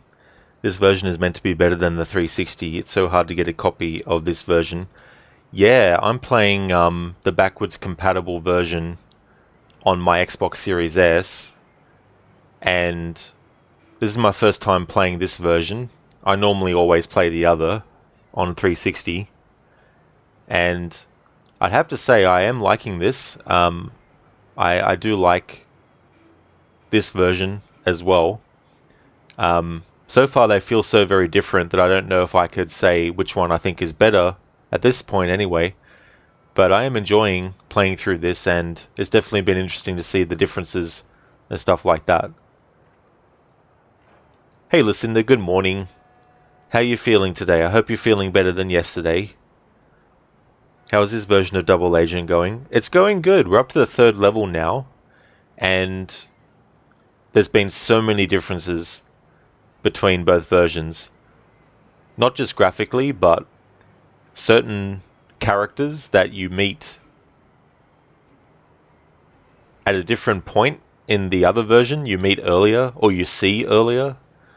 You've also got like completely different layouts and dialogues of the missions as well. There's like cutscenes between characters that you don't see at all in the other version. The previous level that we just did was a prison level, and in the other version of the game, when you start off in Sam's prison cell, there's a poster on the wall that you rip off and you climb through that. And then the guy that you're getting to know, who is part of the terrorist group, he creates a distraction. Whereas in this version, that dude is someone that you actually have to help through the mission as well, like literally helping him climb over stuff and stuff like that. So yeah, there's so many differences between the versions. The basic story so far has been still the same, but there's definitely been different bits of like information given and all that kind of stuff. Ryan, you bought a Series X last year. You've gone through the Splinter Cell series about 3 times since owning the console, but you haven't played this version since you were a kid on the PS2, but you don't remember it at all. Oh, cool. I used to play the other games, the first 3, on the PlayStation 2 for many, many years, and it wasn't until I couldn't play my PlayStation 2 anymore because it died that I had to look for an alternate version, and it just so was lucky that the backwards compatible versions of the Xbox original versions became available, and when I saw that this was available too, I always wanted to get to it, but it hasn't been until this playthrough that I finally have. Listen, you're feeling overall better than yesterday so far, but you're still sick. Going to take a COVID test later today to see if that's what it is. That way you can call off work without feeling too bad if it's positive. You spent most of your day in bed yesterday. I'm sorry to hear that, you're still not feeling well, Lucinda. I'm glad that you are feeling overall better than yesterday. Definitely a good idea too. And if you really do need to, even if it isn't COVID, you can't be blamed for not wanting to and not being able to work, regardless of whether, it is COVID or not, Ryan, it's crazy yet cool how different both versions are. You didn't even realize they were different until you watched the review of the Splinter Cell series by Critical Nobody. Thank you so much, Ryan, for the follow. Thank you very much. And yeah, I definitely have sort of had that experience so far with this game too. It's like a whole different game, And I was talking earlier about how you had a lot of games that were based on movies in the SNES and Mega Drive or Genesis era, that it was the same movie, but both consoles did very different things with the property. So I've sort of got those sort of vibes with this version. Sona, you bought your PS5 back in March, but you haven't been able to play for a while since you're busy. Oh, that's fair enough, Sona. That's good that you got your PS5. I was surprised when I was able to get mine because I thought that they'd be out of stock, but they actually had quite a few, thankfully. Lucinda, yeah, you just need the money, lol. That is definitely understandable too, Like, That's the thing.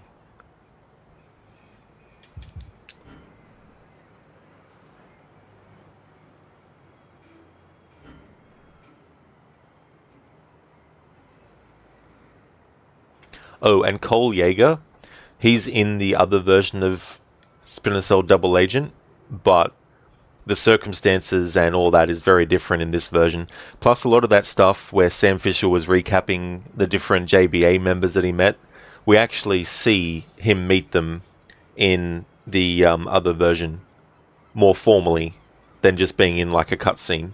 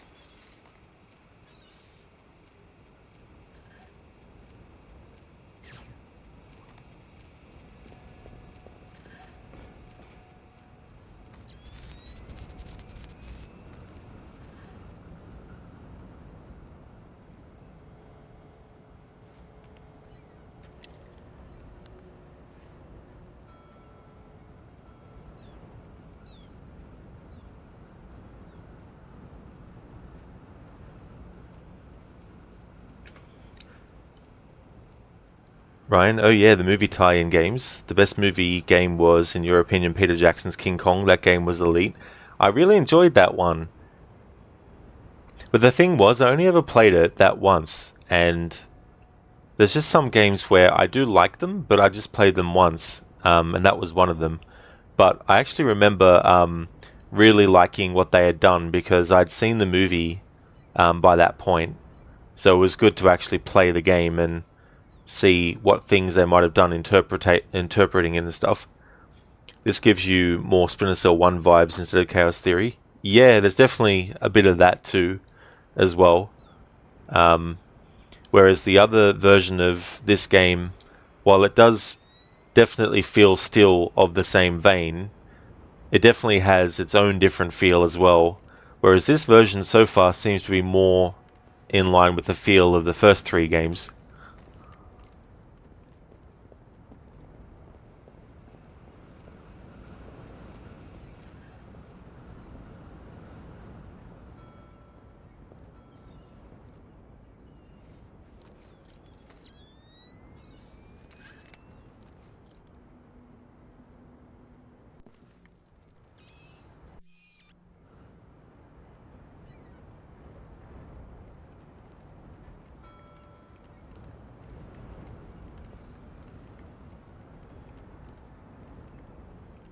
Big day is coming. You can just sort of feel it, you know? This shouldn't be open. Everyone's been acting all different lately. Like they're all wired or something. This NPC talking to himself.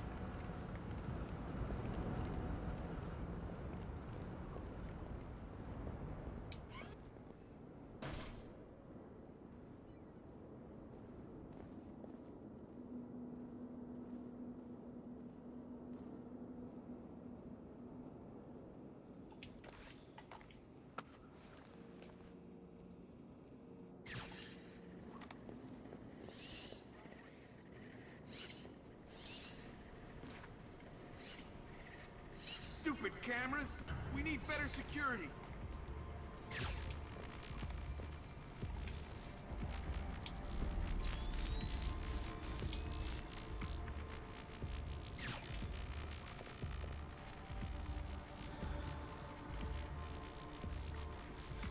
Right, and your main problem, your problem with the 360 version is there's no HUD, and there are times when you think you're hidden in darkness, but you're not, and there's no way to tell apart from the thingy on Sam's back.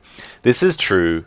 Yeah, I was saying earlier how I like in this version that you not only see the bar, but you also see the icon of Sam's head and that also helps give you an idea of whether you're actually in darkness completely or not.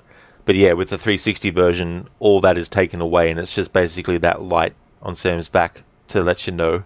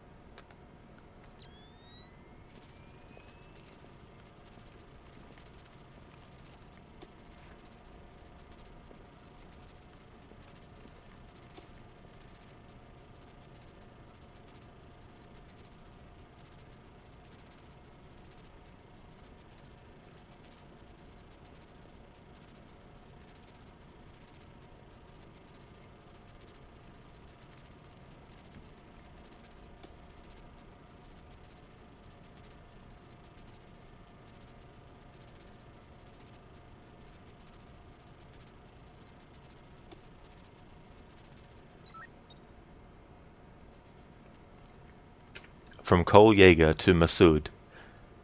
Time to act. Masood, stop stonewalling me. You know Emil is not up to the job. Then why are you still siding with him? Next month, when we come down to Kinshasa, you'll have to choose which side you're on. I want Emil out of the picture, so be ready to act. And don't leave me hanging this time, because I got dirt you don't want exposed. So Masood is another name that is from the other version. And the mention of Kinshasa, that's a level that you do in the other version. I'm assuming you do it in this level too, in this game too, but if not, it'd probably be something different. Ryan, you understand there was an era of games trying out no HUD like Dead Space, but a game like Splinter Cell definitely needed a HUD. Yeah, and if you want to have sort of like a no HUD challenge, then, be able to take those elements off like you can with the AC series, for example. But yeah, it definitely was a big difference from what they had done in the first 3 games with that version, of course, the Xbox 360 version. This is the dirt on Cole Yeager. Looks like he's plotting to take over the JBA. I'm not sure Emil will like that. If I send this to Emil, Yeager's dead within the hour. But if I send it to Lambert, there might be a chance to extract Yeager and pump him for information.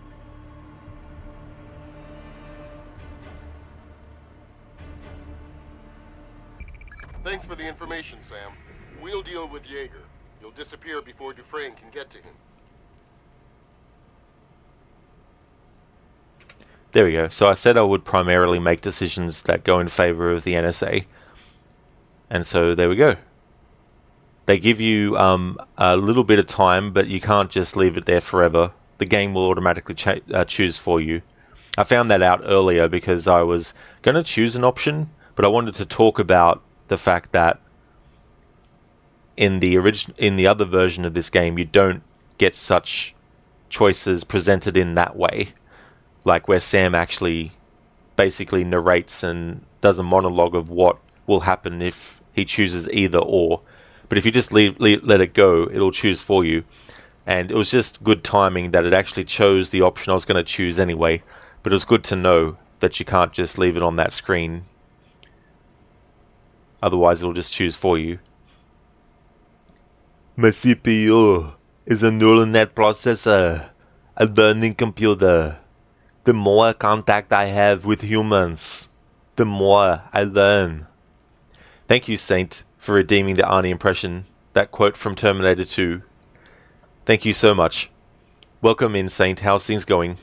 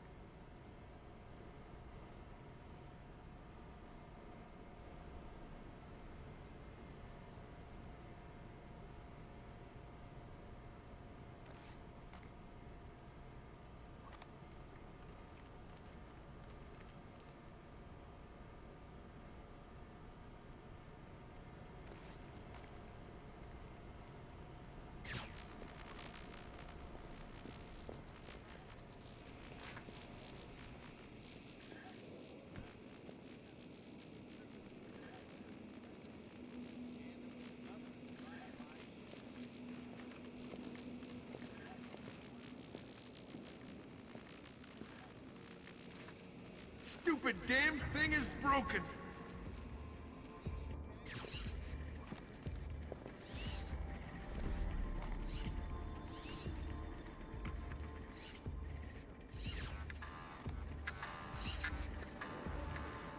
All clear.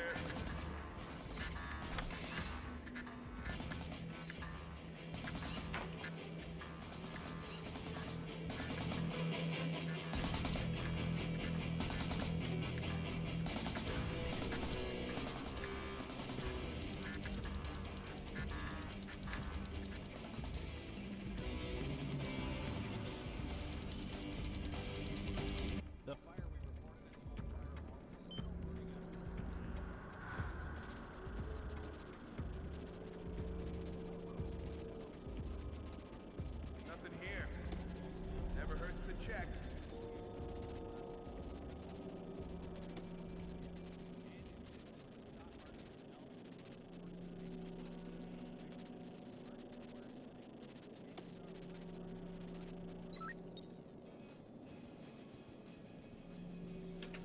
From E. Reed to Cole Yeager.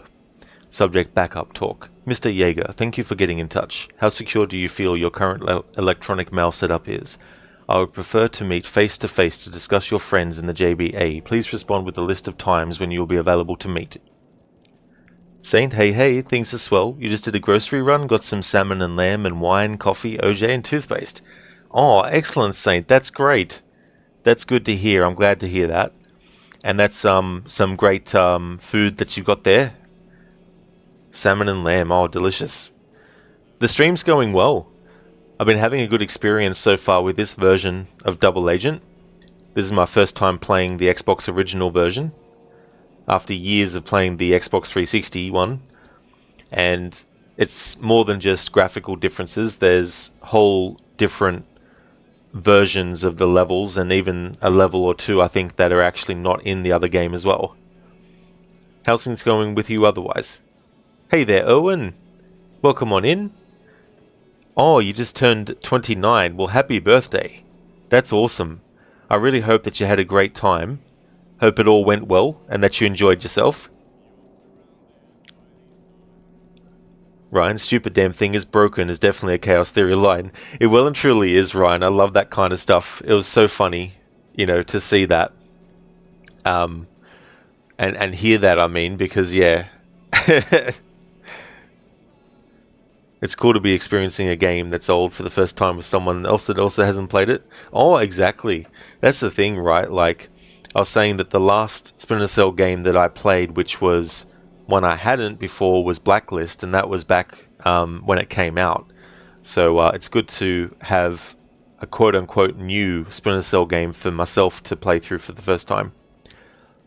Oh, and it was good. You were tired, but you got to do a lot of cool stuff. Oh, excellent. That's great. Especially on a birthday as well. It's good that you got to do all that cool stuff.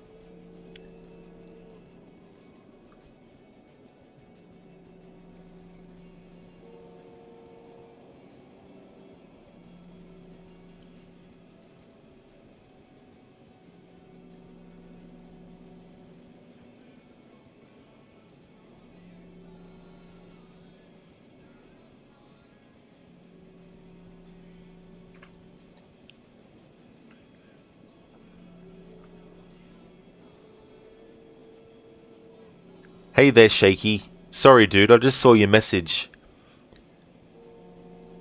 How's things going?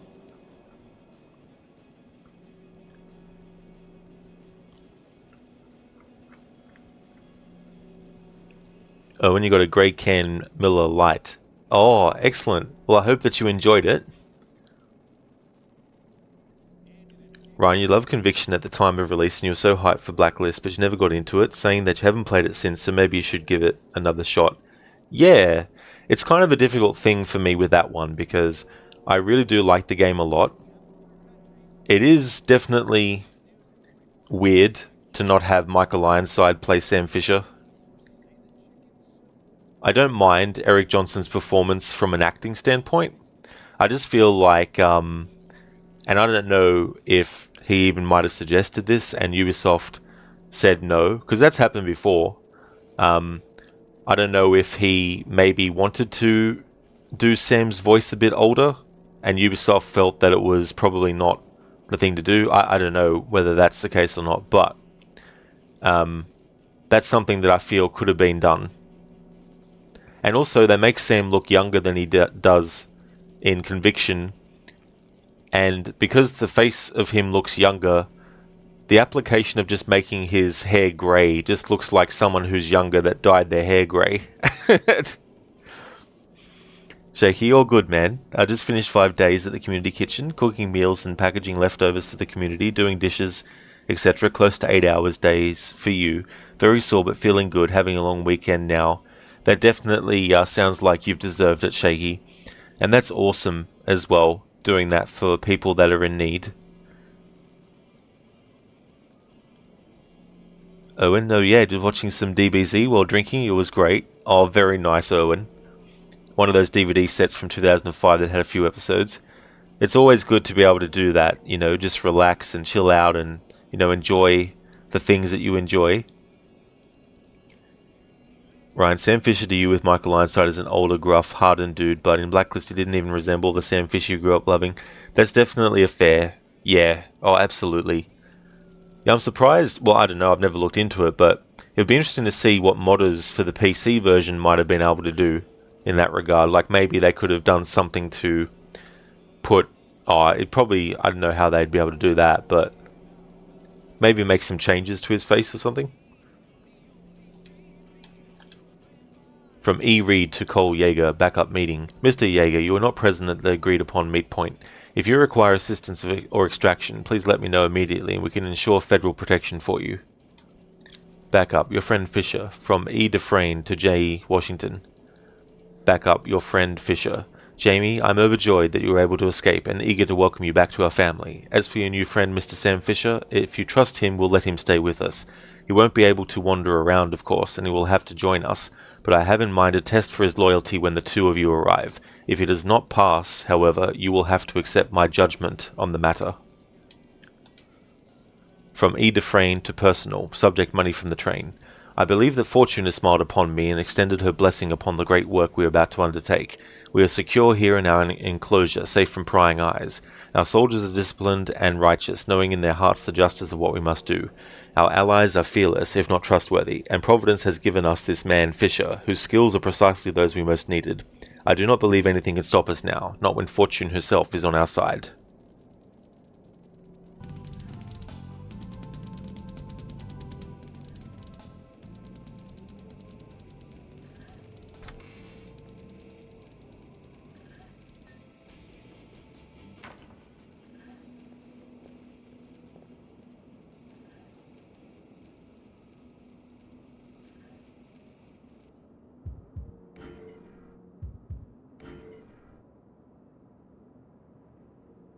Shaky, you love the kitchen. You're a volunteer kitchen lead as of this week. One of your guys got attacked in the bathroom on Sunday, so you learned his job and even trained someone this week. Pretty rapid developments for 3 months of volunteering.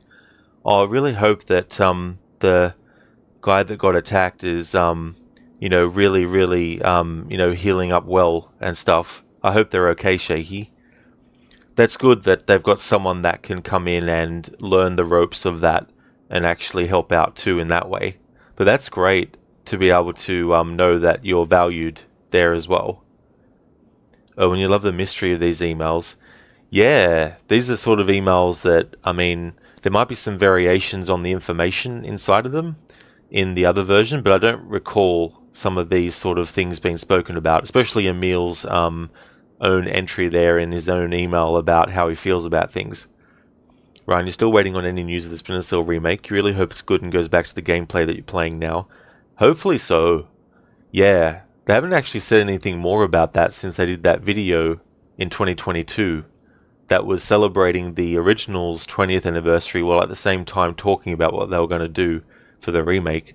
And yeah, they talked about how they have to change, or they'll have to change the story to reflect changes and differences and things like that that have happened since then.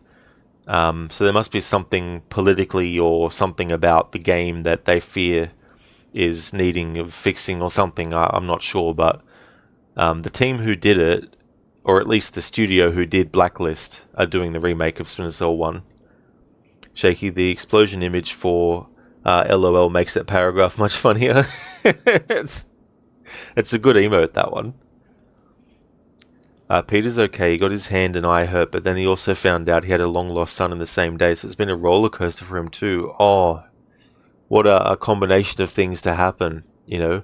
Something bad and also something good as well, you know? Like, that's definitely a roller coaster to go through.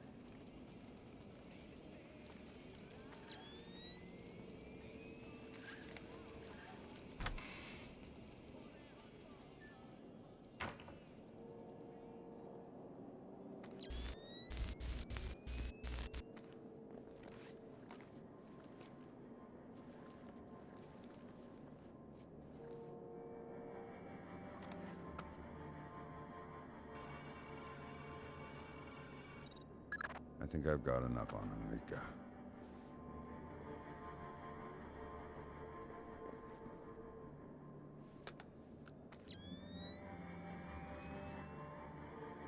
From Sol Phoenix 1923 to Enrica Villablanca. Subject Sam Fisher. Hi Enrica, what is it with you and the older men, huh? This Sam guy sounds like another one of your usual type. Can't open up, can't commit, and you have to try and rescue him until he breaks your heart. You should try a young, dumb one for a change. I'm sure there are plenty of those running around that shipping company. I don't understand why you're doing what you're doing there, Rika, but you know there's always a place for you here. Traitor and new member. Emile Dufresne to Carson Moss. In the Xbox 360 version, when you actually meet Carson Moss for the first time, and he's definitely, you know, one of those characters that wants you to know that he's the one that's in charge and that you're inferior kind of thing. And Sam has a really awesome way of undercutting that when he finds out what his name is. At one point in the conversation, Sam says to him, "Listen, Moose," instead of Moss. I always find that funny. Subject, traitor and new member. Moss, I have doubts regarding Cole Yeager's intentions. I think he might make his play sooner than anticipated. I want you to keep an eye on him. I need to know who he's working with. Meanwhile, I've sent our new recruit, Mr. Fisher, talk to him. See what he can learn. Maybe Yeager will finally slip up and reveal more than he should. Owen, you're guessing the JBA's EMF jamming is somewhere at 1691 Hertz? Oh, okay. Yeah, I'm not too sure. Because there's, I think Lambert said to Sam there's a few different ones that he has to do, so I don't know combined what they might add up to. From Enrica Villablanca to Jamie Washington, subject to your heart. Jamie, this is your weekly reminder to calm down and take better care of yourself. If you don't keep your heart rate below 150 beats per minute and get at least 9 hours of sleep a night, I will go and talk to Emile about confining you to quarters. The health of your heart is not something to fool around with, and I don't have the equipment here to help you if something goes wrong with your pacemaker.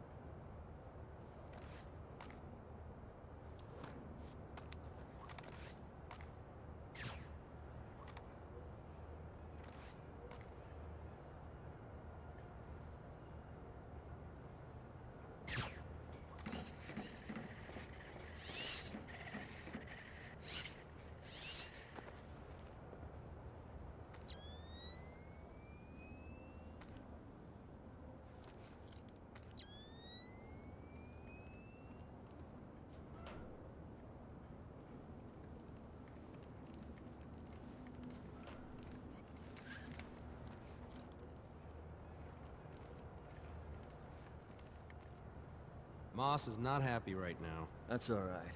Emil isn't happy with Moss. With what happened to Jaeger, do you blame him? You know what this means? Moss is gonna be working double hard to make Emil happy. Which means we're gonna be working triple hard to make Moss happy. Good guess.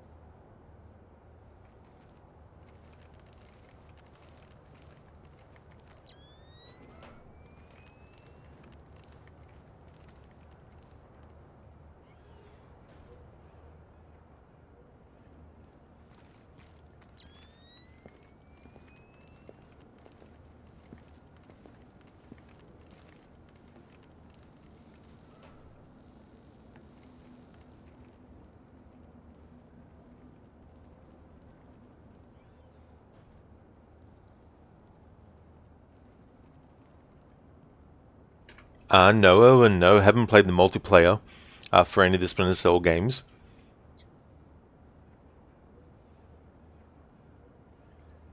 In Meta, now I can hear you because you're on a little work break.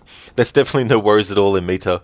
It was funny because when you first came into chat and commented, I didn't actually read the part of your message until I got to it with my eyes that you were actually not able to hear. But that's good that you can hear now. I hope that work is going well. Thank you so much for being here and joining, especially when you're on a work break.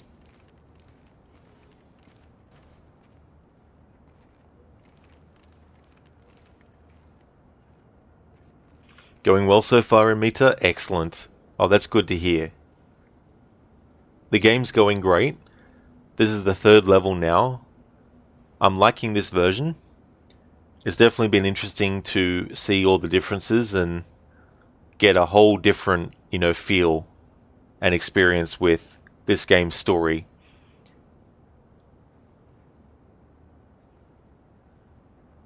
Cheers, Enmita. Thank you.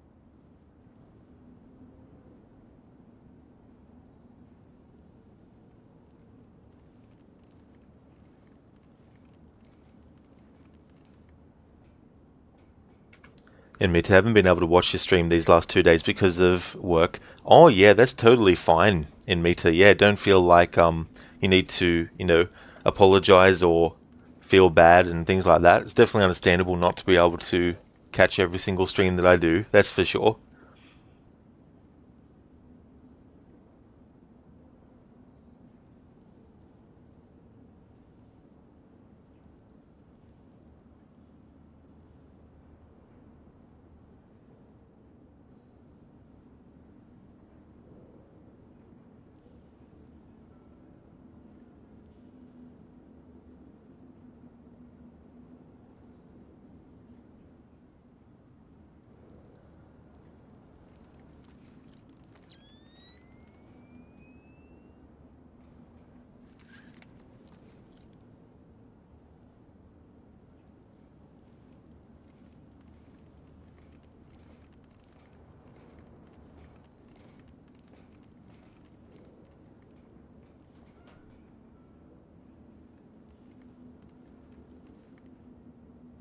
I'm sure this wasn't open earlier.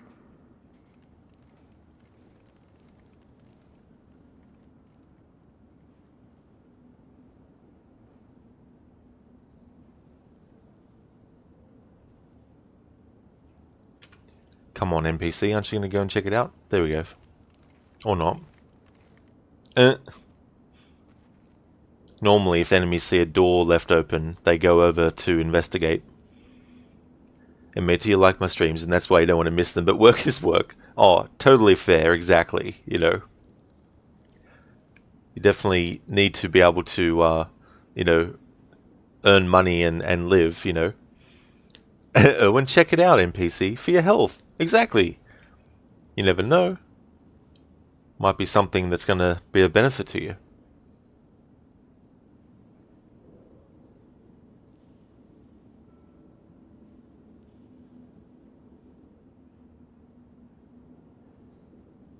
It took a while for him to go into a different position from this, where he is now. But, oh, so he finally went over to have a look.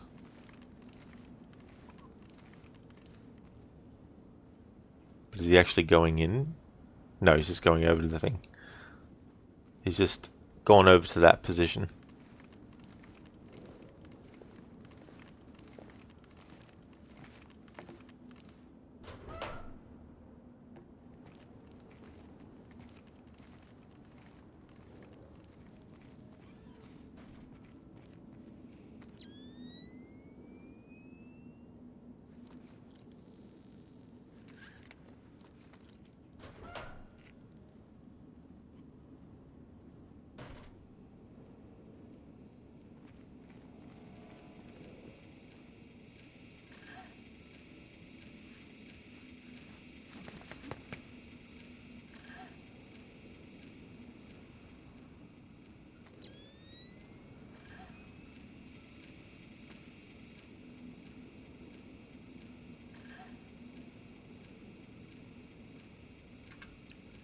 And Mita got to go now, but you'll try to join in later if you're still live. If not, you'll definitely catch you tomorrow because it's your day off. Have a great stream, my friend. Oh, that's excellent, Amita, that you got a day off tomorrow. That's cool. Thank you so much for popping in, and muchly appreciated.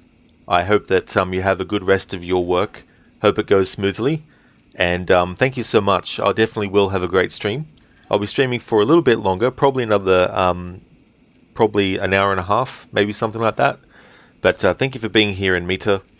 Would like to highly recommend people check out Enmita's channel if you haven't before.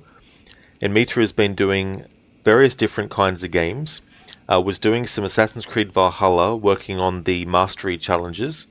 Has also been doing a playthrough of Ghost of Tsushima, and has also been doing a playthrough of Shadow of the Tomb Raider. A great streamer with some really cool vibes. So definitely recommend checking out his channel if you haven't before. You have a good one, in Mita. Definitely catch you again soon. I'm assuming that that enemy that I tried to get to look at the open door will come through here. Maybe?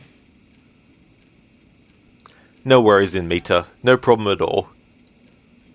Erwin Halls of Valhalla. Oh yeah. There's a great song by Miracle of Sound called Valhalla Calling, which is such a great song, and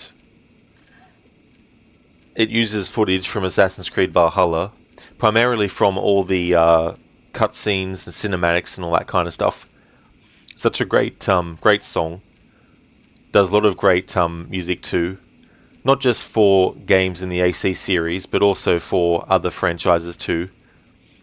Doing original music and lyrics that are tailored for the game that he's doing the music for.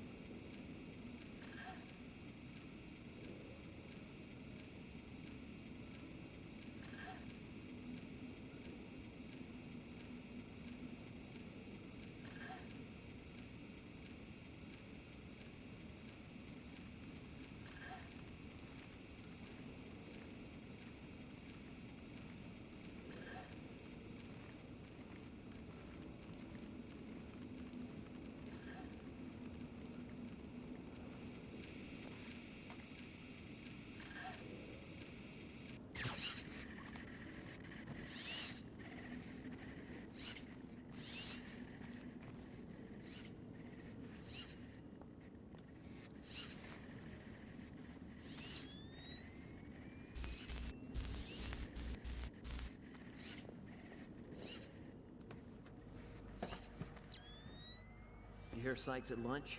What's he going on about this time? He says we got us a spy. Some guy is supposed to be running around knocking people out. Didn't Sykes think that last week? And the week before.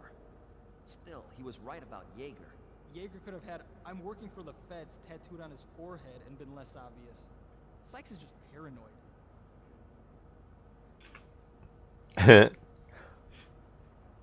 In the Xbox 360 version, if you get spotted in the JBA headquarters missions, essentially you don't get an instant mission fail. However, you will if you just basically stay in the area and don't get out of there.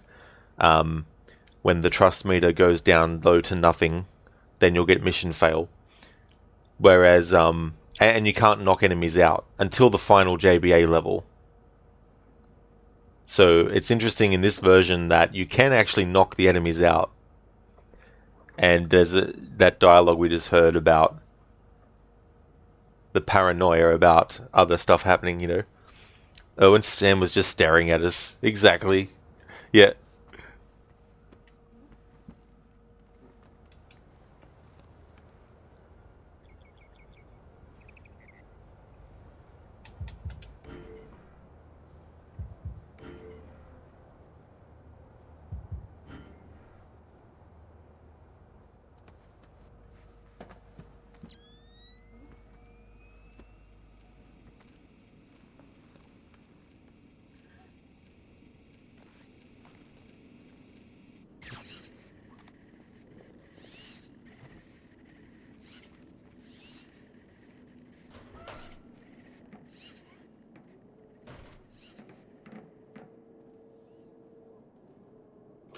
Oh yeah, so that's all that was. It was just an alternate way to get through past the camera.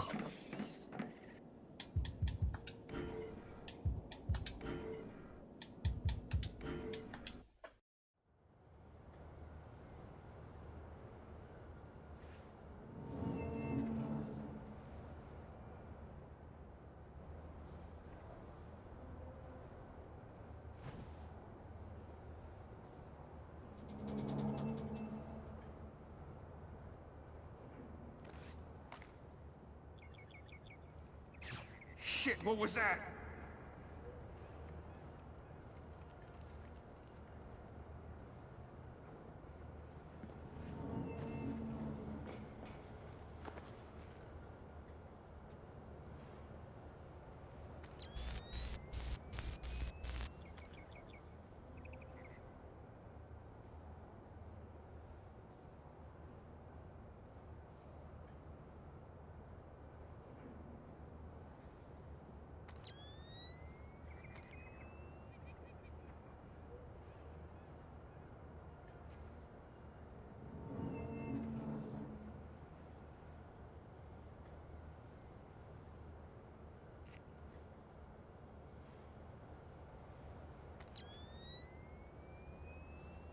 I don't know if this is already on, but let's have a look.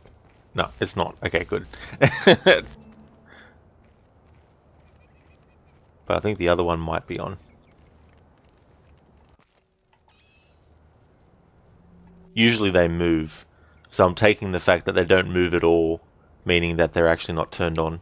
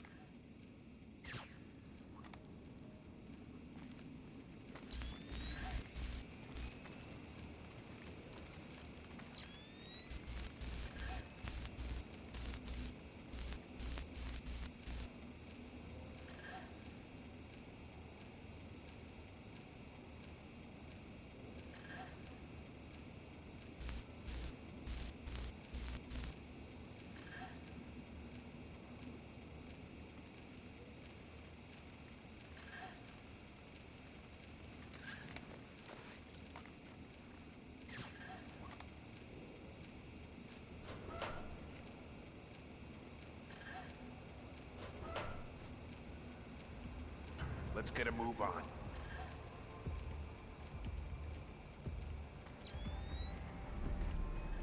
Did you open this? This means we've got company. Okay, I get your point. Just keep cool, that's not We the have point. a problem. Something's up.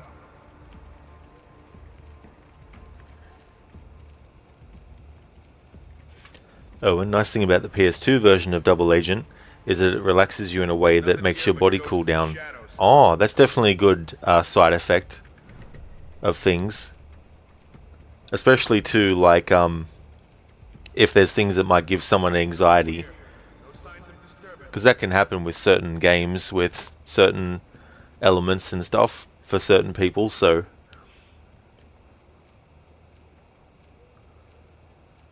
Or if there's kind of like stresses that people are having, you know, it's good that there's certain games that help relieve that.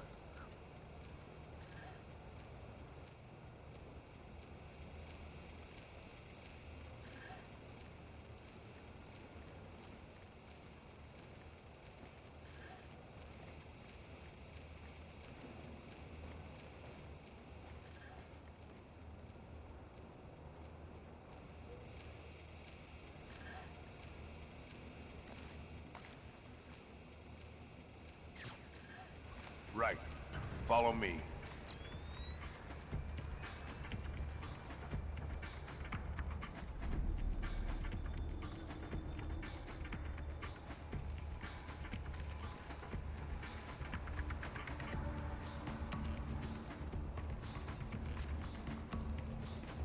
There's nothing. This is too suspicious. Look, let's just forget it happened.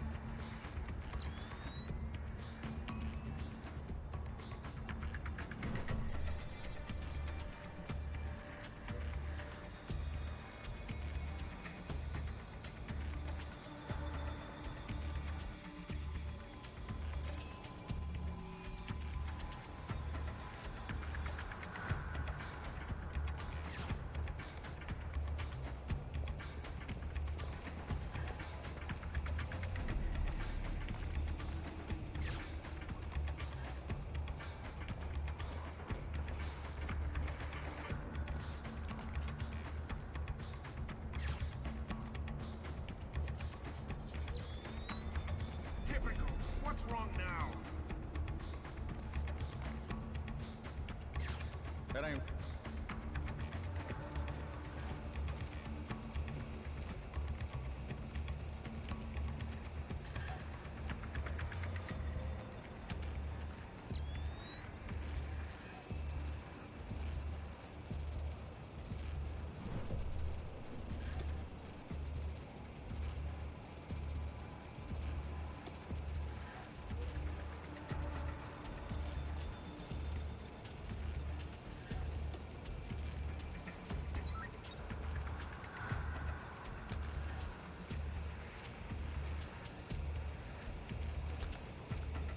I'm finding nothing. I could have sworn there was something. We need answers to this.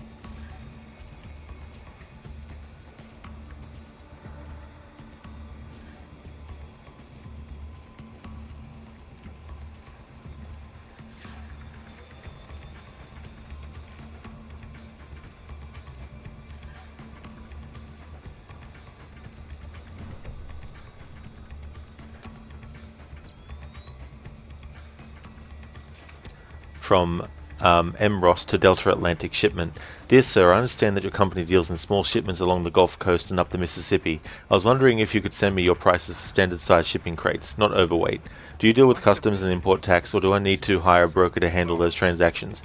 Lastly, do you deliver to New York as well? Thank you in advance for answering my questions. From Delta Atlantic to M. Ross. Receipt. Received one standard 2x6 coffin type shipping crate. Receiving cost $45. Stored one standard 2x6 coffin type shipping crate. Stored 4 days. Storage cost $40. 10 times 4 days. Sent one standard 2x6 coffin type shipping crate. Destination Cozumel, Mexico. Shipping cost $120. Total transaction $205. So Cozumel is somewhere that we go to in the other version of Double Agent. I'm assuming we do in this one as well, but maybe not, because there is a couple of levels, I think, from what I read, that were different not just in layout, but actually different locations in the world that you don't go to in, or at least physical locations on certain things. I think there's like a train level in this where there's not in the other version.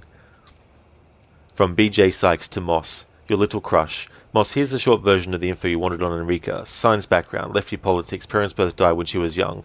Joined campus activist groups to protest how big industry is mean to cute little bunnies. Just before she got the PhD, she started going monkey wrenching with a few of her friends. One went bad, a guard got killed and she was left to take the fall. Instead she ran and hid. Emil found her and the rest you know. Oh, and she's a Gemini, likes long walks on the beach and cozy evenings by the fire, and thinks you're total scum. That should about cover it. Anyone else you want me to spy on for you? Plant false cover information.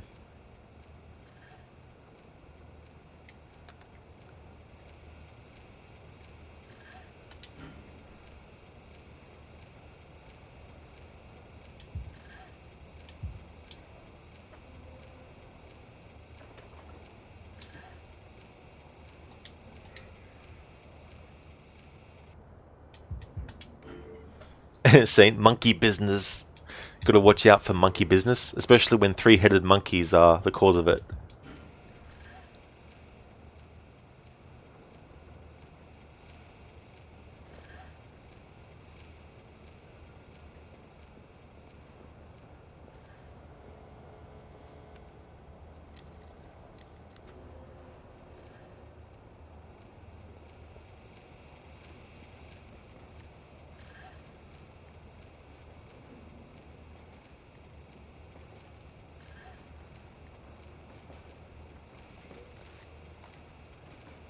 Damn thing looks like it's busted.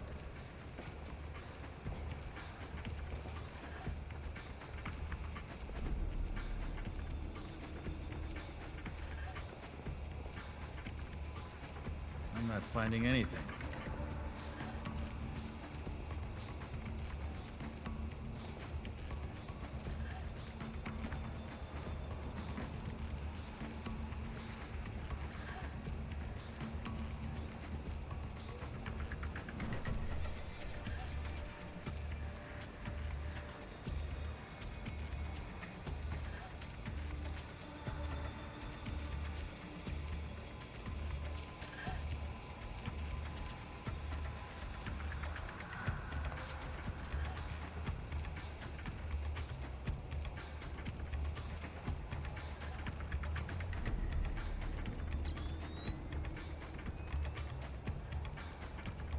Damn thing here.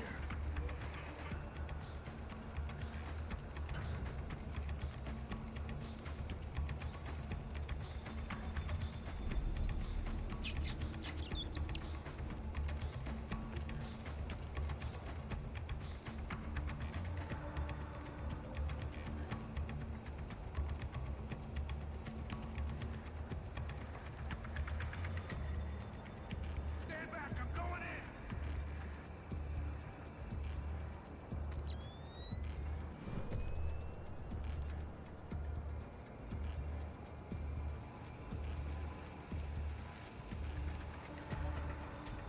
I'm going through!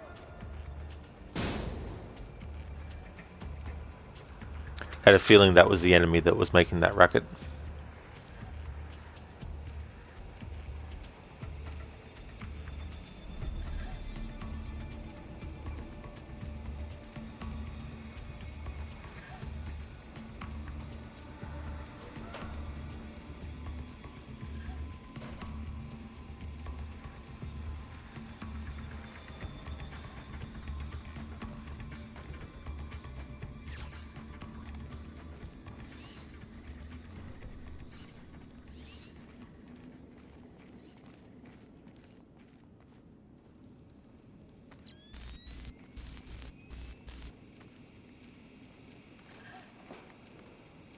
This ain't good! The door's This is not good. Going through! Give me room!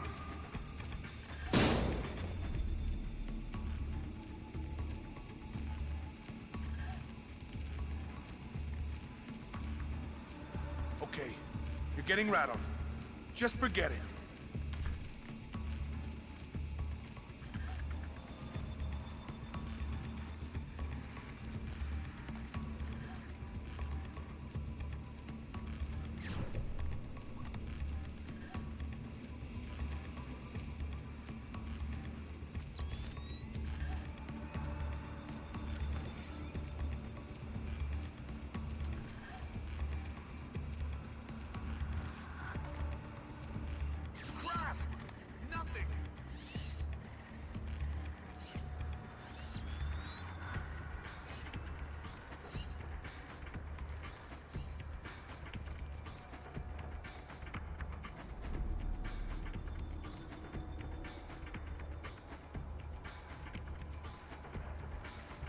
I really like this music because in the other version this music isn't in it.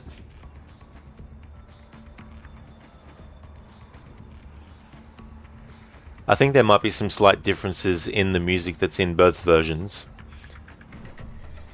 but there's also music like this which is non-existent in any form in the other version as well.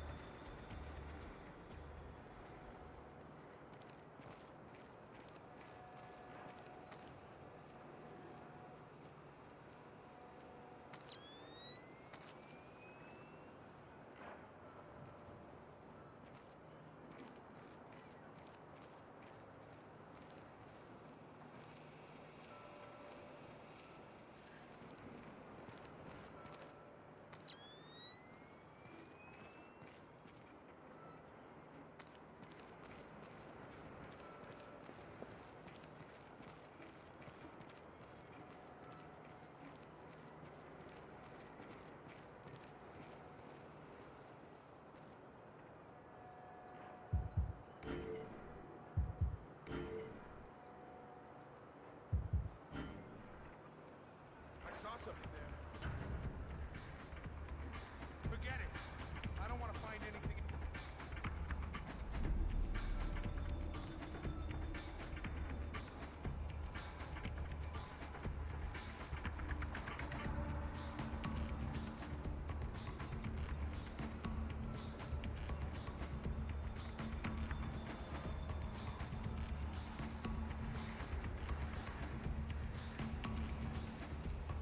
Intruder spotted on the camera! This is a level 1 alarm.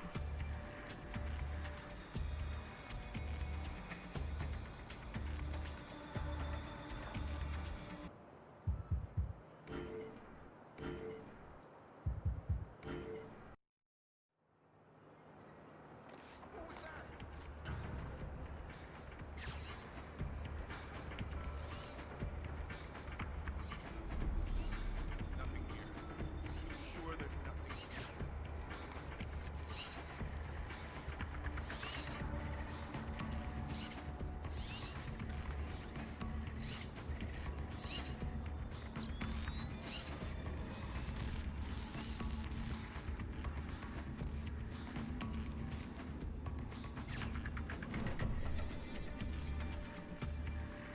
Okay. Getting rattled. Just forget it.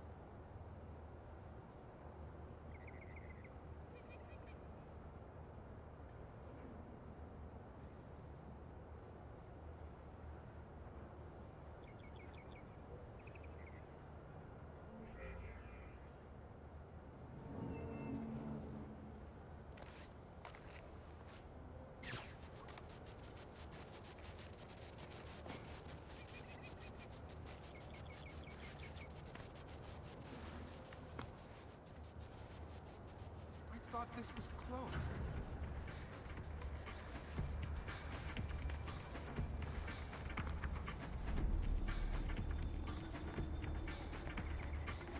There's nothing. Nothing. But look, let's just forget it happened.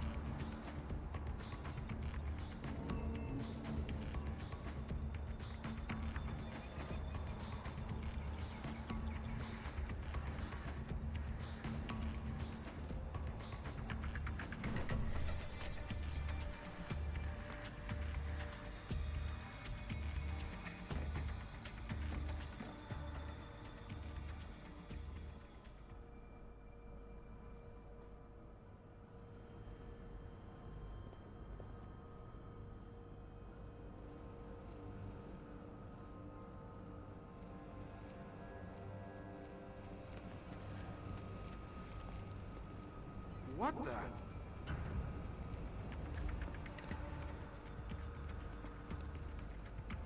Sounds like peekaboo. Okay, so this actually leads back to where I was trying to get to before, the outside area where we actually started this mission from.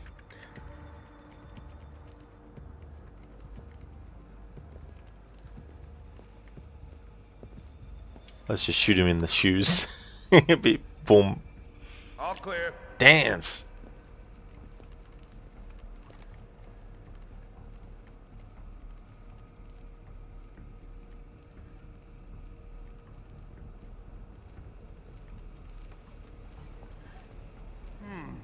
That's weird. Freeze! If everybody just chills out, we'll all make it out alive. Get up nice and slow, all right? No funny business. Are you gonna come along peacefully or not? Whoa! I thought I'd let this play out just to see what happens, because I've never had this experience in this game yet, because I've never played this game before. That's interesting. So when you get captured, you do have an option to do like a combo of button presses to do a certain action before a timer runs out.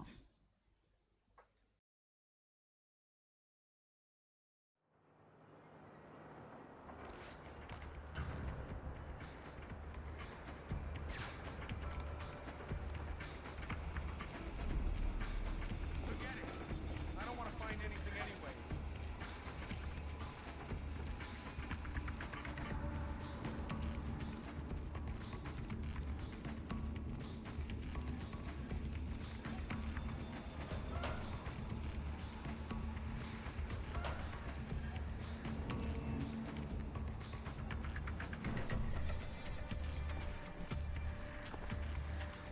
Nothing here. I'm sure there's nothing here.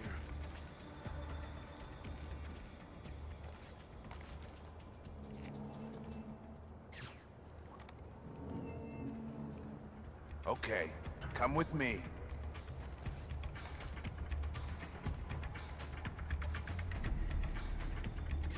There's nothing. Nothing. But look, let's just forget it happened.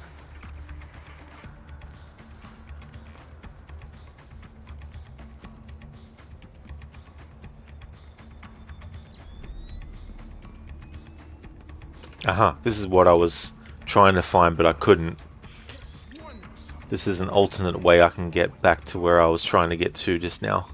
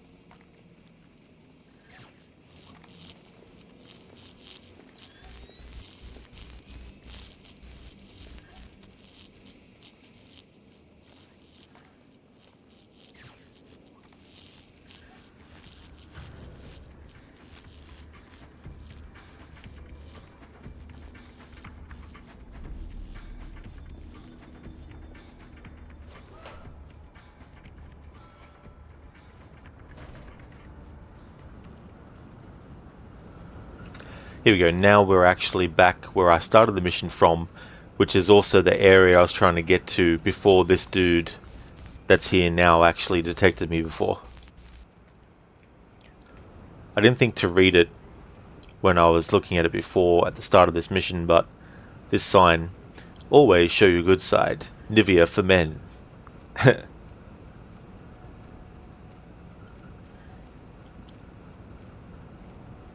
Thegoodside.net, hacked by Shadowcaster. Skip all the build-up, get right into the action.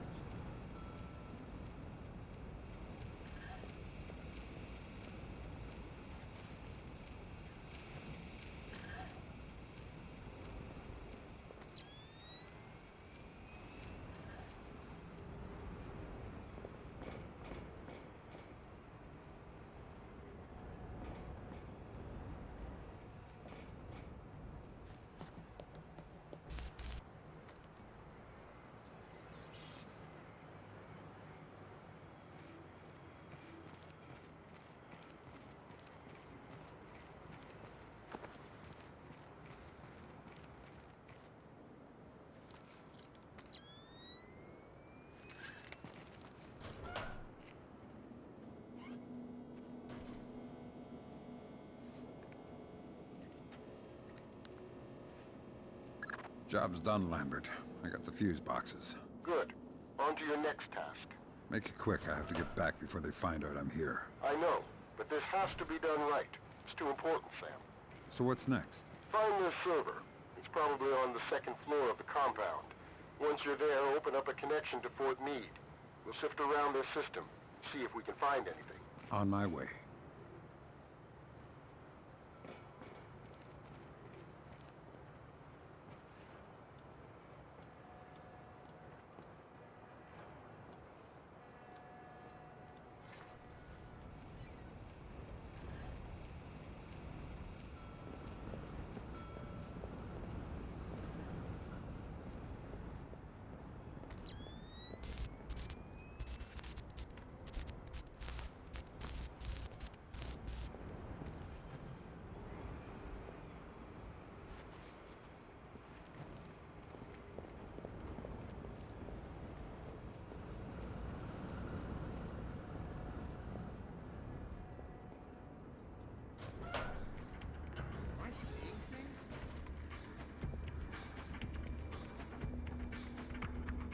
Nothing. Better that way.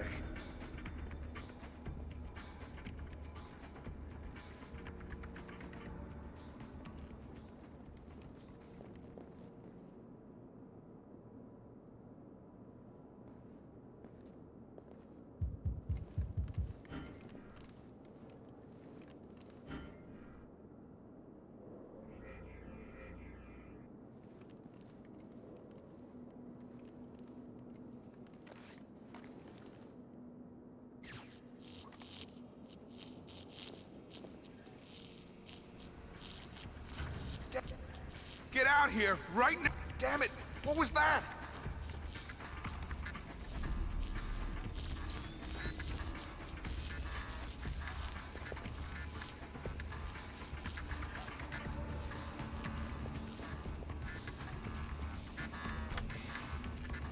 Crap!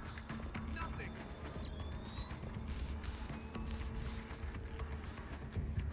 Getting rattled. Just forget it. Forget it.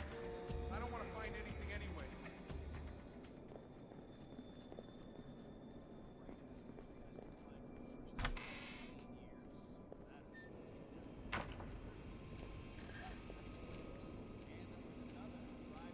Shooting today downtown. It appears to be gang related.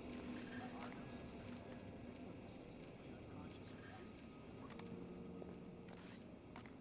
The victim was unconscious. Roaming around the nearby mall. Intruder spotted on the camera! Stop. This is a level 1 alarm. Stay calm. Don't give me a reason to shoot you. Get up nice and slow, all right? No funny business. This doesn't have to get ugly, but it can. Whoa!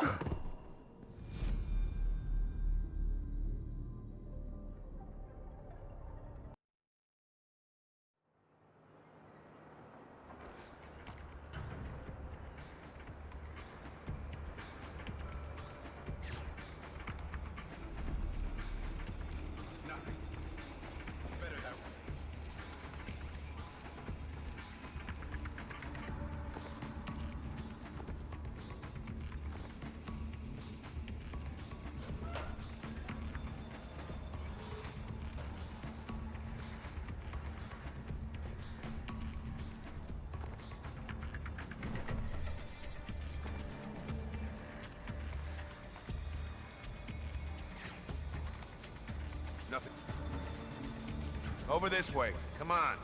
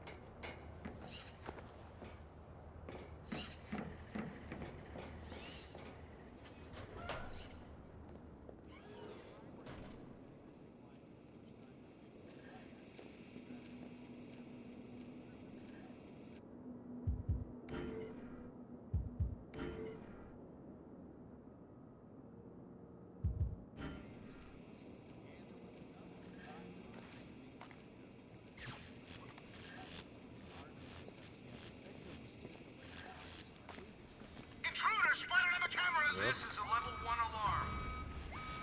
Spotted while I was in the dark. Sure. Whatever.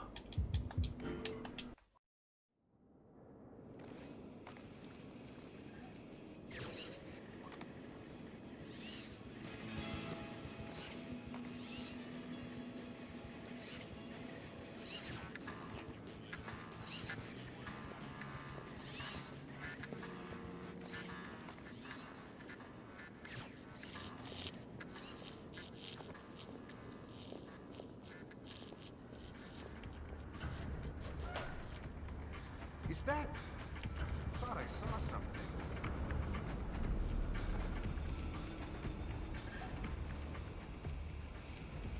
Intruder alert!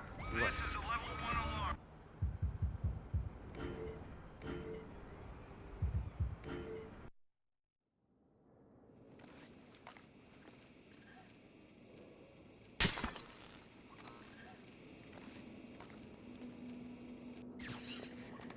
Holy crap!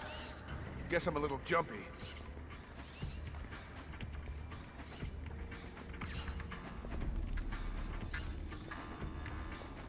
Crap! Nothing!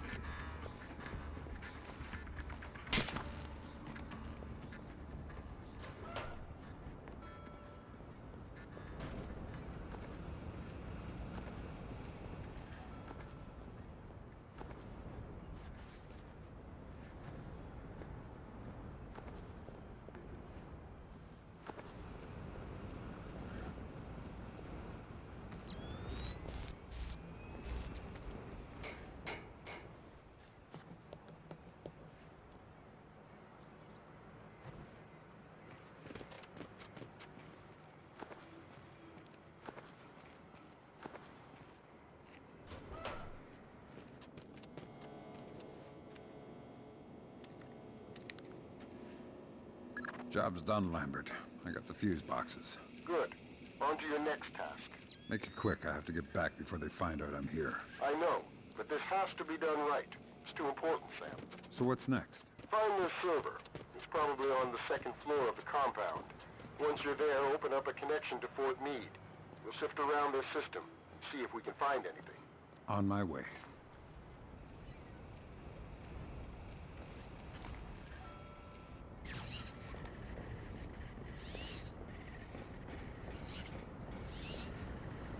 Hey James, welcome back.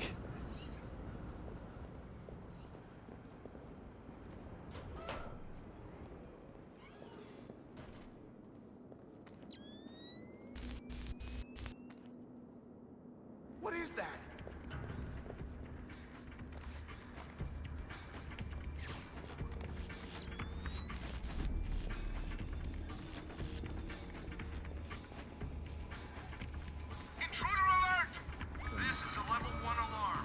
That is bullshit. There was a little sliver of light shown on the meter there. Like a pinprick size worth of it in comparison.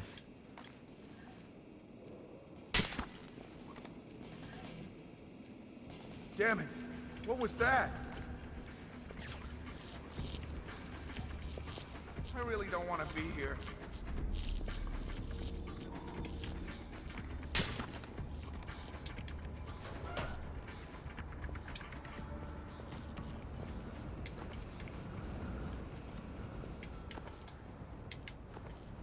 James, you got lucky, and Turforge Yellow Shard, which is like 1/3 drop chance. Ah. Well, congratulations. That's good that you're able to get that to happen as well, with that small of a chance.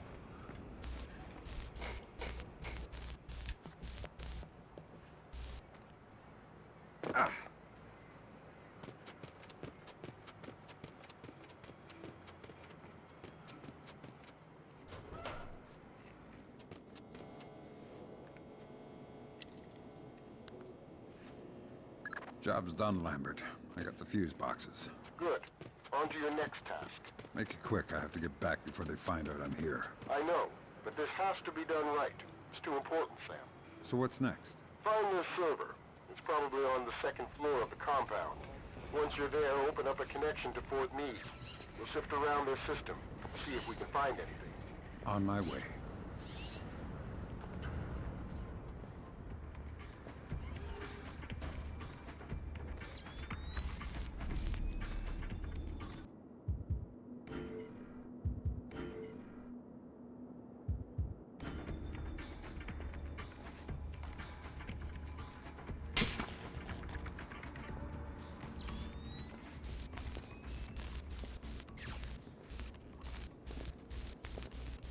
Unauthorized personnel.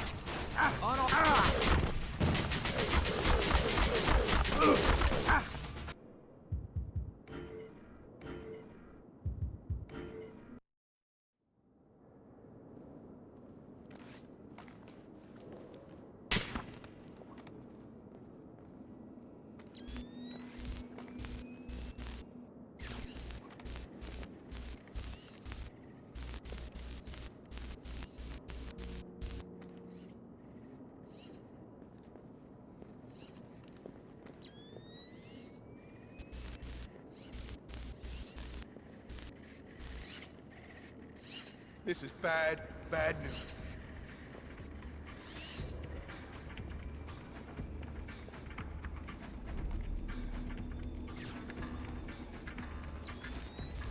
Okay, you're getting rattled. Just forget it. This thing's a mess! I don't like this at all. Shit, what was that?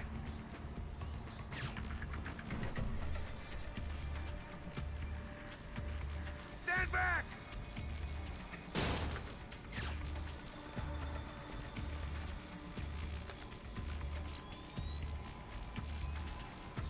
Nothing. Better that way. Crap! Nothing!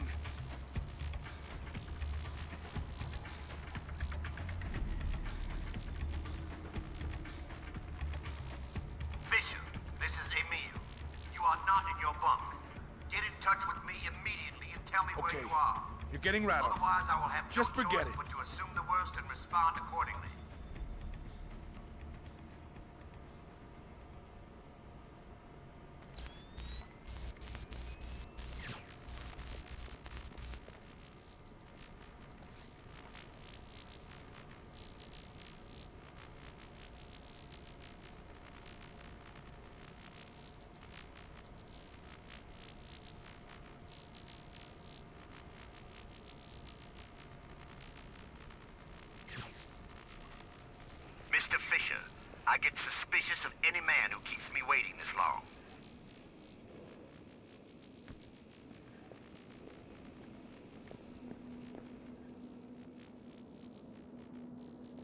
What the hell was that?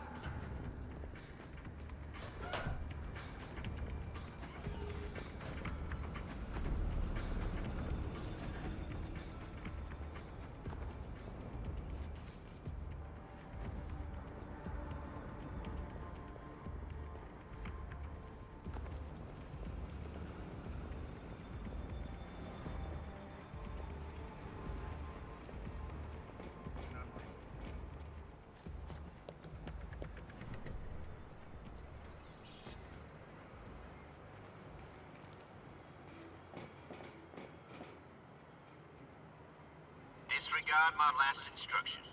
Fisher has been located. Now get back to the public area before your absence is noted.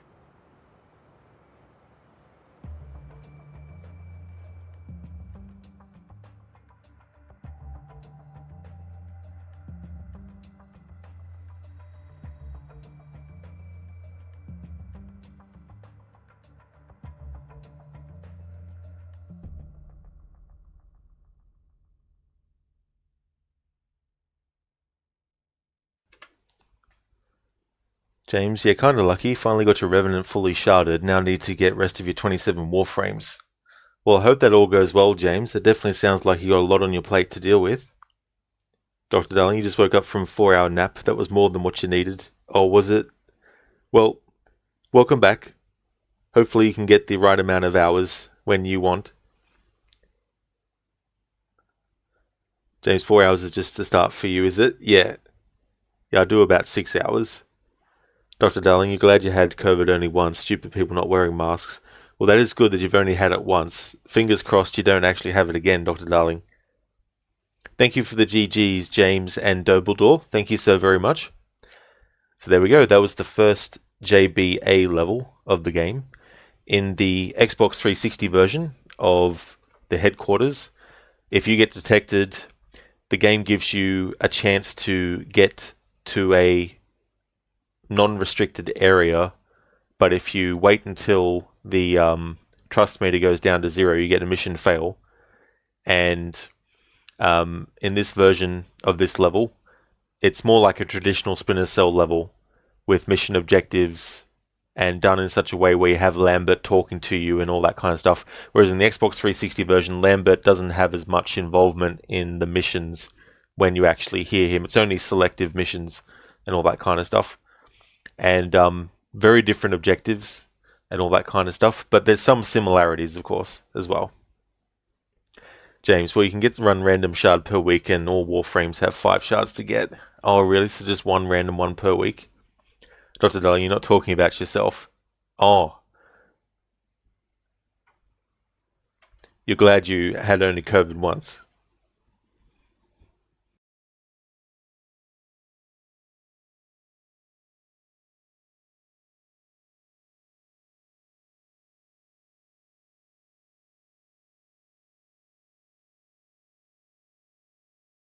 I never learned what happened to Jaeger. Lambert had him picked up. He's still in custody. Dufresne looked for him, but not too hard. But let's get back to you. Your first assignment for the JBA was to rob a train in New York? Private train used by a bank to transfer liquid assets without drawing attention. Did you know what the money was for? No, but Emile didn't want any witnesses. He ordered me to kill anyone I came across. Lambert told me the exact opposite. 0 casualties. Who supplied your equipment for this robbery? Lambert was posing as an arms dealer. He sold equipment to Dufresne so I could still have access to my usual gear. That was a big risk. Too big.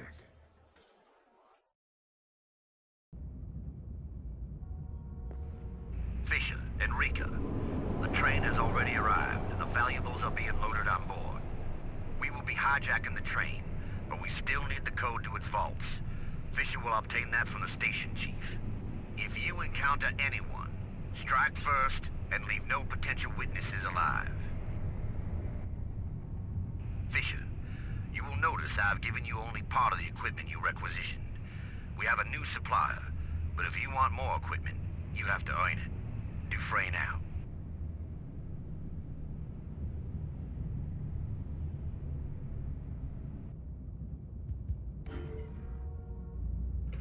in the Xbox 360 version, there's no train mission. So this is a completely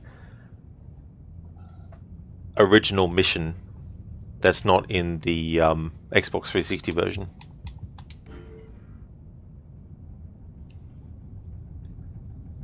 James, oh, you have waifu with us on the mission. Nice. Yeah, I thought you might notice.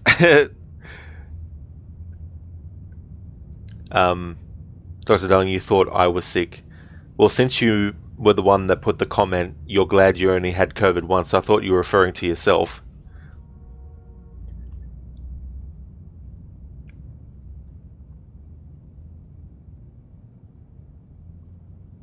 Owen, Sam with hair and those pics reminds you of 07 Conviction. Oh yeah, Conviction. Yeah, that's a good game, that one. I don't mind it. James Lambert never gets you waifus, you're standing with JBUs. That's fair enough.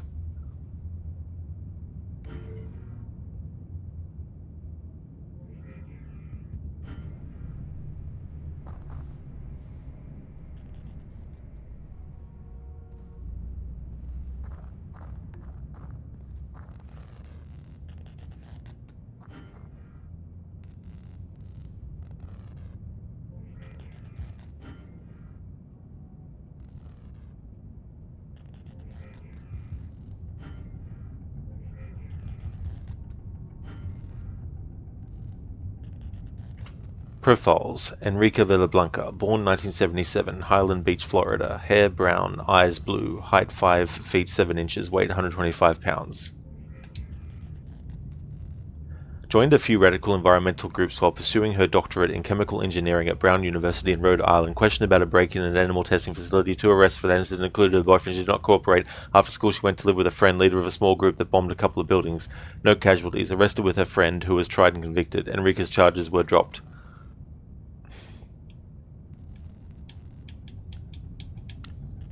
Thank you, game, for moving the text up and down as I was trying to fucking read the damn thing. What did that last part say? After school, she went to live with a friend, leader of a small group that bombed a couple of buildings. No casualties. Arrested with a friend, who was tried and convicted. Enrique's charges were dropped for insufficient evidence. There we go. Thank you, game. Dr. Darling, you just needed a long nap. That's definitely fair enough. Oh, and demo version of Splinter Cell Conviction looked way different. That's true, it definitely did, and they took more of a social stealth Assassin's Creed style, have to blend in crowds and cause distractions approach. James, yeah, you mean you have priorities too, so Lambert needs to reconsider his approach. Exactly, James. What are you doing, Lambert?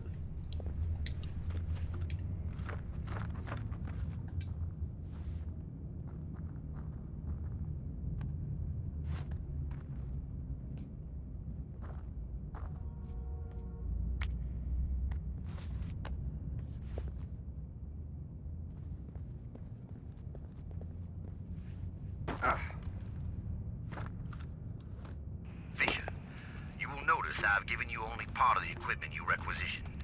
We have a new supplier, but if you want more equipment, you have to earn it. Dufresne out. Stay here. Okay, Fisher. Stay close. Roger that.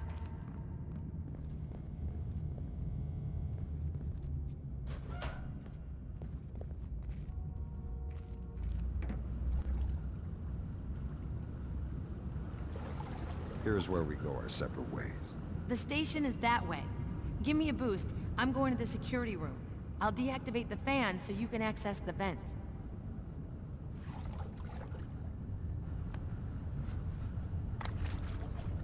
Keep me posted if anything happens.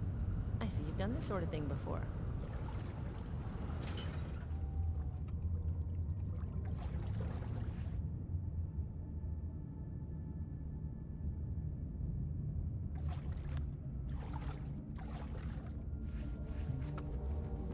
Remember, Sam, these are civilians ahead. No casualties. Emil said no witnesses. He'll be suspicious if I leave anyone alive. You have your orders, Sam. Do what's best.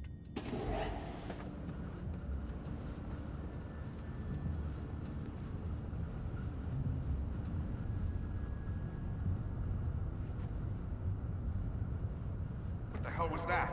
I saw something.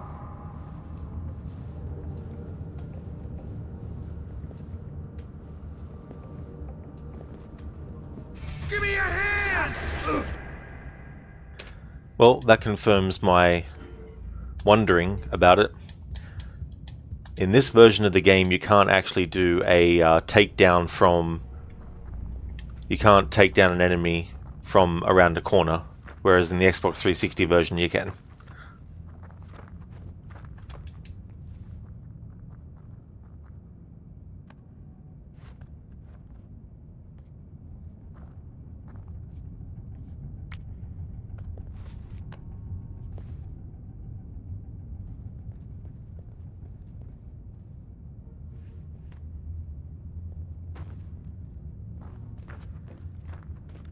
Fisher, you will notice I've given you only part of the equipment you requisitioned.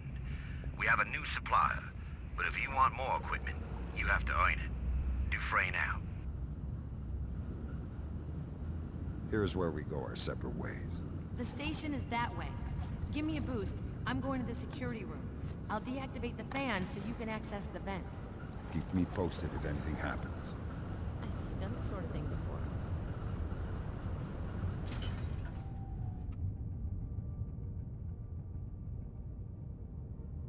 Yeah, those hard long days working with NSA led me in all kind of missions that helps to prepare me for a lot of work, but Lambert never allowed me to bring company. Thank you for redeeming that Arnie impression, James.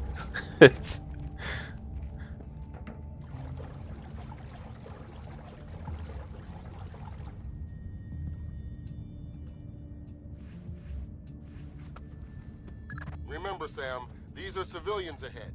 No casualties. Emil said no witnesses. He'll be suspicious if I leave anyone alive. You have your orders, Sam. Do what's best.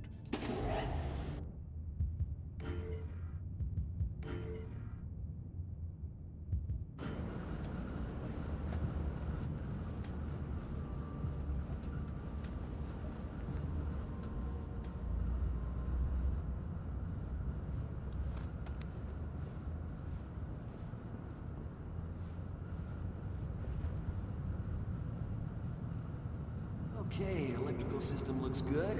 That's a relief.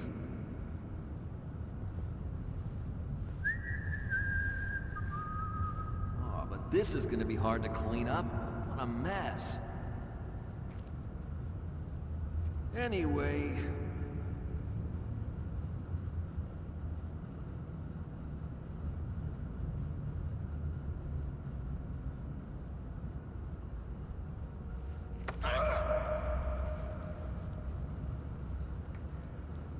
James, these are civilians that are going to shoot you on sight, which means you're going to use Dirty Harry tactics.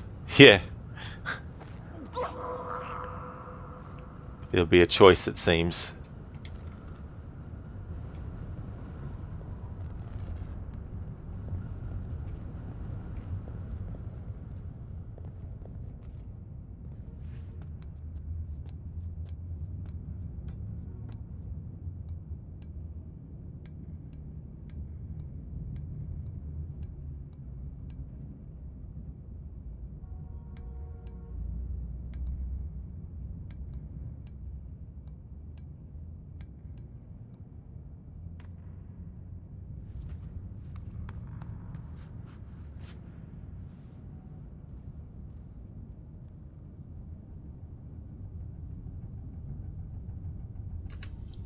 I'm so good at sleeping. I can do it with my eyes closed. Good one, Dr. Darling. Thanks for redeeming that as a Bane impression. James, you're just going to ask them if they're feeling lucky.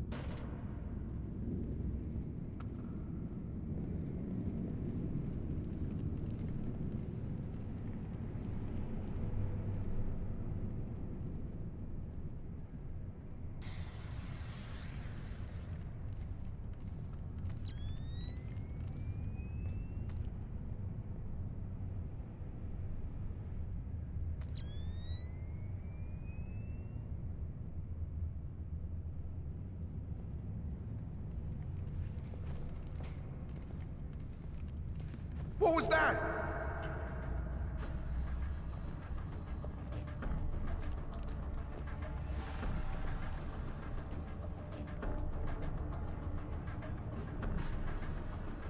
There's nothing.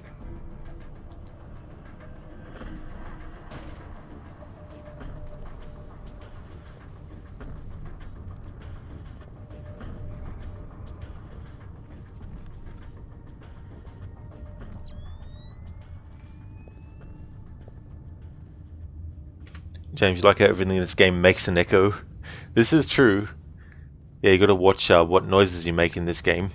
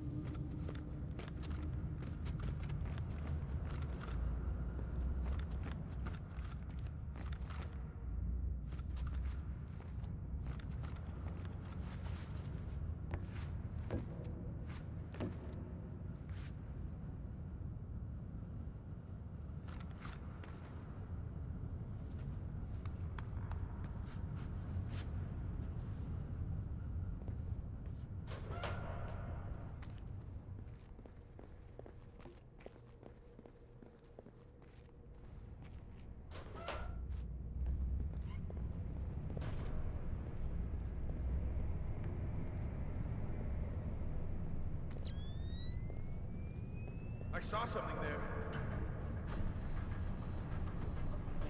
Give me some support!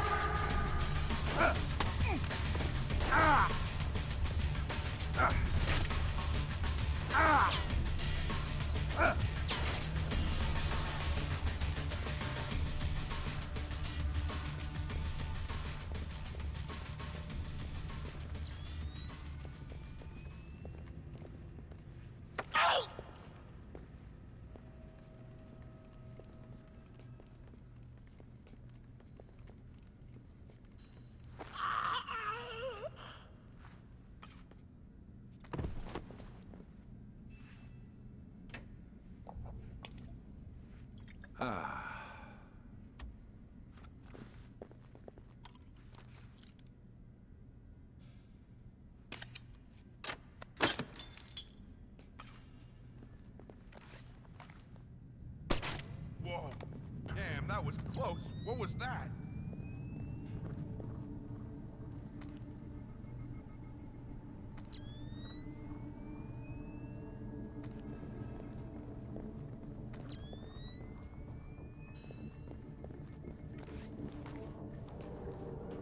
Hey, what was that sound?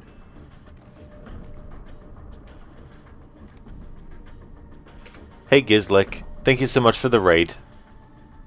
Hope it's going well. I'm aware of the message on the screen right now. Just want to grab that quickly. How was your stream of Phoenix Wright? So you missed the first few levels. We're up to the train level now. I don't want to find anything anyway. Hope you had a good stream. This thing's ruined. Back up! Ah, not looking so. Damn it!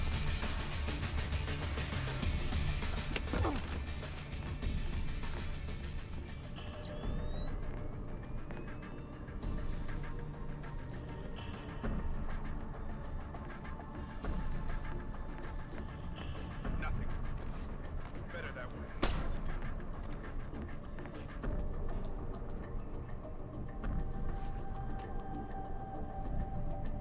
Nothing here. Sure, there's nothing here. Nothing.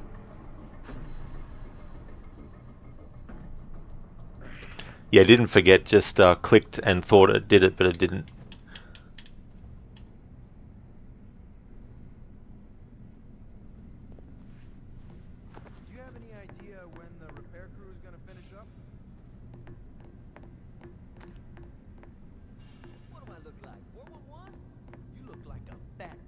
say it. I'm a cop, not a group supervisor. You want to know? Go find out for yourself.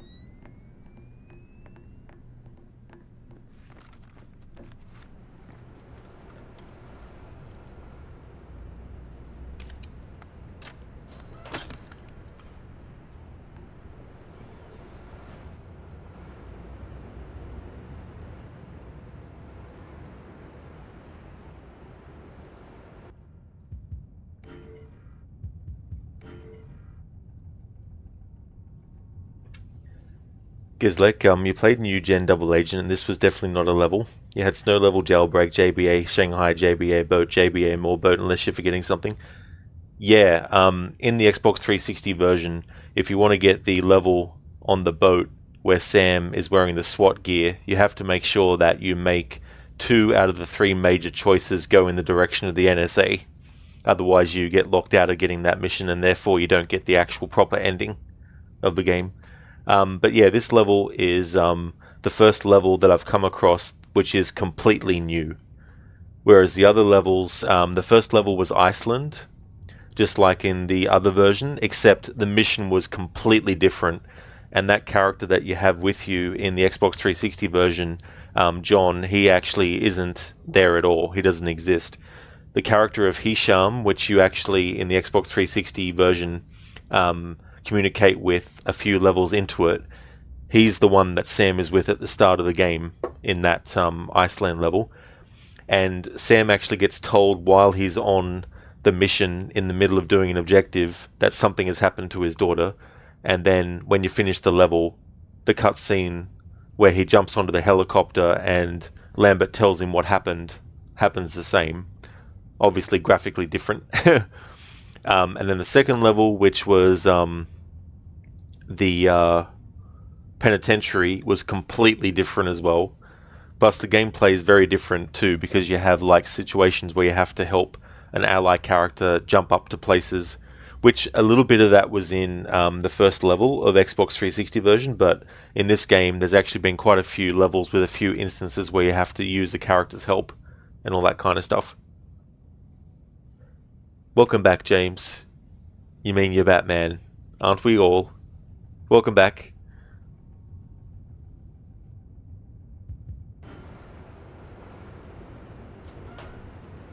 I have some good news for you. I've hacked the security center's cameras and can tell you where the station chief is.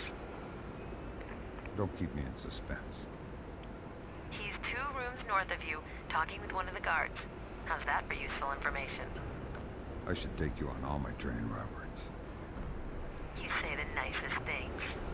Enrica out. Thank you for the follow, Clostridium. Thank you very much.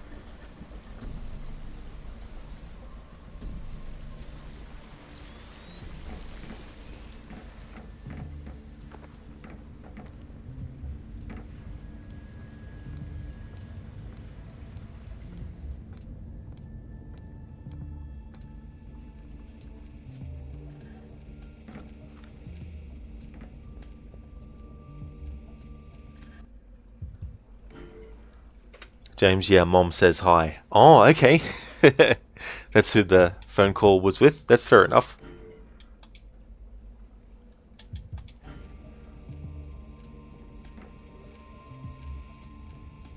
Okay.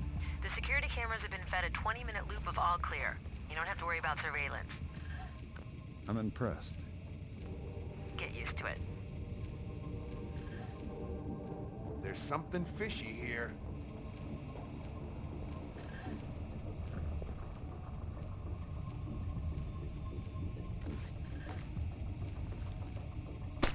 Someone moving around out there? Who? We don't know who. That's why I'm worried. James, yeah, need to say you're okay and alive, otherwise she worry. Oh, that's definitely totally fair. That's for sure. Yeah, don't be worried if you have to, take phone calls and stuff when I'm streaming and you're watching. That's all right.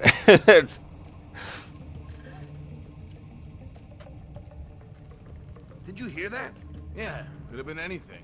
But it might not be. Look alive.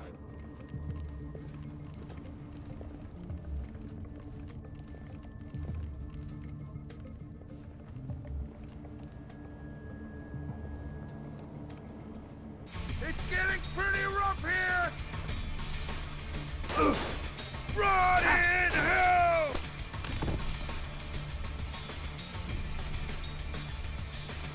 Man, I never killed anyone before.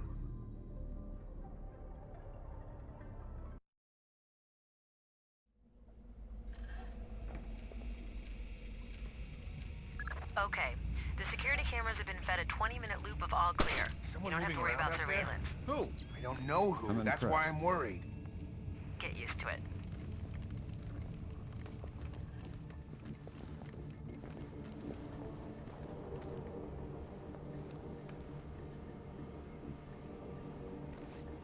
Nothing. Little help here!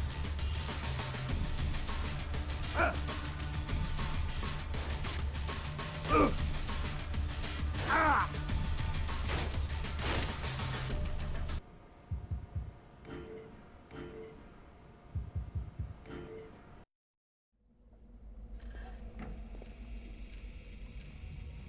Okay. The security cameras have been fed a 20-minute loop of all clear. Someone moving you don't around have to up worry there? about surveillance. Who? I don't know who. That's why I'm worried. Get used to it.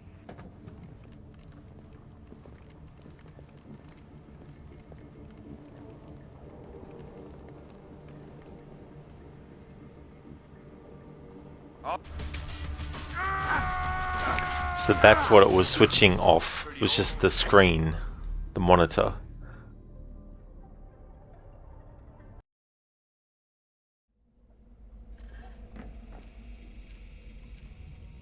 Okay.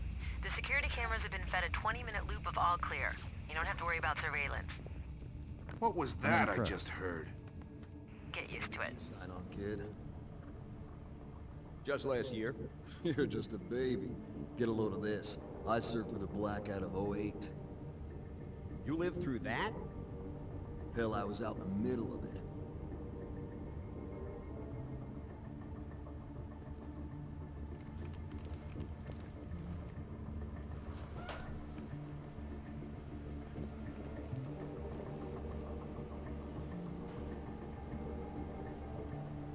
What is that?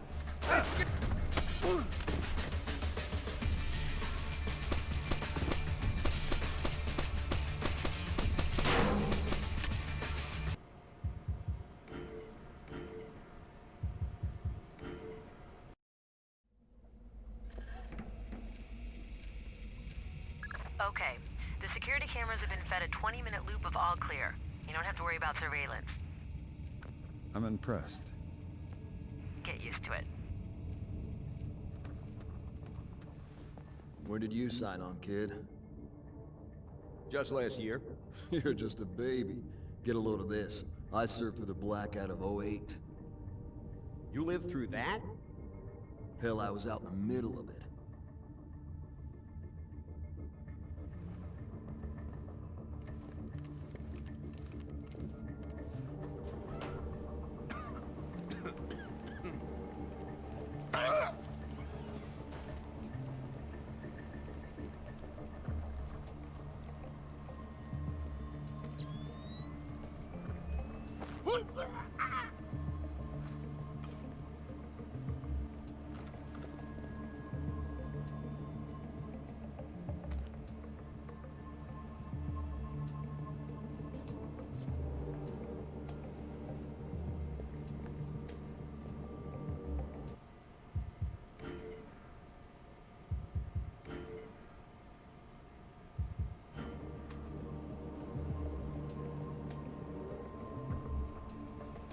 Get out here, right now! Get out of hell!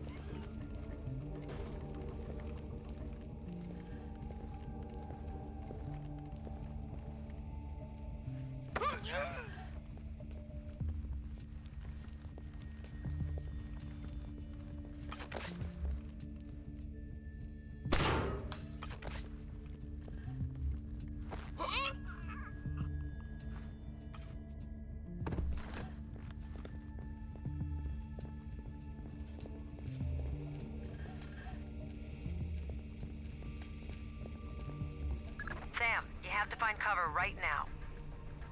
I don't have a lot of options here. Create one. There's a guard right on top of you.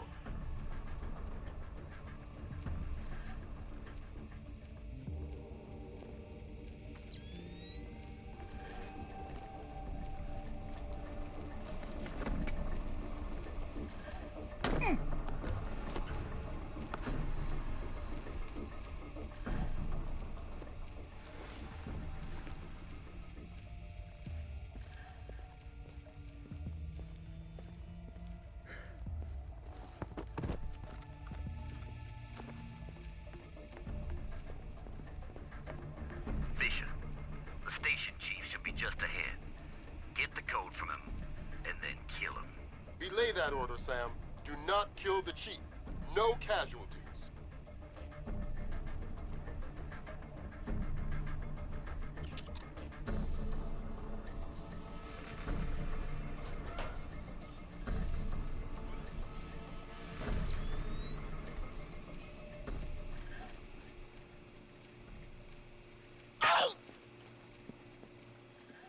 You ready for a little excitement? I've got a dozen guards. We won't get here before I break your neck. Fine. What do you want? The access code. I can't give that to you. He's like, fine, what do you want? Would you like fries with that as well? Can't or won't. 1773.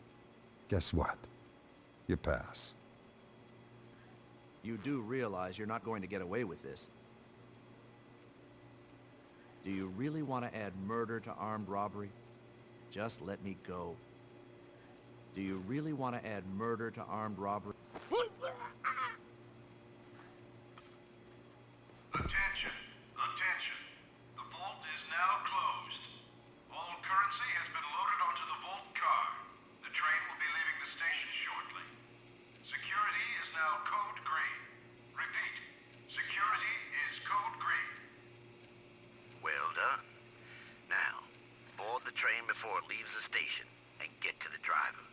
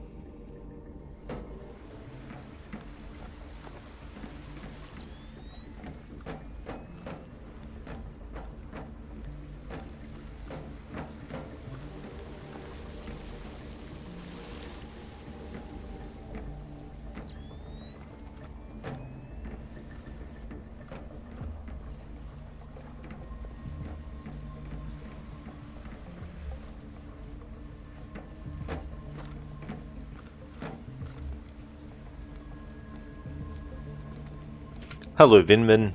How's things been going?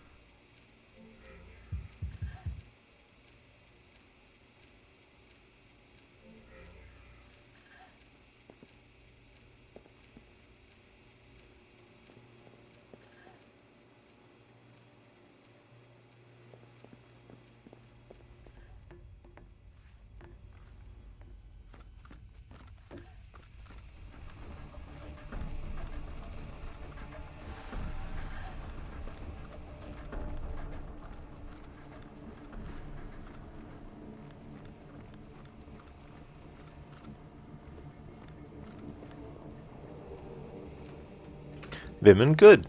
Oh, that's good. On the topic of Tom Clancy, got back into the Division 2. Oh, okay. Was the second one not as good?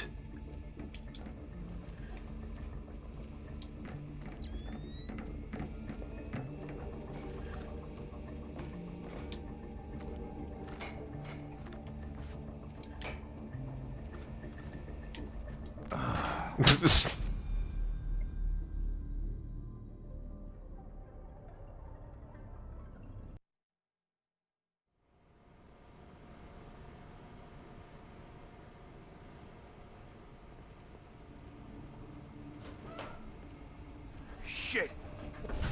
Say hello to my little friend! Sam, you have to find cover right now. I don't have a lot of options here. Create one. There's a guard right on top of you.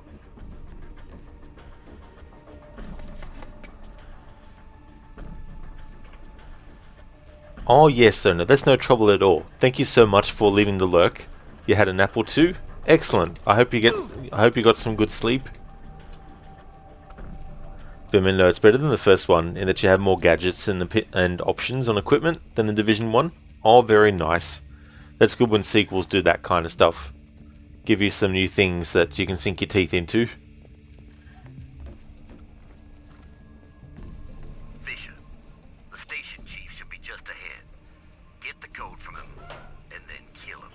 Relay that order, Sam. Do What not is that? kill the chief. No casualties. A little help here! Ah! Look at this. Wait. Thank God he's dead.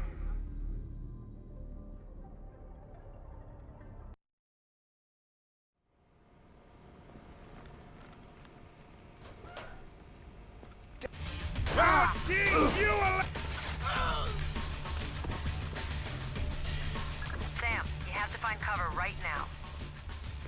I don't have a lot of options here. Create one. There's a guard right on top of you. Fisher, the station chief should be just ahead. Get the code. Take that! And then kill him. Relay that order, Sam. Little help! Do not kill the chief. No casualties. Unlike a man capable of following orders. You are doing well, Mr. Fisher. Damn it, Fisher. I told you not to kill him. Williams is going to be furious.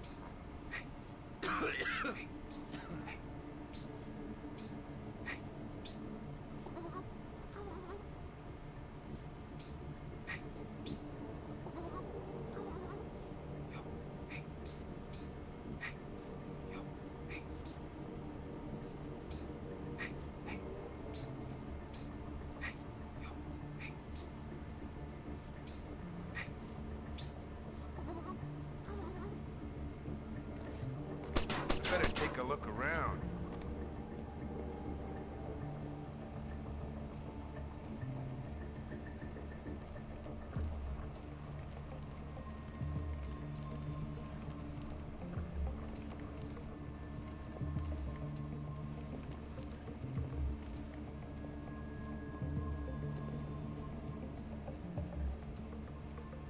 I don't know what you're up to, but you'd better... We've got trouble. One of the guards in the communications room is wandering around, He won't show up on the cameras. which his buddy is probably gonna notice. Sam, you have to find cover right now. I don't have a lot of options here. Create one. There's a guard right on top of you.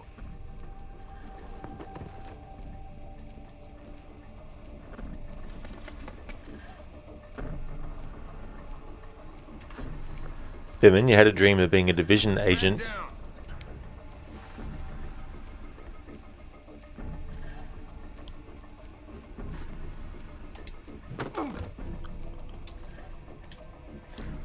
being a division agent in New York City in the winter, just doing a standard patrol, if you remember correctly. It got you want to play it again back up to priority 2. Oh, interesting. Yeah, that's interesting that a dream inspired you to play a game. So I made sure your wood stove was still going before a deep sleep kicked in. Oh, very good. Absolutely. Fisher, the station chief should be just ahead. Get the code from him, and then kill him. Belay that order, Sam. Do not kill the chief. No casualties.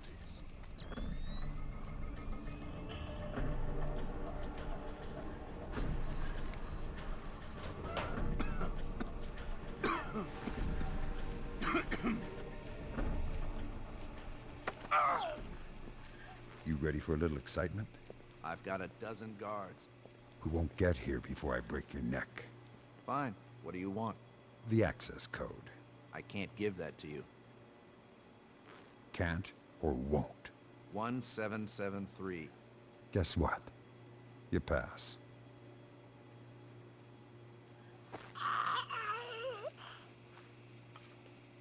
Attention! Attention! The vault is now closed. All currency has been loaded onto the vault car. The train will be leaving the station shortly. Security is now code green. Repeat, security is code green. Well done. Now, board the train before it leaves the station and get to the driver.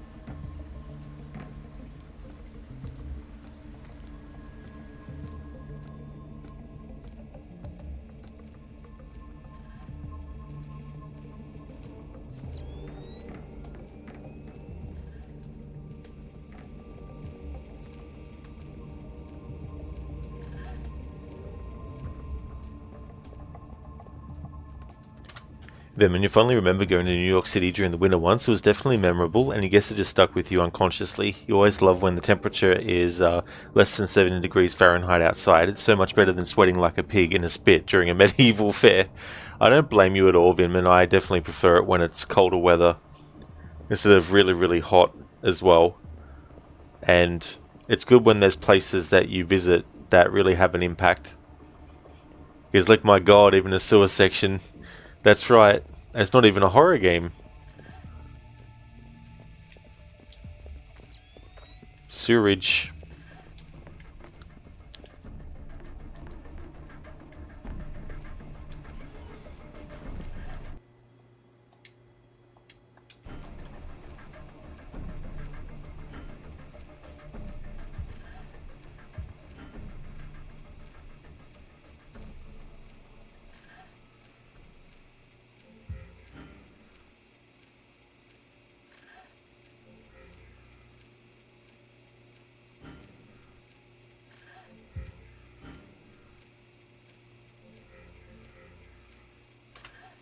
Okay, so get the vault's code completed.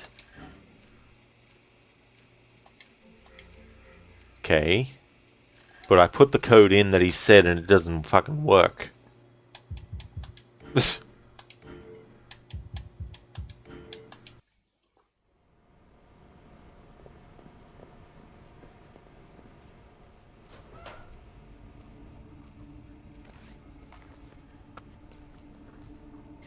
Did I just see something? Shit, what was that?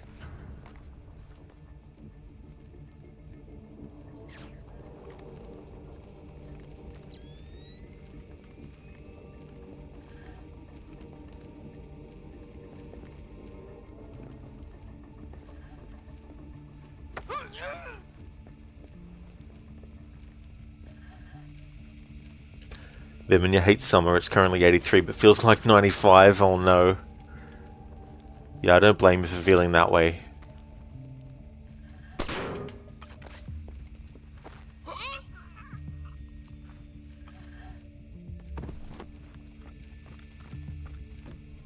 Sam, you have to find cover right now. I don't have a lot of options here. Create one. There's a guard right on top of you.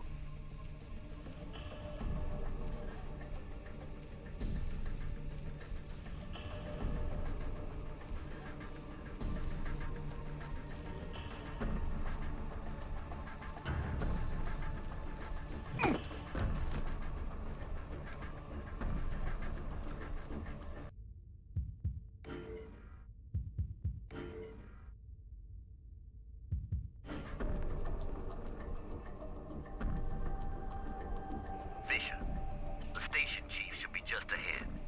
Get the code from him, and then kill him. Belay that order, Sam. Do not kill the chief. No casualties.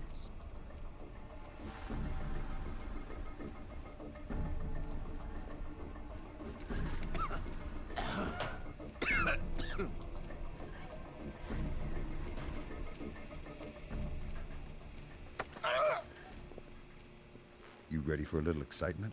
I've got a dozen guards. We won't get here before I break your neck. Fine. What do you want? The access code. I can't give that to you.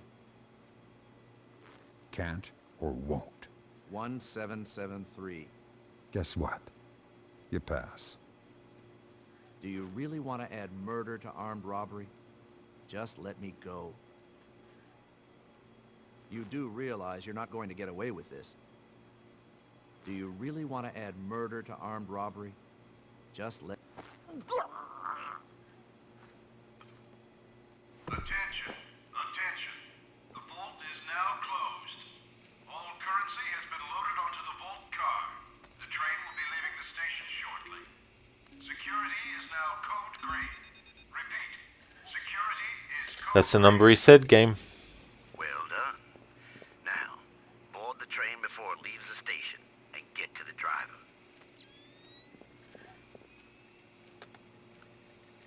Oh, hardy hard game. I see now. Ugh. What was I interacting with before? Oh. No wonder why. So this turns the screen on or off. On the computer I need to access. But because this is the only prompt I saw, I thought there was nothing else. Oh, but you slightly move over to the left of it, and now it brings more options up.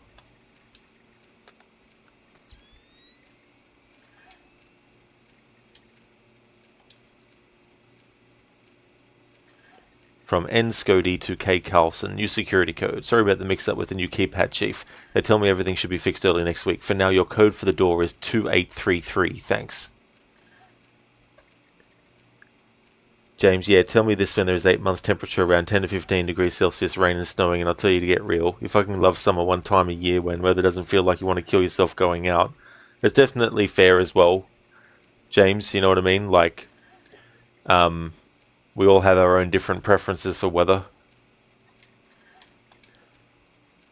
From D. Schultz to all personnel, shipment, everyone, there's been a small shift in the manifest for tonight's shipment. We've been asked to transport a private jewel collection for a large depositor.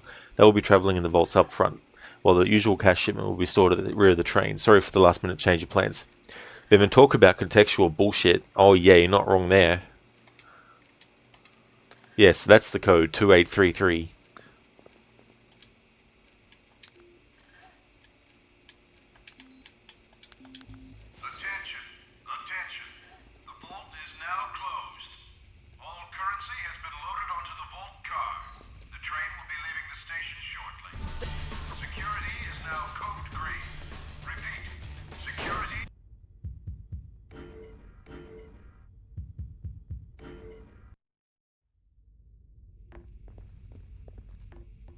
Fisher, the station chief should be just ahead. Get the code from him, and then kill him. Belay that order, Sam. Do not kill the chief. No casualties.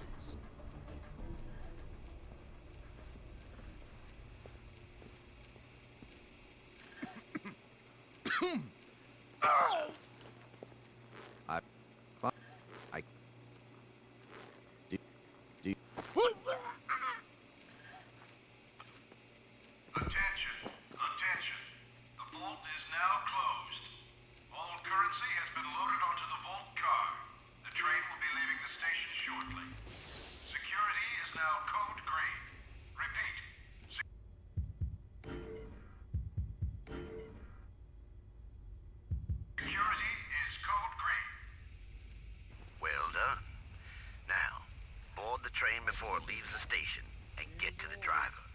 Attention! Attention! The vault is now closed. All currency has been loaded onto the vault car. The train will be leaving the station shortly. Security is now code green. Repeat, security is code green. Well done. Now, board the train before it leaves the station and get to the driver. Fisher, you left the chief alive. Do not disappoint me again. You did well, Sam. You kept your cool in spite of Dufresne. How does Dufresne know he's fucking dead or alive yet? How could he possibly know?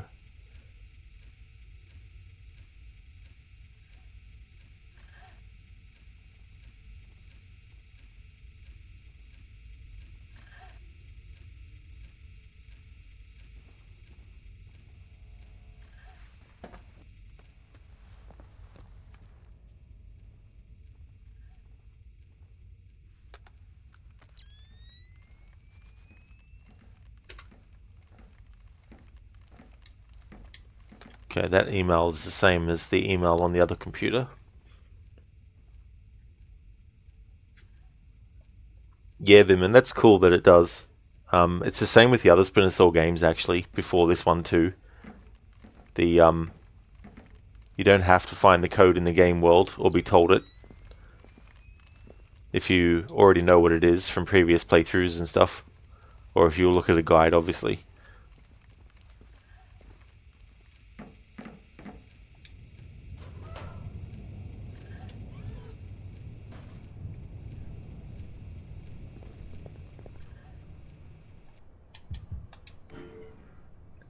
Vimon, maybe a remote heart monitor.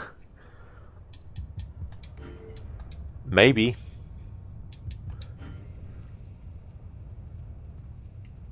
But basically it's just a gameplay thing, and they give Emil psychic powers to know that you've killed someone or not. You're almost there. Get on the back of the train.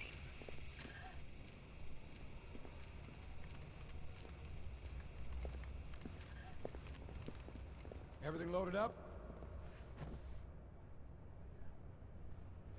Neat as you could ask for. We're golden. Sweet.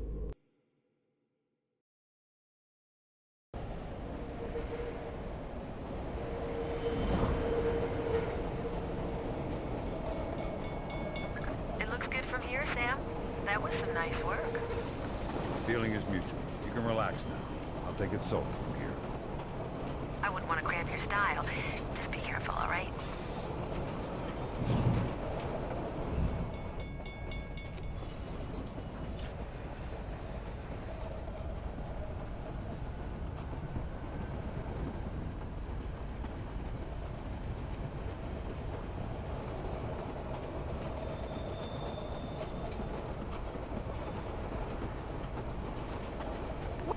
Give me a hand!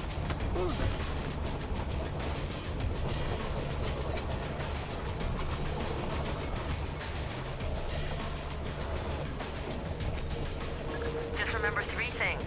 The first is that you have to disable the train's communications capability so they can't warn anyone when we change tracks. You only have 8 minutes, so hurry. The second thing is, don't worry about the paper money. Emil only wants the gold and the diamonds in the locked cars. And finally, be careful, all right?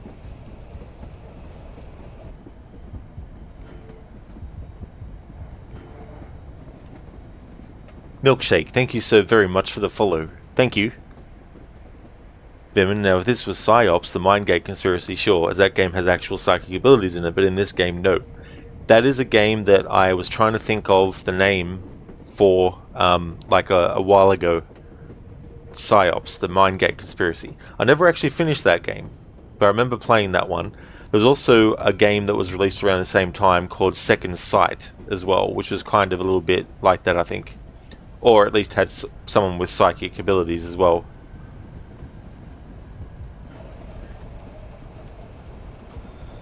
Hey Larry, how'd your kid do yesterday? Like Dinky freaking Barber. Ran all over the field. This is a level 4 alarm.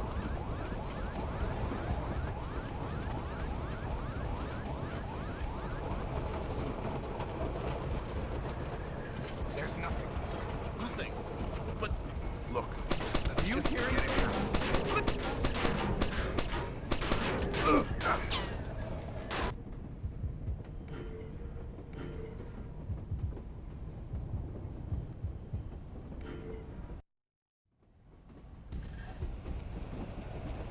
Hey Larry, how'd your kid do yesterday?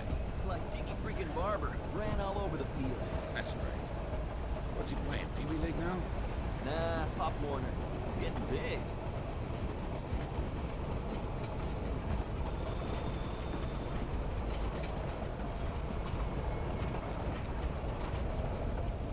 There he is!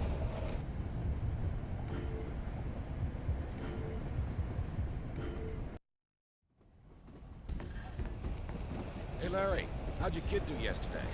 Like Dinky freaking Barber. Ran all over the field. That's great. What's he playing, Pee Wee League now?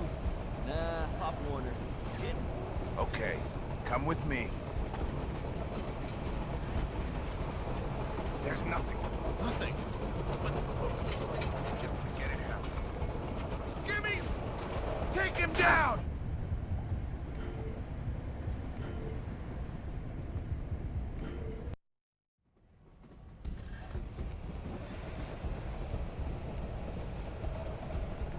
Hey Larry, how'd your kid do yesterday? Like Dinky freaking Barber. Ran all over the field. That's great. What's he playing, Pee Wee League now? Nah, Pop Warner. He's getting big. Did you hear that? Yeah, it could have been anything. But it might not. Look alive.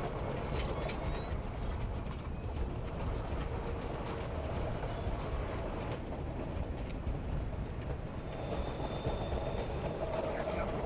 Nothing. But let's just forget it happened.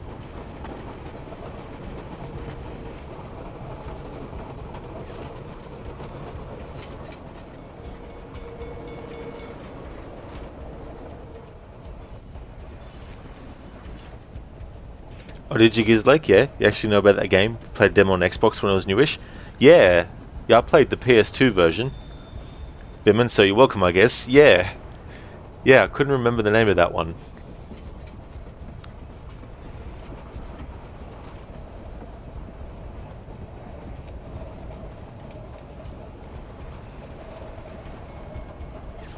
Oh. Because of that bump. The minute's called PsyOps, the Mindgate Conspiracy.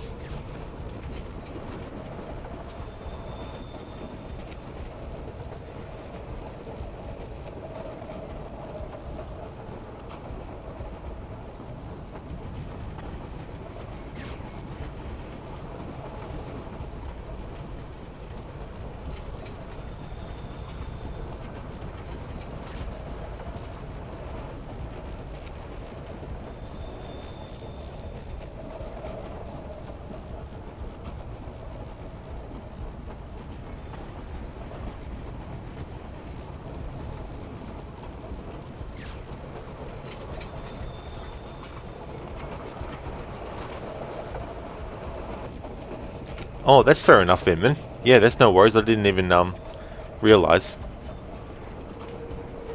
If I cut these cars loose, I save the guys inside from the crash and minimize the pileup.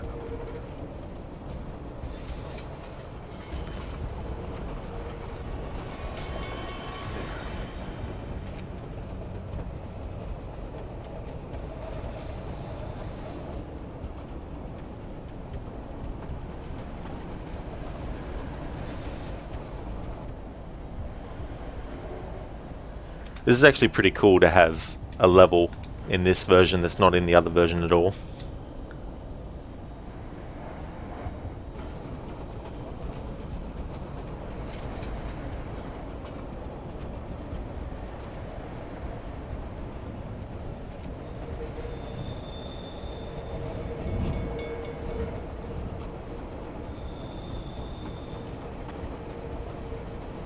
Shit!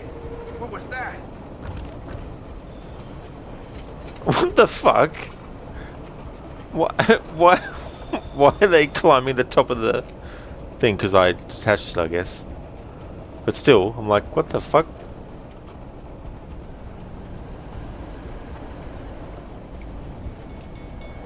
I don't know if Sam's doing that automatically. Yeah, he is. I think. Cool.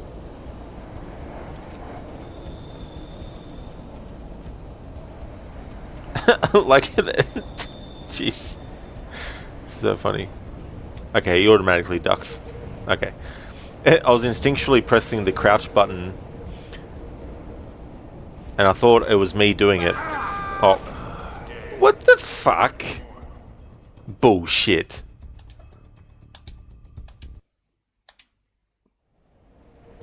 Talk about fucking ridiculous. I guess, like, apparently there's only 3 co-op levels. Or just 3? But man, as long as it's not stealing from the national government, you call dibs on the paper money on that train, just saying. Yeah. It's like, scoop it all up. What is that?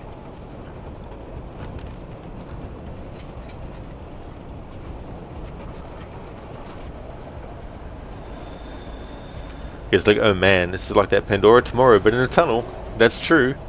Yeah, it's cool to have, like, another train-like level in a Splinter Cell game. That's an exploration like this, you know. There is one in Blacklist, but it's not. I mean, you do climb on the outside of it for a little bit of it, but it's not like a major focus of the level. Or, I mean, I guess it is. I guess what I'm trying to say is it's not a train level like this or the one in Pandora Tomorrow.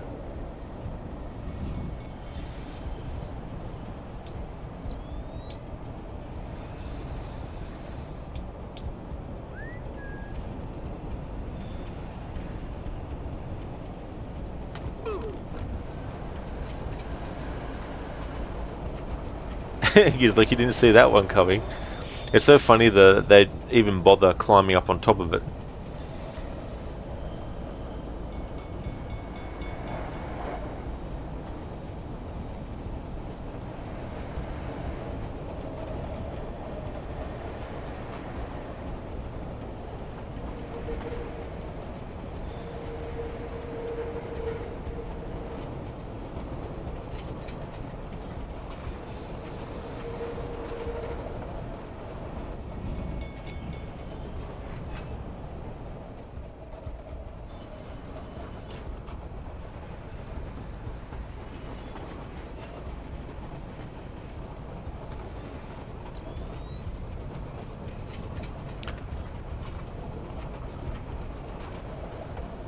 Oh, that email's the same as the other ones.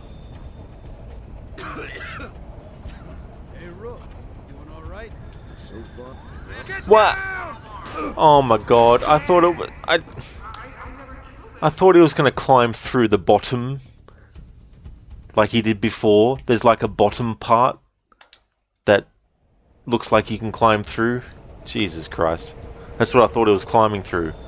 I saw the gap on the ground. I thought, okay, that's something we need to crawl into. So I was spamming the button to enter the crawl space, thinking he'd crawl into that, but he had to crawl into the thing that was higher, of course. Vim, at that speed, you'd be unable to get you to go on the train roof. I do not blame you one bit at all. I would just be leaving it.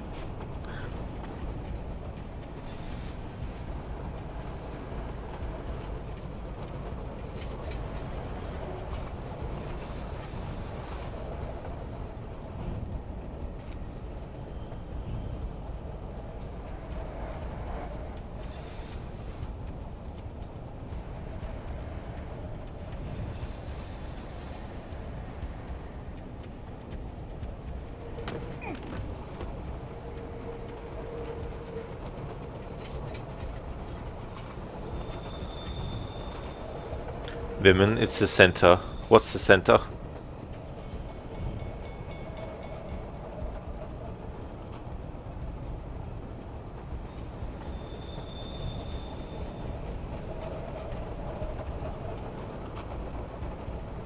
Vimin, getting hit by an overhead obstacle would likely leave you with multiple broken bones, severe internal injuries, or leave you dead as well.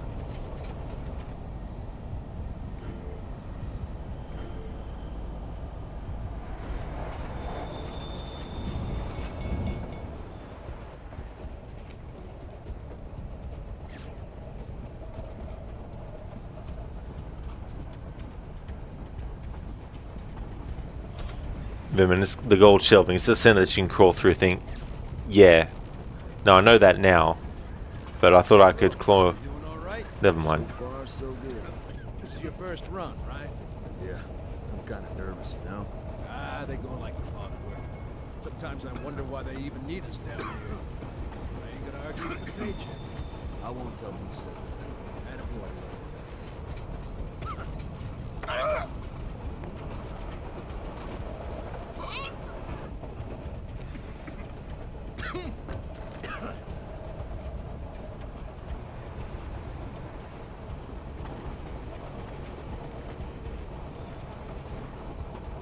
Gotta keep my eyes wide open.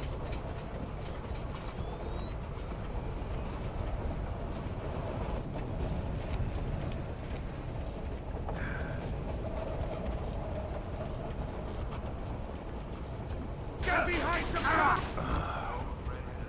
It's like, don't mind me.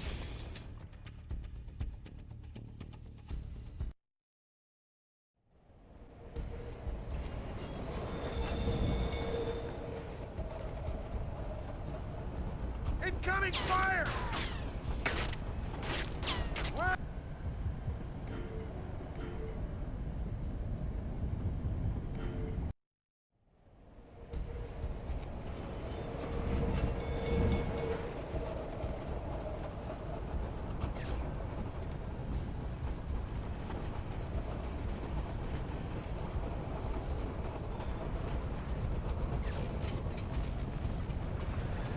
Hey, Rook, you doing all right? So far, so good. This is your first run, right? Yeah. I'm kind of nervous, you know? Ah, they go like clockwork. Sometimes I wonder why they even need us down here. I ain't gonna argue with the paycheck. I won't tell them you said that.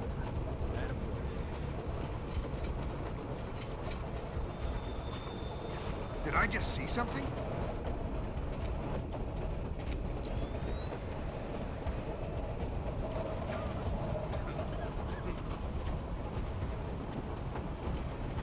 Did you hear that? Yeah, could have been anything, but it might not be. Look alive.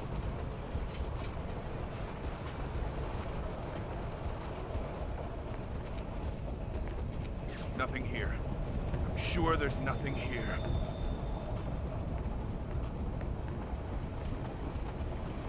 Okay, you're getting rattled. Damn it! Lost contact.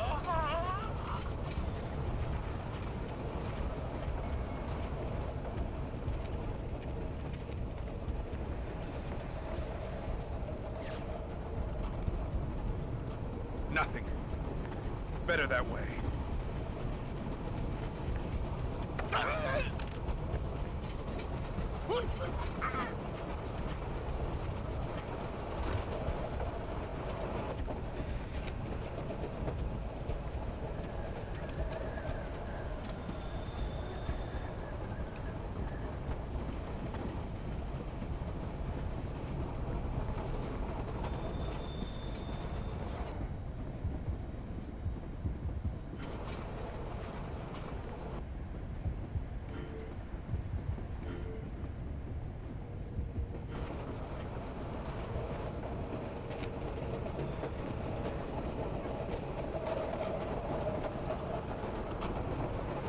Yeah, Vim, that's right. That's a good way to put it.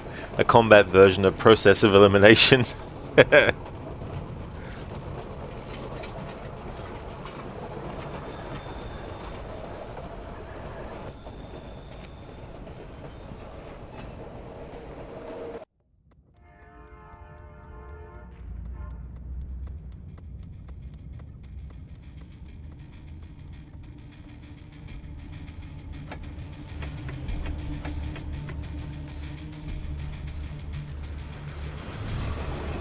God damn!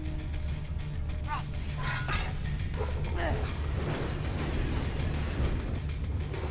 Okay, Sam, you're good to go.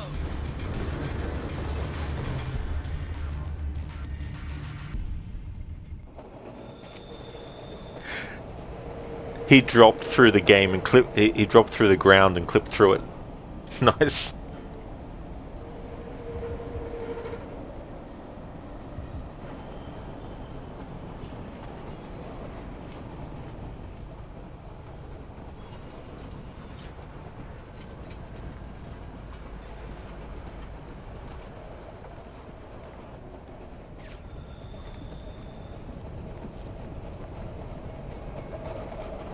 We've got an intruder. Good. Be careful what you wish for. I'm not armed! Bastard!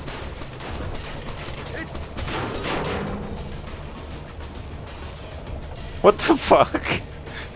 That guy clipped straight through the friggin' train wall. These glitches.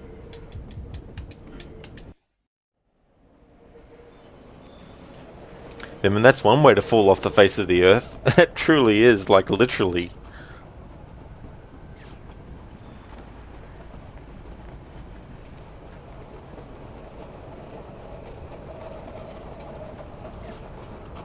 What was that?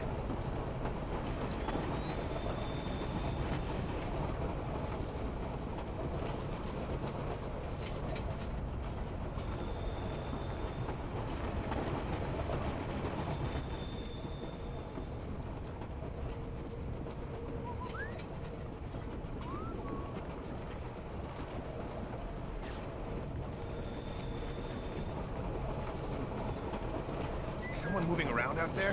Who? I don't know who. That's why I'm worried.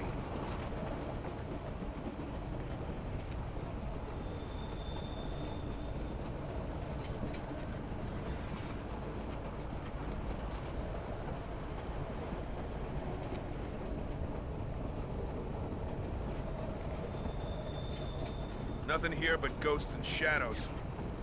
Let's get a move on.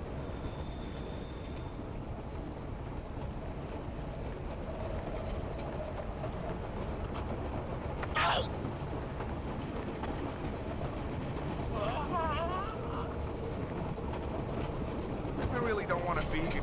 Don't kill me!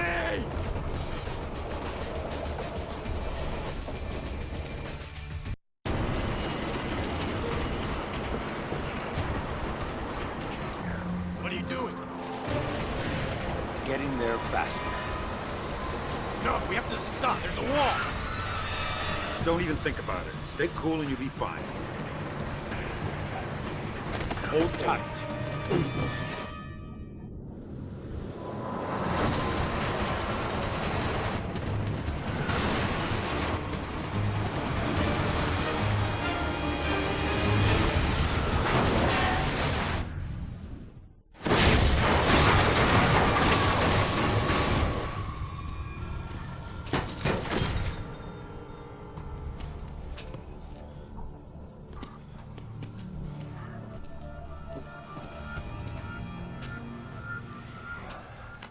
Talk to me, Lambert. I've got a bloodbath here. You promised me no body count on this one, Sam. We need to meet. Pronto. Drop point Charlie, tomorrow night, usual time. Got it? Oh yeah, I got it.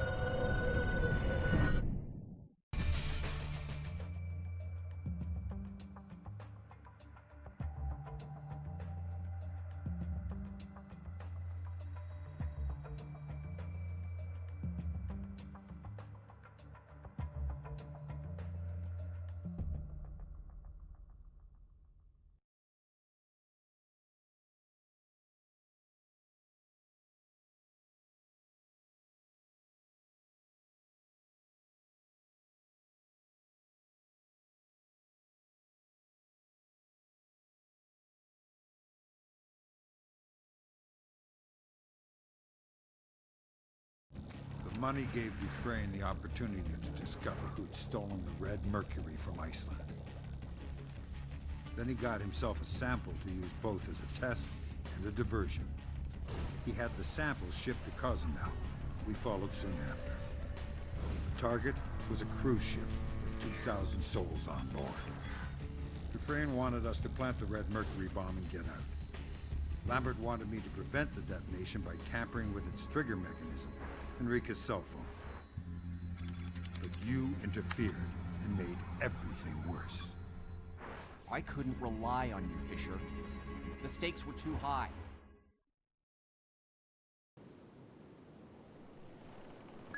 Fisher, we have successfully smuggled the red mercury device on board. Get it while Enrique fixes the comm relay. Roger that, boss. Fisher, bad news. A.D. Williams doesn't want the JBA to plant the bomb. Enrique's cell phone is the trigger mechanism. I'll get a hold of it and disable the ignition sequence. That's too unreliable. We're talking thousands of lives here. I do this or my cover's blown. Does Williams have any suggestions? I'm afraid so. He warned the local authorities of a possible terror threat. Boat should be crawling with police about now. Swell. Attention. All passengers, please return to your cabins immediately. Anyone found in the corridors will be subject to arrest. Thank you. Alright, so that train level that we just did does not exist in any way, shape or form in the Xbox 360 version. So there's nothing that I can compare that to in the Xbox 360 version. And the funny thing was there, like, in the game didn't count me as killing any enemies, because if I did kill an enemy, I reloaded a save and didn't kill them the next time, and so on and so forth. But story-wise, because of what happened with the train, the guy gets killed. So that's why Williams is like, hey, you know, someone got killed. Now the ship level in the Xbox 360 version, Sam is wearing very different gear. Also, it's actually daytime, and there's nothing. The character of Williams is not even in the Xbox 360 version, so that's a character only in this version of the game.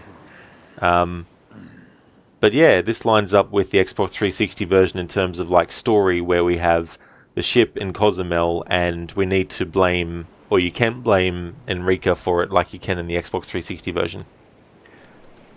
However, I'm going to be doing that in the next stream.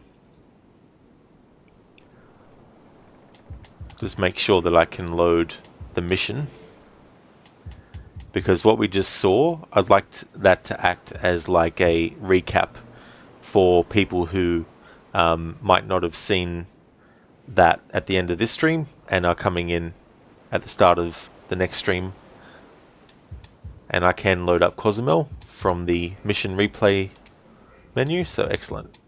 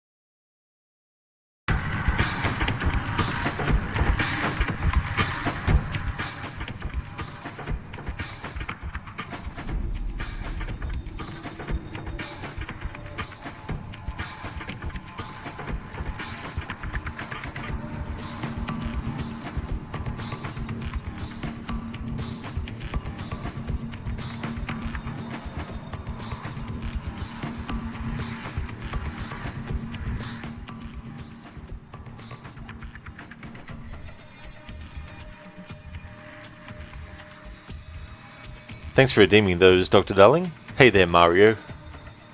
Welcome back.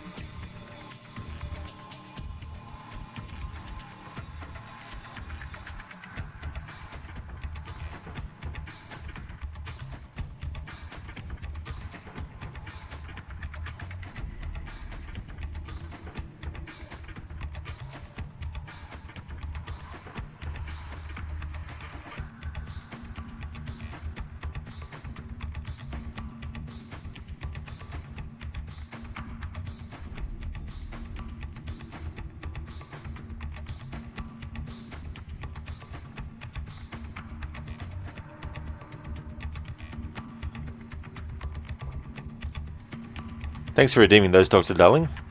Lay Menage, thank you so very much for the follow. Thank you.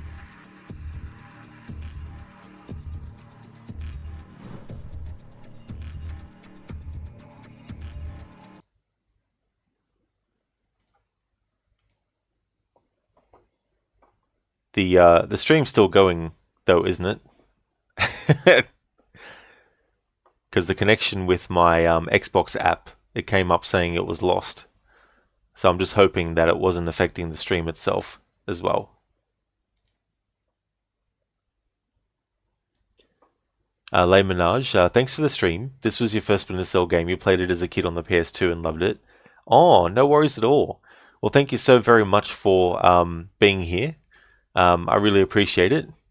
And I'm glad that you enjoyed the stream as well. Yeah, I'm lost too now, James. Am I live or not? Because OBS is still saying I'm broadcasting.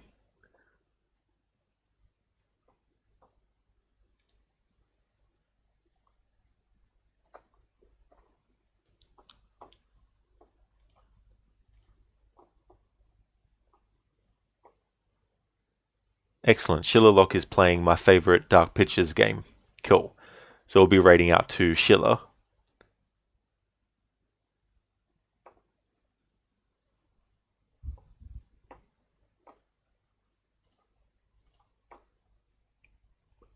Let me check. Okay. It still says I'm live. Good. Let me check. Okay. It still says I'm live. Good. Let me check. Okay. Alright, I had to check my own broadcasters to double check. Alright, okay, so I'll grab those redeems and then we'll raid out. It's been streaming for about an hour and a half, so we've still got a bit of the game left, that's good.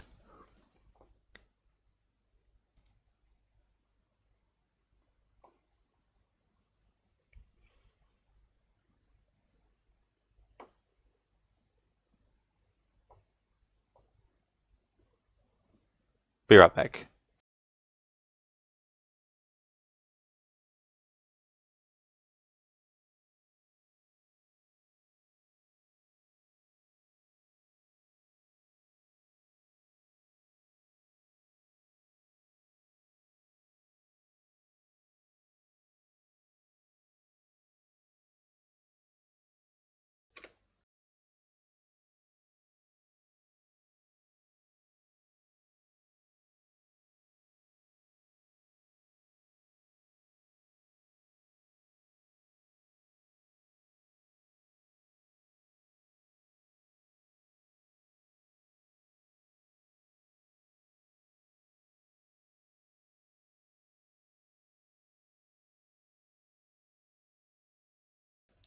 Alright, so I've got a Red Dead character quote.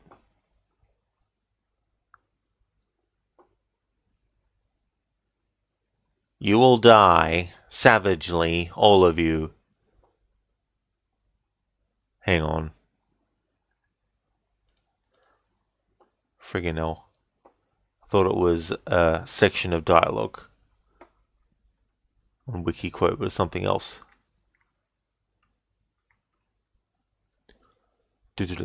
You're a wanted man, Mr. Morgan.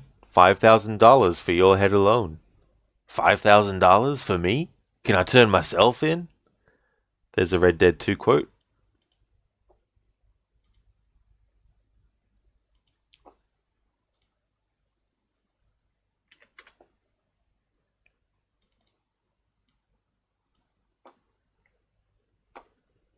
Holy shit, now don't take this the wrong way, but you are a Terminator, right? Yes. Cyberdyne Systems Model 101. No, holy shit, you're really real. I mean, whoa, you're like a machine underneath, right? But sort of alive outside? I'm a cybernetic organism, living tissue of a metal and a skeleton. This is intense. Get a grip, John. Okay, you're not here to kill me. I figured that part out for myself. So what's the deal? My mission is to protect you. Yeah? Who sent you? You did. 35 years from now. You reprogrammed me to be a protector here, in this time. That's from Terminator 2. Yeah, so ending the stream, James. Vimin, oh, oops. Vimin was obsessed with, and Sam's lifelink, Sam dies, OBS shits the bed. Was OBS. Thank you for the GGs, Lizzie, on beating the last game. Thank you very much. So if you see me streaming this game again, then you know it's become Sunday. And we'll go and raid out to Shillock.